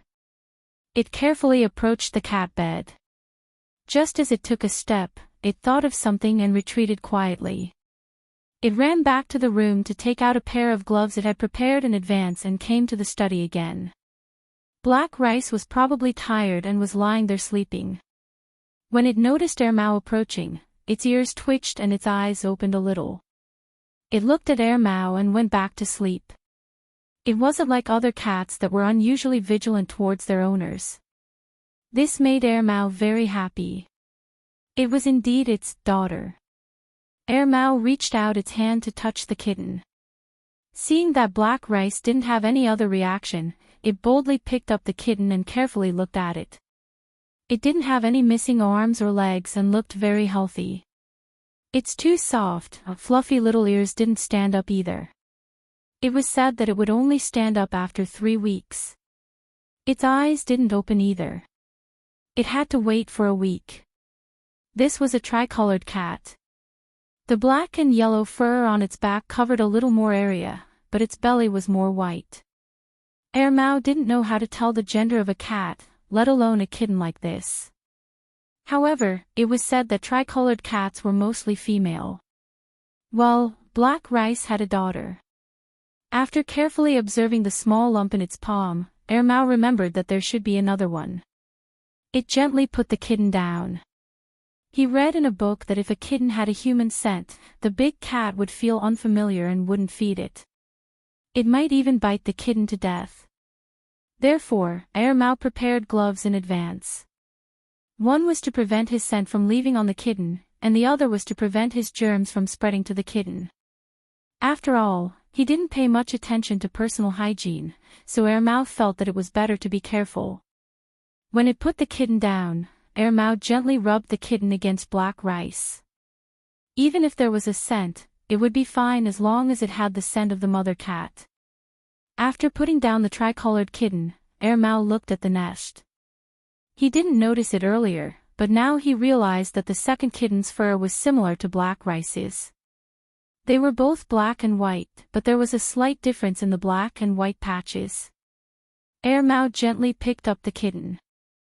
This one was also very healthy, but, looking at the kitten's face in front of him, Air Mao's mood suddenly worsened. This black and white kitten had a black mole on the side of its mouth. Peanut also had a yellow mole on the side of his mouth. The only difference was the color. However, when Air Mao looked at this little kitten, he would think of this little kitten's bastard father. Although he didn't want to see the mole beside the kitten's mouth, Air Mao still carefully put the kitten back beside Black Rice. After stroking Black Rice for a while, Air Mao prepared to leave. When he got up, he remembered that he wasn't there when Black Rice gave birth last night. He didn't know which one was born first. Then which one was Rice. Looking at it, Air Mao felt that the two were about the same size. He couldn't judge them based on size. Thinking about the mole beside the black and white kitten's mouth, Air Mao decided that this one was Little Me, and the tricolored one was Rice. After making up his mind, Air Mao looked at the black and white kitten that was drinking milk. He thought to himself, why do you have an extra mole? It would be great if you didn't have a mole. Why don't you learn from your father? After leaving the study, Air Mao was still excited.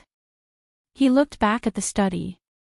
He heard that kittens were more afraid of light when they were born. The curtains in the study were drawn, so it should be fine. Zheng Tan heard the unusual movements in Air Mao's room that day. Usually, Air Mao would still be sleeping at this time and wouldn't be as diligent as it was today. He guessed that the kitten was born. However, he only went downstairs with Jiao Ma the next day to take a look. Jiao Ma didn't go into the study either.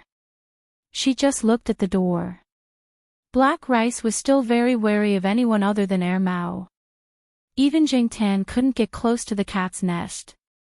Whenever he did, Black Rice would growl.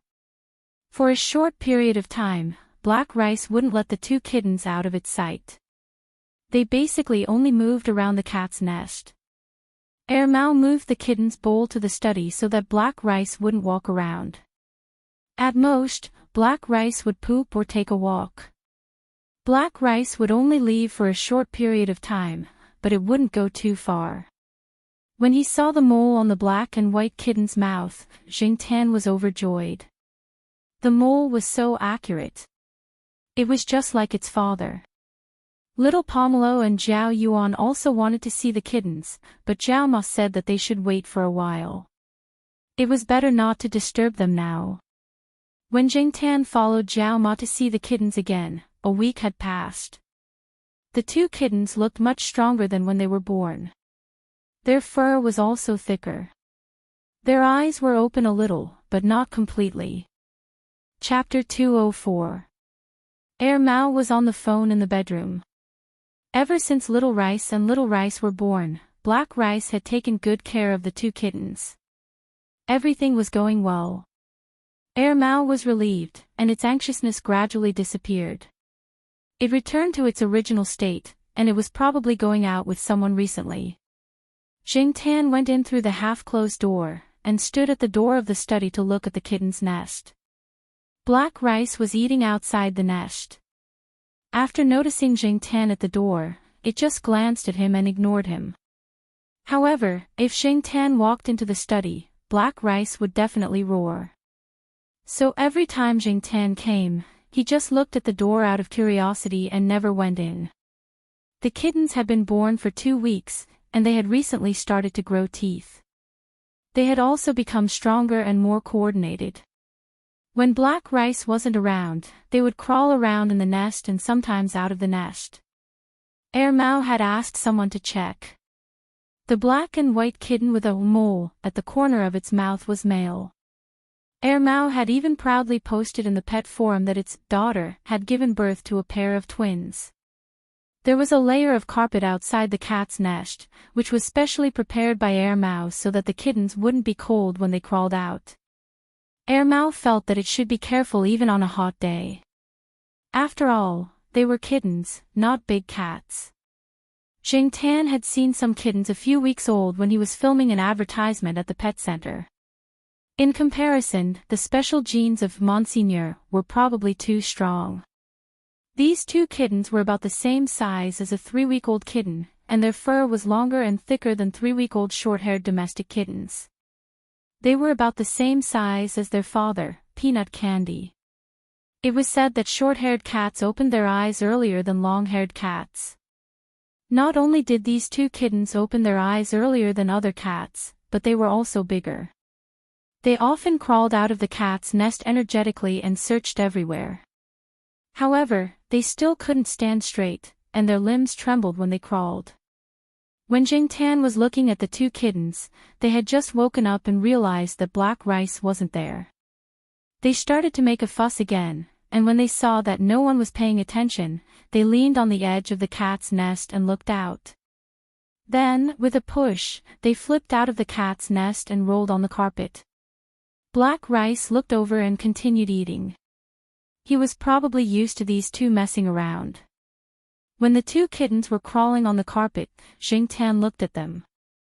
Their ears were not fully erect, but they would still move because of the sounds outside. After Black Rice brought the two kittens back to their nest, Jingtan left and went upstairs. Tomorrow, Zhao Ma would leave Chuhua City with Little Pomelo, Zhao Yuan, and Jingtan to spend the summer vacation in Zhao Ma's hometown. Before he left, Jingtan came over to check on the two kittens. When he came back, the two kittens would probably be throwing a tantrum in the house. He just didn't know if they would be like their father. If these two kittens were to stay in the compound in the future, it would be difficult for the compound to be peaceful. However, he heard that once the kittens grew up, the mother cat would chase them away. When he heard Celestine and Mao's conversation that day, Jingtan thought that Candy Peanut would often patrol this area. If it wasn't for Jingtan's mediation, Candy Peanut would probably fight with the sheriff and Depang every time she came to the compound. Then, when the two kittens grew up, would the father and daughter start a war? Cats were very territorial. Monseigneur and Candy Peanut were very territorial. Kittens that inherited Monseigneur's bloodline were very likely to not be kind cats. It was said that there was no father-son relationship on the battlefield. He didn't know if the rule of wild cats in nature would be played out here. Maybe when the time came, Mao would have to send these two out. After summer vacation, Little Pomelo and Zhao Yuan stayed at home all day to do their homework. The sooner they finished, the sooner they could go out to play. They didn't want to bring their homework with them. That way, they wouldn't be able to have fun. For little Pomelo, at most, she would leave some space in her homework for writing essays and diaries. She would make up for it when the time came. Right now, they were almost done with their homework. Jiao Ma didn't have much to do, so she called old Master Gu and told him that she would be coming over. The next morning, when the sun wasn't that strong, the three Jiao family members carried their packed luggage downstairs. Jiao Ma had already driven the car for maintenance. She didn't want anything to happen to the two children because of the car. The air conditioner in the car was turned on. Jing Tan sat in the front passenger seat. Little Pomelo and Zhao Yuan sat in the back, preparing for a game of chess. Jing Tan took a nap. When he looked out of the window again, he saw that they had already exited the highway. There were many aquaculture ponds outside. There were many aquaculture businesses in this area. It was said that there were almost 4,000 fishermen here. The total area of the fish farm was huge. In addition to the four main types of fish, there were also mandarin fish, eels, turtles, shrimps, crabs, and so on. Anyway, Jing Tan didn't have to worry about not being able to eat fish here. In addition to the famous fish ponds, there were also some experimental fields here. Sometimes, new varieties of fruits that were about to hit the market could be eaten here in advance. Many people here made a fortune from aquaculture. Many roads in the village were well repaired. That was why Jing Tan was able to sleep until now. He didn't have to wake up because of the bad roads. Look, someone is fishing. Zhao Yuan had stopped playing chess. He pointed outside and shouted. He liked to come here because he could fish and catch shrimps here. It was fun. Jing Tan saw that someone was fishing in a pond. He guessed that they were going to transport the fish there. There was also a truck parked next to it. Sit properly. Jiao Ma scolded from the front. Zhao Yuan didn't move. He just leaned against the car window and looked outside. There were some children in the village helping around. Zhao Yuan didn't know what they were doing. Little Pomelo was also very curious. Although she didn't say anything, it was obvious from the look in her eyes. Old Master Gu and old Madam Gu had been waiting at the door for a long time. When they saw the car, they smiled so widely that their eyes narrowed. Jing Tan looked around. There was a dog with a tail wagging happily beside the two elders. Its back was black, and there were some white spots on its chest and legs. The funniest thing was that there were 2 white spots on the dog's eyebrows. During the Lunar New Year, when Jing Tan came, he didn't see this dog. It must have been caught after the Lunar New Year. It didn't look like it had reached adulthood. The half-grown dog looked quite energetic. When it saw the car approaching, it retreated behind old Master Gu. However, it wasn't afraid and looked curiously in their direction. When they saw Jiao Ma and Zhao Yuan, they were very happy, especially little Pomelo. When old Master Gu saw little Pomelo get out of the car, he went up to little Pomelo despite his old age. You've gained weight. Our little Pomelo has grown again. After Jing Tan got out of the car, the half-grown dog that had been standing behind old Master Gu barked at Jing Tan ferociously. However, when it was about 20 centimeters away from Jing Tan, it stopped abruptly. It didn't bite and continued barking. Its eyebrows twitched. Jing Tan looked at the half-grown dog in front of him and thought to himself, this guy's facial expressions are quite rich. After parking the car, old Master Gu led them into the house. The room had already been tidied up. Last week, your mother removed insects from the front and back of the house. There are a lot of mosquitoes and sometimes snakes in the summer. But don't worry, I've already done some protection. Pomelo isn't afraid. Old Master Gu held little Pomelo's hand as he walked in front. The first half of his sentence was directed at Jiao Ma, while the second half was directed at little Pomelo. Jingtian looked at Zhao Yuan. The child didn't care about old Master Gu's favoritism at all. His gaze fell on the fishing gear in the house, and his eyes lit up. If it weren't for Zhao Ma standing beside him, the child would have probably gone up to play with it. Old Master Gu's dog was called Ertong. Old Madame Gu said that she had thought that the dog's eyebrows were very interesting, just like Ertong in Mahjong, so she named it that way. Hearing the name Ertong, Jingtian couldn't help but wonder if it wasn't a combination of Ertong and rice bucket. At this time, Ertong wasn't just staring at Jingtian. 3 strangers had come. It was also very smart.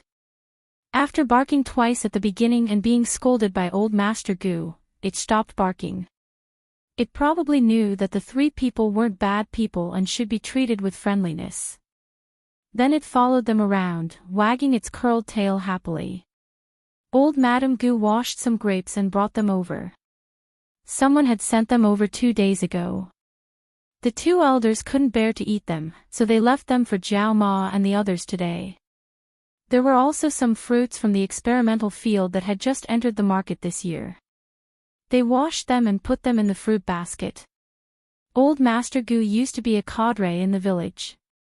After retirement, he still had some prestige in the village and was quite popular.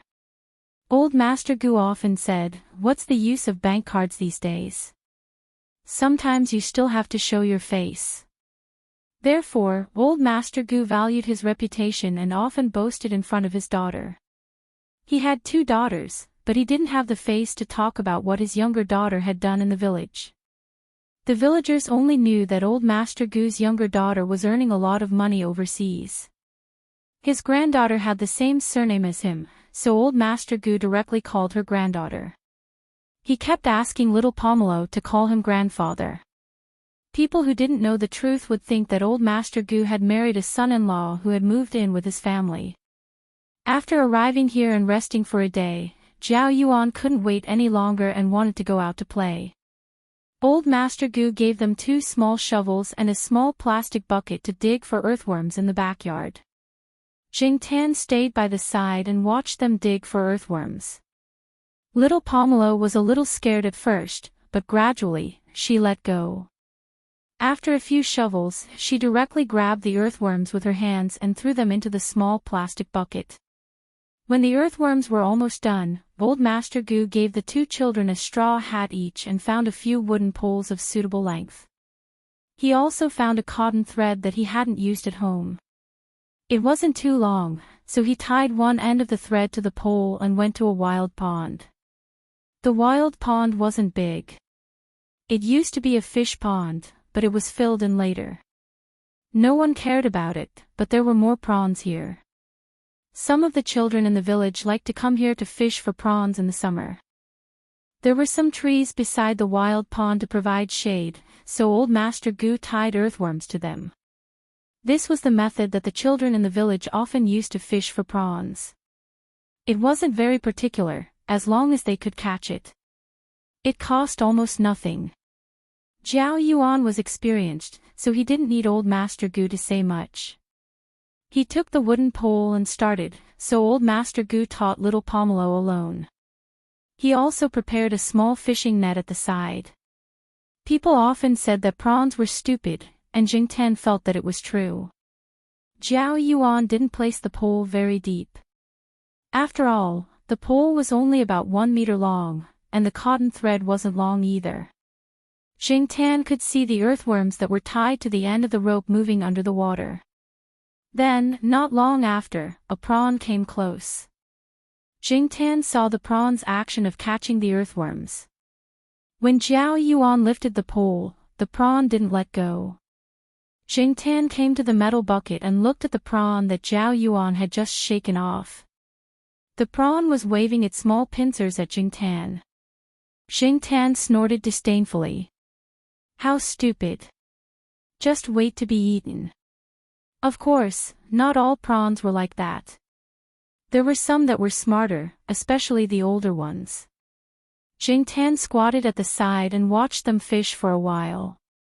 He started to feel bored again. He couldn't do it himself, so he could only watch from the side. Looking around, Jingtan prepared to walk around. Don't go too far, little Pomelo reminded him.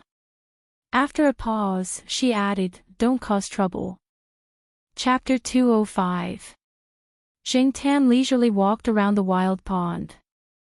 There were some trees at the edge. Although they weren't very big, they could provide some shade under the sun at this time. There were many wild plants nearby. Jingtan found them familiar, but he could not name them. Some frogs or toads were standing on some floating branches in the wild pond and croaking. When they noticed Jingtan approaching, they immediately jumped into the water. Sometimes, some small fish could be seen swimming under the water. It was indeed a place of aquaculture. Fish could be seen everywhere. It was not necessarily someone who had deliberately thrown them here. It could also be that they had encountered some coincidental situations during the flood season.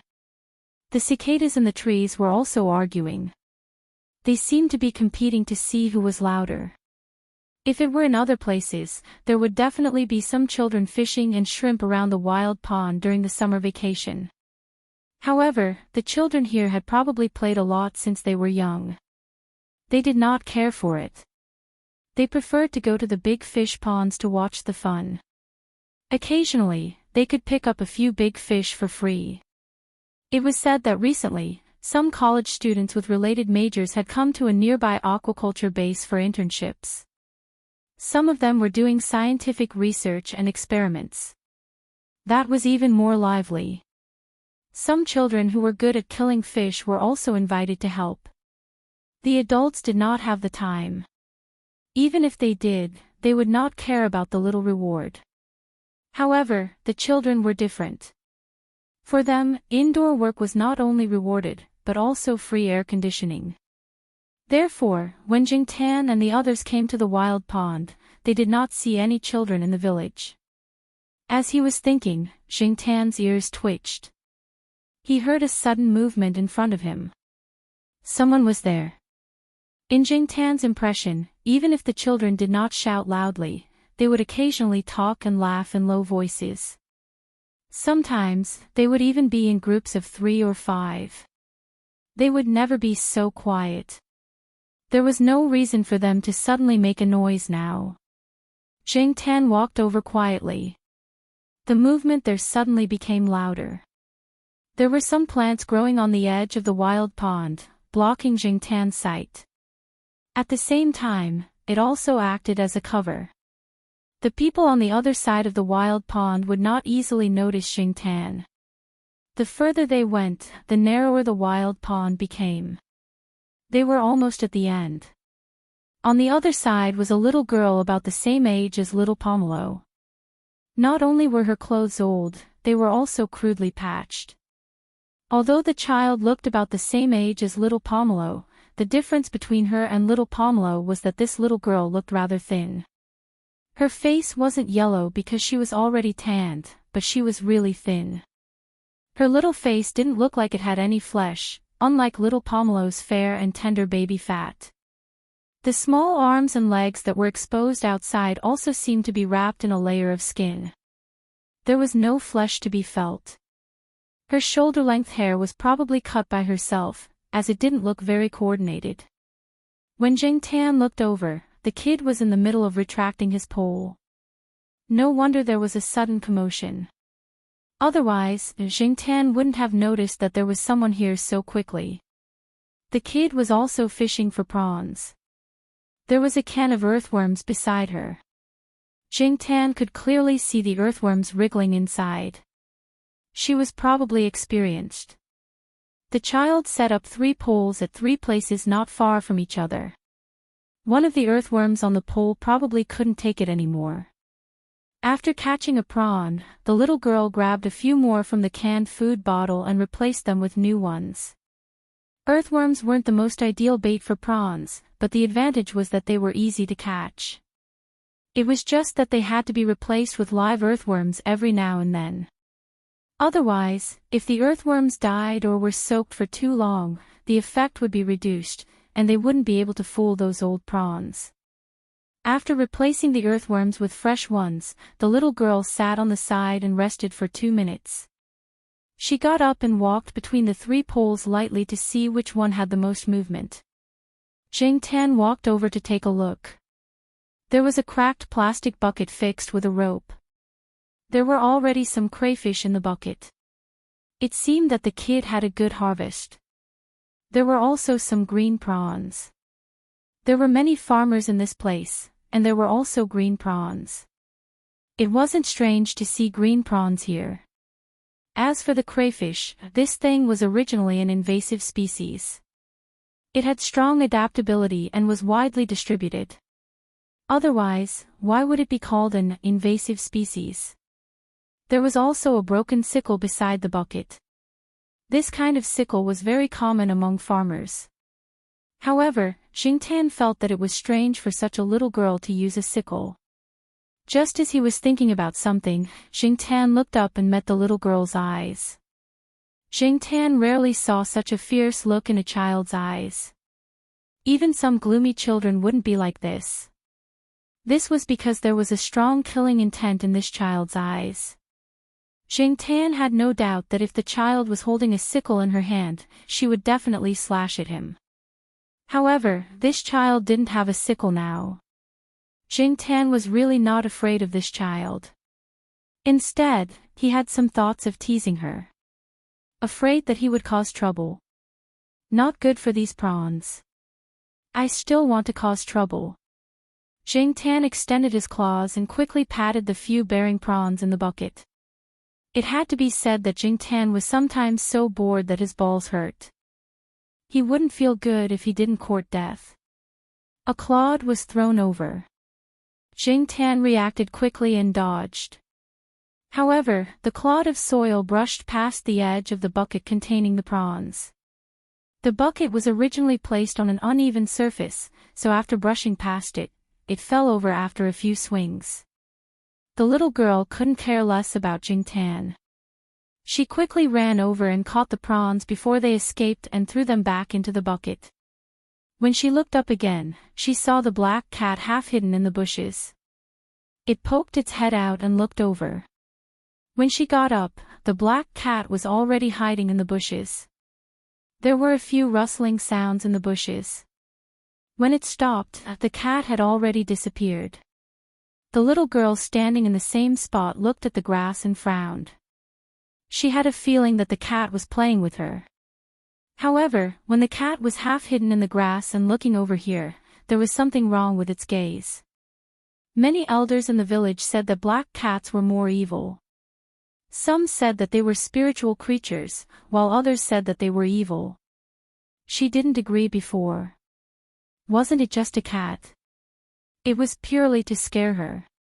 However, after what happened just now, she believed it a little. Jingtan walked in the grass, feeling uneasy.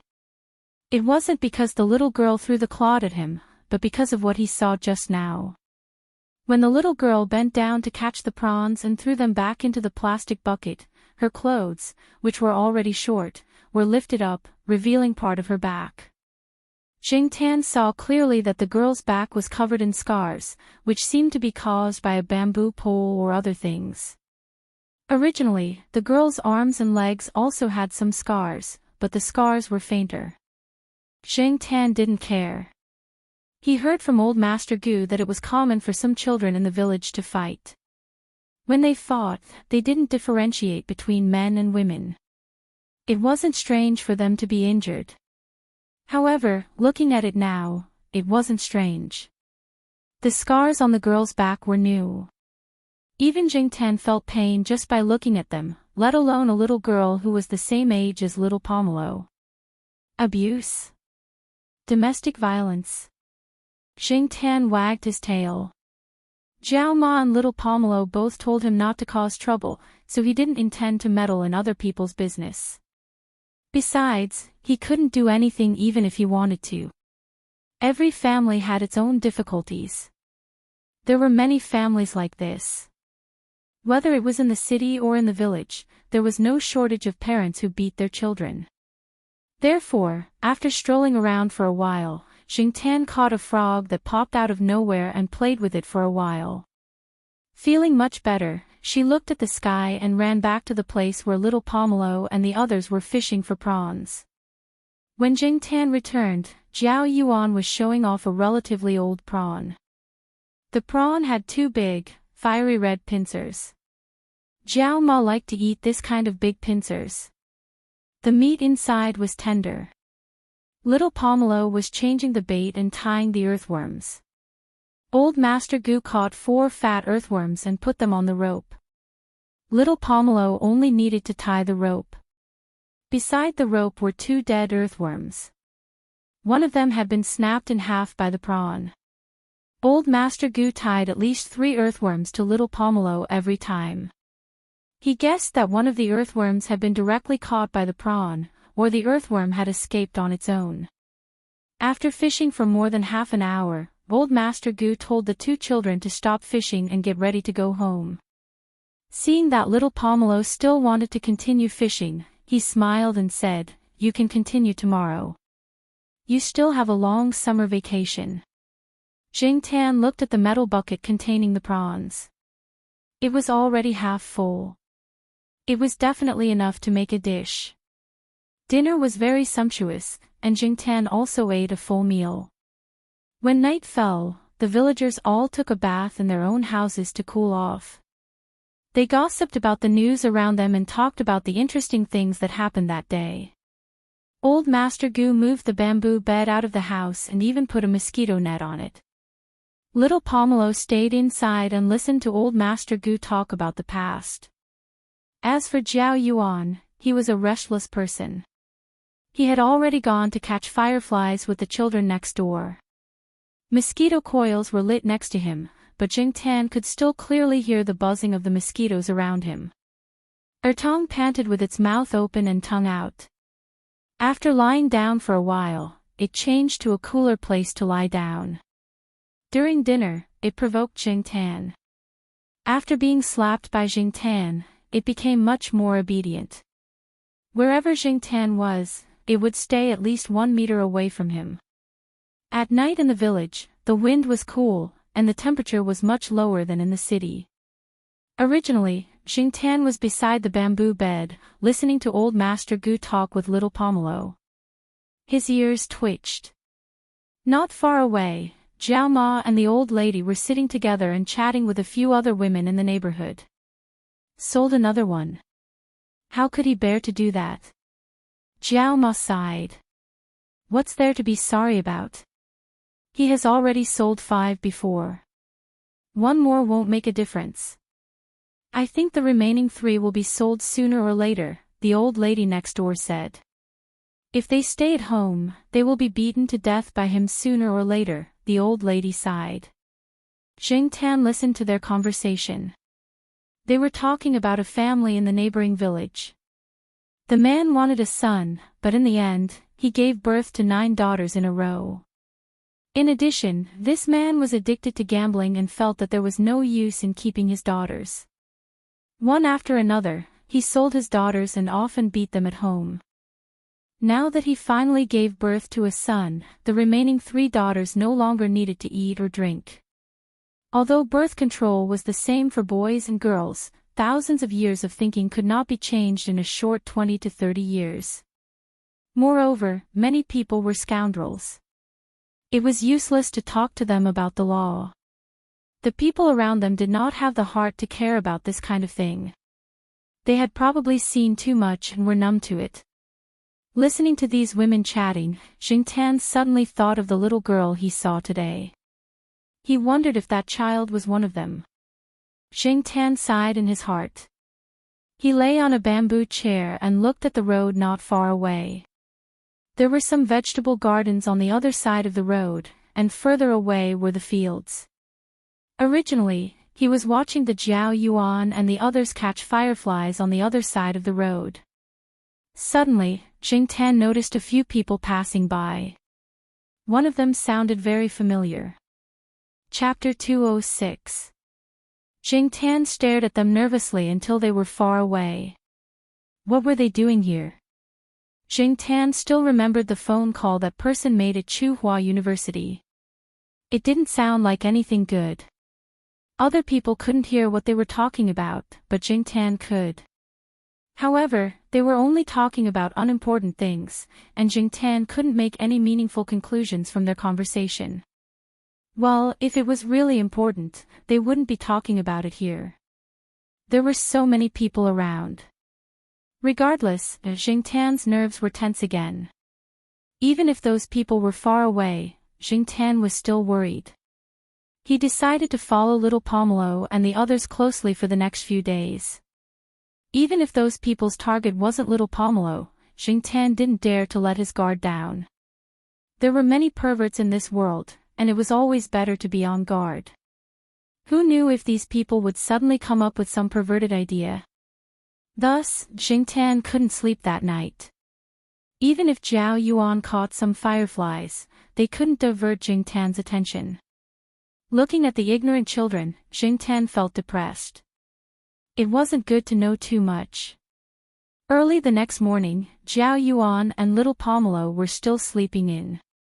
Zhao Ma didn't disturb them. It wasn't easy to get a good night's sleep in summer. Jing Tan jumped onto the roof and looked into the distance. Most of the people in the village woke up early to do more work before the temperature rose. The Gu family's house was still a tiled house with a pointed roof, but the residents next door had built a 3-story building. It looked pretty good. There was a kitten on the second-floor balcony next door. It was about 2 months old and was happily playing with a walnut. Jing Tan jumped onto the railing of the second-floor balcony next door. The kitten was startled, but soon began to play with itself again. The window of the room on the second floor near the balcony was open. Jing Tan could see the situation in the room from the railing. It seemed to be a boy's room.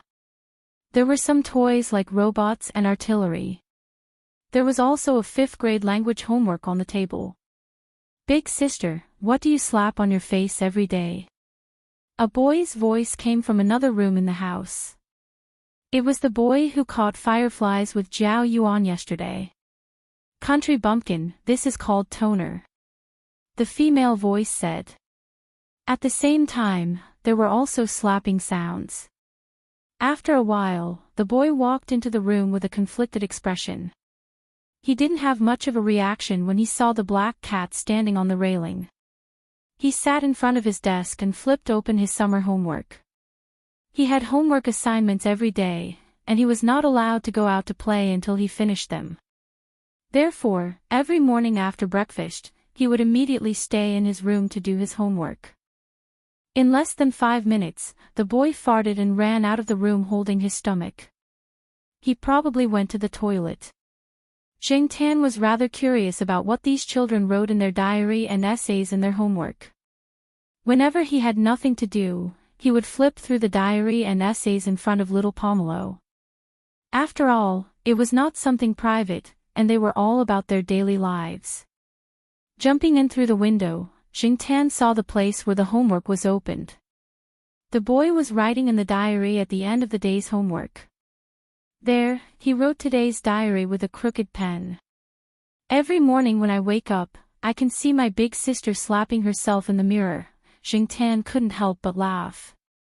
This child was really funny. He raised his paw and flipped through the diary in front of him. If he hadn't flipped through it, he wouldn't have known that this naughty boy was quite diligent in writing his diary. He even recorded some of his past misdeeds. For example, on which day he dug a trap in the village, on which day he dug another one, on which day he dug another one, on which day some of the traps had already fallen into, and on which places no one had gone and had been left there.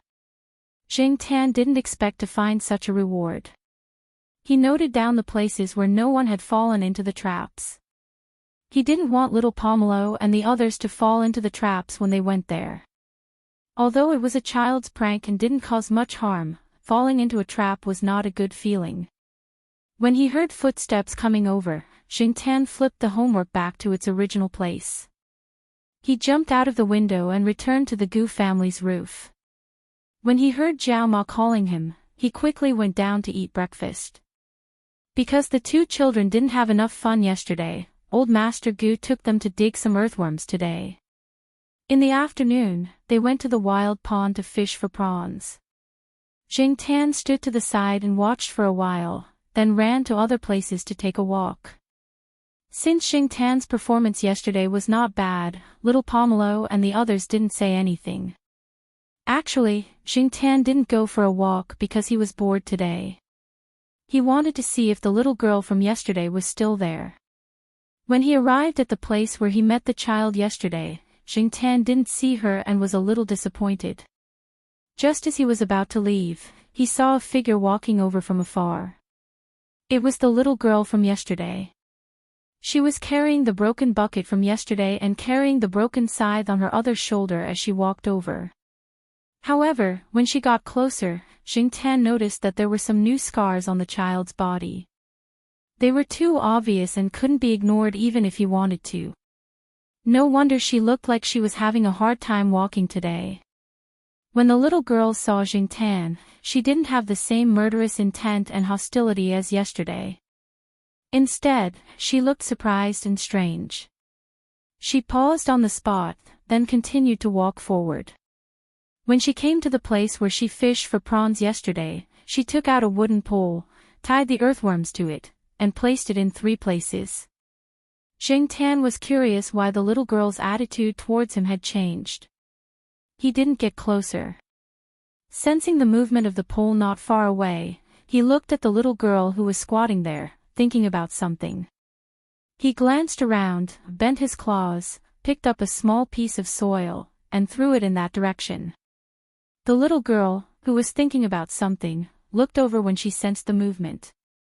She saw the black cat that she thought was very strange. She saw the black cat look at the place where the pole was placed, then get up and walk over there. Jing Tan retreated a few meters and watched the little girl guard the pole for a few seconds, then pick up a small prawn.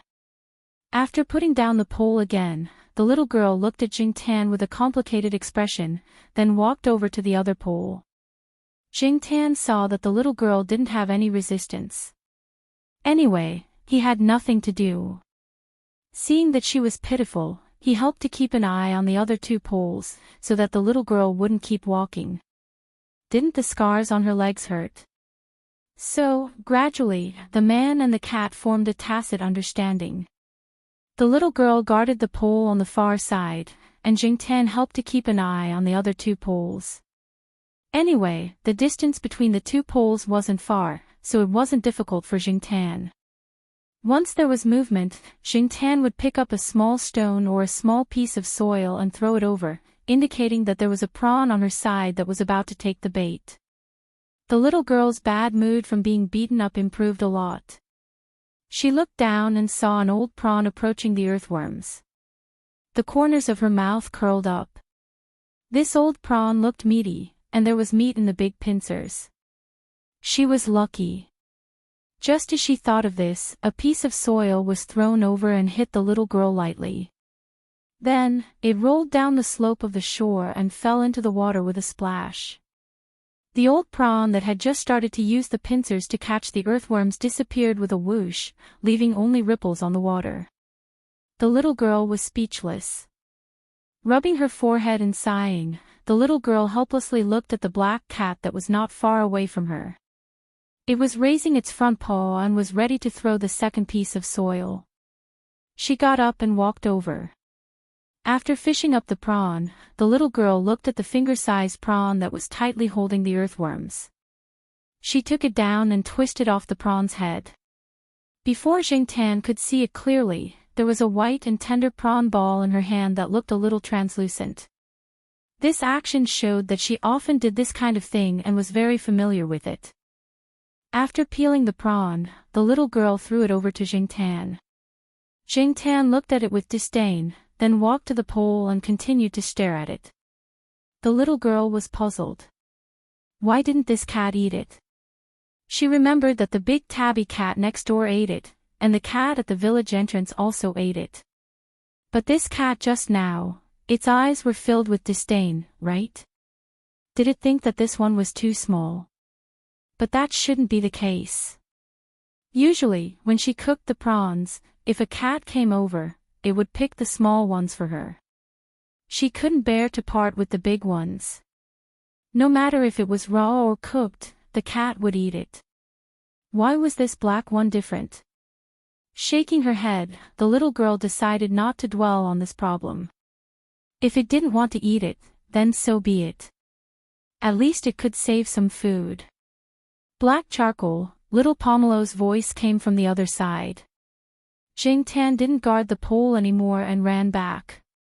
Little Pomelo didn't sound like she was in danger. She was just asking Jingtan to go back. Black charcoal. What a terrible name.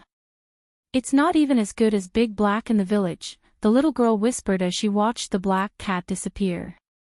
Looking at the other two poles, he sighed and got up to look at the poles. Running back to little Pomelo's side, Jingtan heard the Jiao Yuan bragging to old Master Gu. How was it? I told you that black charcoal would definitely come back immediately. Little Pomelo turned on the kettle and took out the lid to pour Jingtan some water. She was afraid that Jingtan would be thirsty on such a hot day. Jingtan was proud. His child was indeed the best. Old Master Gu curled his lips and thought to himself, it's just a cat. Look at how much you spoil it. But old Master Gu could only keep it to himself and didn't dare to say it out loud.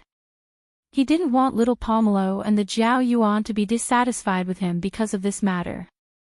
After drinking the water, Jingtan stayed there for a while before running to the little girl's side. She was also drinking water, but she wasn't using a kettle. Instead, she was using a mineral water bottle. It seemed that she had been using it for a while. In the following days, little Pomelo and the others went out to fish for prawns, and Jingtan took some time to help the little girl keep an eye on the poles. The little girl seemed to go to the wild pond to fish for prawns every day. However, when little Pomelo and the others didn't go out, Jingtan also stayed in the house.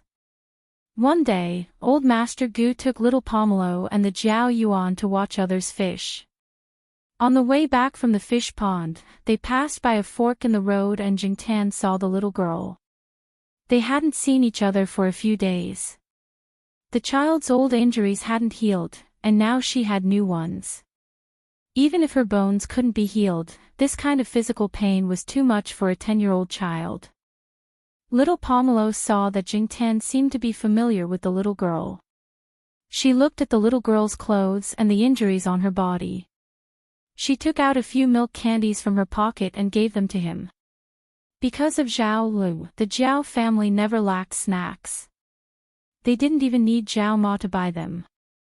Every once in a while, Zhao Lu would have someone send food over. They couldn't even finish eating.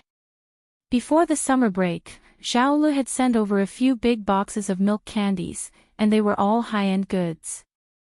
The Jiao Yuan had already brought them over. Because the weather was too hot, they only brought a few with them when they went out. Little Pomelo only ate one today and gave the rest to the little girl. She felt that the person Jingtan knew should be a good person. The little girl looked at little Pomelo and the black cat standing next to little Pomelo with a complicated expression. She said, "Thank you," and left. Jingtan looked at old Master Gu's expression and knew that he probably knew something. However, when little Pomelo and the Jiao Yuan asked about it, old Master Gu didn't say anything. He was afraid that it would affect the two children negatively.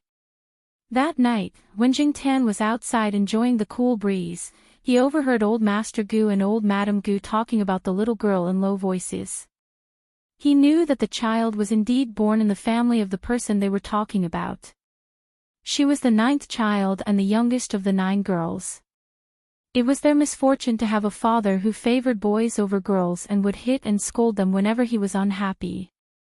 Jingtan also heard from old Master Gu that the child would be sold by her father sooner or later. Luckily, she had 2 older sisters. Once the 2 older sisters were sold, it would probably be her turn. Chapter 207. Although it was hot in August, there were also times when it rained. Jing Tan squatted in front of the window and looked at the scenery outside. A toad the size of a fist calmly crawled from one side of the cement road to the other side of the road not far from the door. The croaking of frogs could be heard everywhere outside. Little Pomelo was lying on the table drawing. The electric fan had also stopped. The wind outside the window was humid and cool. Jing Tan looked in the direction of the wild pond. He didn't know where the little girl would go today. Recently, little Pomelo and the others only went there to fish for prawns every few days. They didn't run to the wild pond every day. However, Jing Tan went there to help the little girl when he had time. On sunny days, the little girl would fish for prawns at the wild pond. On rainy days, she might be catching frogs. The little girl looked thin and weak. 2 days ago, Jing Tan saw her use a broken part of her sickle to kill a snake as thick as a finger. At that time, the child didn't show any fear. Her expression didn't even change much during the whole process. To be honest, there was a little excitement in her eyes. Snakes were also meat. Jing Tan looked at her. The little girl was probably used to it. Who knew how many snakes she had killed with that sickle? She was brave enough to be stronger than the average child. After the rain stopped, Jing Tan went to the wild pond the next day. After waiting for a while, he saw the little girl walking over with the equipment. Seeing Jing Tan waiting there, the little girl's frown eased and she quickly walked over. Although it had just rained yesterday, the temperature quickly rose once the rain stopped. In addition to the sun in the morning, many places were not so wet. In another day or two, some of the dirt roads that people often walked on would be as dry as they were a few days ago. They tied the earthworms, set the rod, and then divided the work. After 2 or 3 hours, they could still catch some. However, the wild pond was only so big. After fishing for so long, the harvest was not as good as when they first started. The little girl left the wild pond at 6:00 in the evening every day. Jing Tan couldn't do it. He had to go back around 5:00. Otherwise, he would have to listen to Jiao Ma's nagging again. Jing Tan didn't need a watch. He could estimate the approximate time by looking at the sun above his head. The little girl also knew that the black cat would have to return every afternoon at a certain time. But today was different. Jing Tan was looking at the rod, staring at the string. When there were prawns, the string would tighten, and the larger prawns would even pull on the rod. Seeing a shrimp clamping an earthworm, Jing Tan motioned for the little girl to come over. After hooking up the prawn, the little girl didn't put the rod down again. Instead, she put the fish away. So early today. Jing Tan was puzzled. After tidying up, the little girl asked Jing Tan to follow her. Although he didn't quite understand what the little girl wanted to do, it was still early. Jing Tan followed her.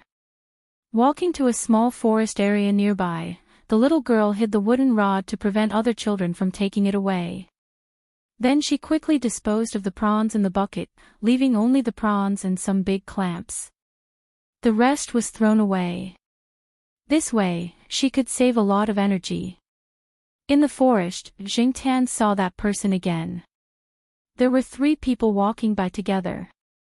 Jing Tan hid in the grass and stared in that direction.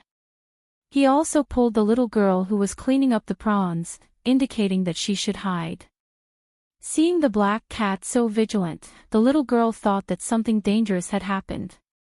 She didn't care about the prawns and immediately hid behind the bushes. She lay on the ground and looked in that direction through the gaps in the bushes. After the 3 people left, Jing Tan's tense muscles relaxed. Who are they? Did they beat you? The little girl looked at Jing Tan in confusion. Ha! The little girl didn't know them. Previously, Jing Tan thought that the little girl's sisters had been sold to these people by their father. But now it seemed that it was different from what he had imagined. If they were sold to these people, the little girl shouldn't not know any of them, right? For a moment, Jingtian really couldn't think of a reason. After leaving the place where the wooden rod was hidden, the little girl took Jingtian a little further away and stopped near an orchard. There was a metal net around the orchard, so it was probably heavily guarded. There was a small stone bridge here, but the original stream under the stone bridge had been dried up for many years and was overgrown with weeds. Moreover, it seemed that people didn't often come here. The little girl slid down the slope and parted the grass. There was a hole inside. Jingtian watched as she took out some things one after another, including a small aluminum pot. There were some green bricks near the edge of the stone bridge. There were burn marks on the bricks. Jingtian watched as she placed the bricks in an N shape. Then, she placed a small aluminum pot on top of the bricks. She placed some hay and firewood in the crack at the bottom. She lit the firewood and began to cook the prawns. It was very simple boiled prawns. Jingtian didn't have any appetite, but the little girl seemed to be staring at something delicious. After cooking, the little girl handed Jingtian a prawn bowl. Jingtian didn't eat it, so she finished it all. After eating, she put everything back in its original place. The little girl told Jingtian that this was her secret base. She would come here most of the time when it was time to eat and would only go home to sleep at night. When she mentioned going home, there was disgust in her eyes. It was almost dark, so Jingtian couldn't stay here all the time. After Jingtian had left, the little girl walked to another spot and parted the bushes. There was a wide-mouthed glass can inside, and the candies that little Pomelo had given her were stored inside the glass can. She had already eaten 3 candies. Looking at the remaining 2 candies, she sighed. After hesitating for a while, she picked up one of the candies and carefully tore open the wrapping paper. After taking out the candies, she tidied up the plastic wrapping paper and placed it inside the can. There were already 4 wrapping papers stacked inside. With the candies in her mouth, the little girl leaned against the slope and lay down. The milky and sweet smell of the candies made her like it so much that her eyes narrowed. At night, Jingtian was in a bad mood and couldn't sleep, so he went outside to pee. He wasn't used to using the toilet, but seeing that many children here directly found a place to pee, Jingtian also went to a place where there was no one to pee secretly. Jingtian jumped out of the window and ran out of the backyard. He didn't want to go near it. Anyway, he couldn't sleep now, so he ran further away to pee. Jingtian didn't find it very quiet at night in the village. The sounds of insects and frogs were constant, and occasionally, dogs barked. In the night, Jingtian's movements were not blocked. Sometimes, he would run into cats raised by other people in the village. Some of them provoked him, but Jingtian wasn't in the mood to pay attention to them. Enjoying the night breeze, he walked for a while and then found a place to pee. As Jingtian was peeing, his ears twitched. Someone was coming this way. Originally, he didn't want to pay attention to it and go back after peeing, but the sound made Jingtian stop in his tracks. It was really fate. He met this guy once during the day, and now he met this guy again at night. Jingtian hid in a corner and waited for the people to come closer. Only 2 people came over. One was the person Jingtian knew who he had pushed into the artificial lake, and the other was probably a villager here, with an accent. The 2 people reeked of alcohol, and their conversation was all about the gossip in the village, with some dirty jokes. However, Jingtian noticed that the villager called the person next to him Snakehead. Jingtian didn't hear them talk about some of the core issues, and he was a little disappointed. However, it was rare to run into someone who was drunk. Jingtian was in the right place at the right time at the right time. If he didn't teach Jingtian a lesson, he wouldn't be able to feel at ease. Thinking about it, Jingtian suddenly remembered something written in the diary of the guy who lived next door. According to the description, there should be a trap around here. Jingtian quietly ran in front of them from the side. Following the dirt road, there was a fork in the road. According to the guy's diary, behind the house of the fourth last house, there was a hole in the backyard between the fence and the dirt road. They didn't dare to blatantly dig a hole on this dirt road. They would be beaten. Digging not far from the roadside, some villagers turned a blind eye. Anyway, they only walked on the dirt road. As for the side, it was obvious that there was a hole there, and even weeds didn't grow. However, in the middle of the night, especially after drinking, their consciousness was not so clear, and they couldn't see or remember the obvious trap. Jing Tian easily found the trap. It was about 3 or 4 meters away from the dirt road, and there were a lot of weeds around. It could be seen that very few people came here. The trap dug by the children was very simple. They dug a square pit about half a meter long, and then put a few thin wooden sticks on it, and covered it with some grass. Jing Tian also smelled the stench coming from inside. He guessed that the children would pee here from time to time. Otherwise, if it was just a hole, it would be too simple, and they would have dug it in vain. Jing Tian tested the carrying capacity of the thin wooden stick. If he stood on it, he would definitely fall, let alone an adult. The two people were getting closer and closer. Jing Tian hit on the other side of the dirt road, which was different from the trap.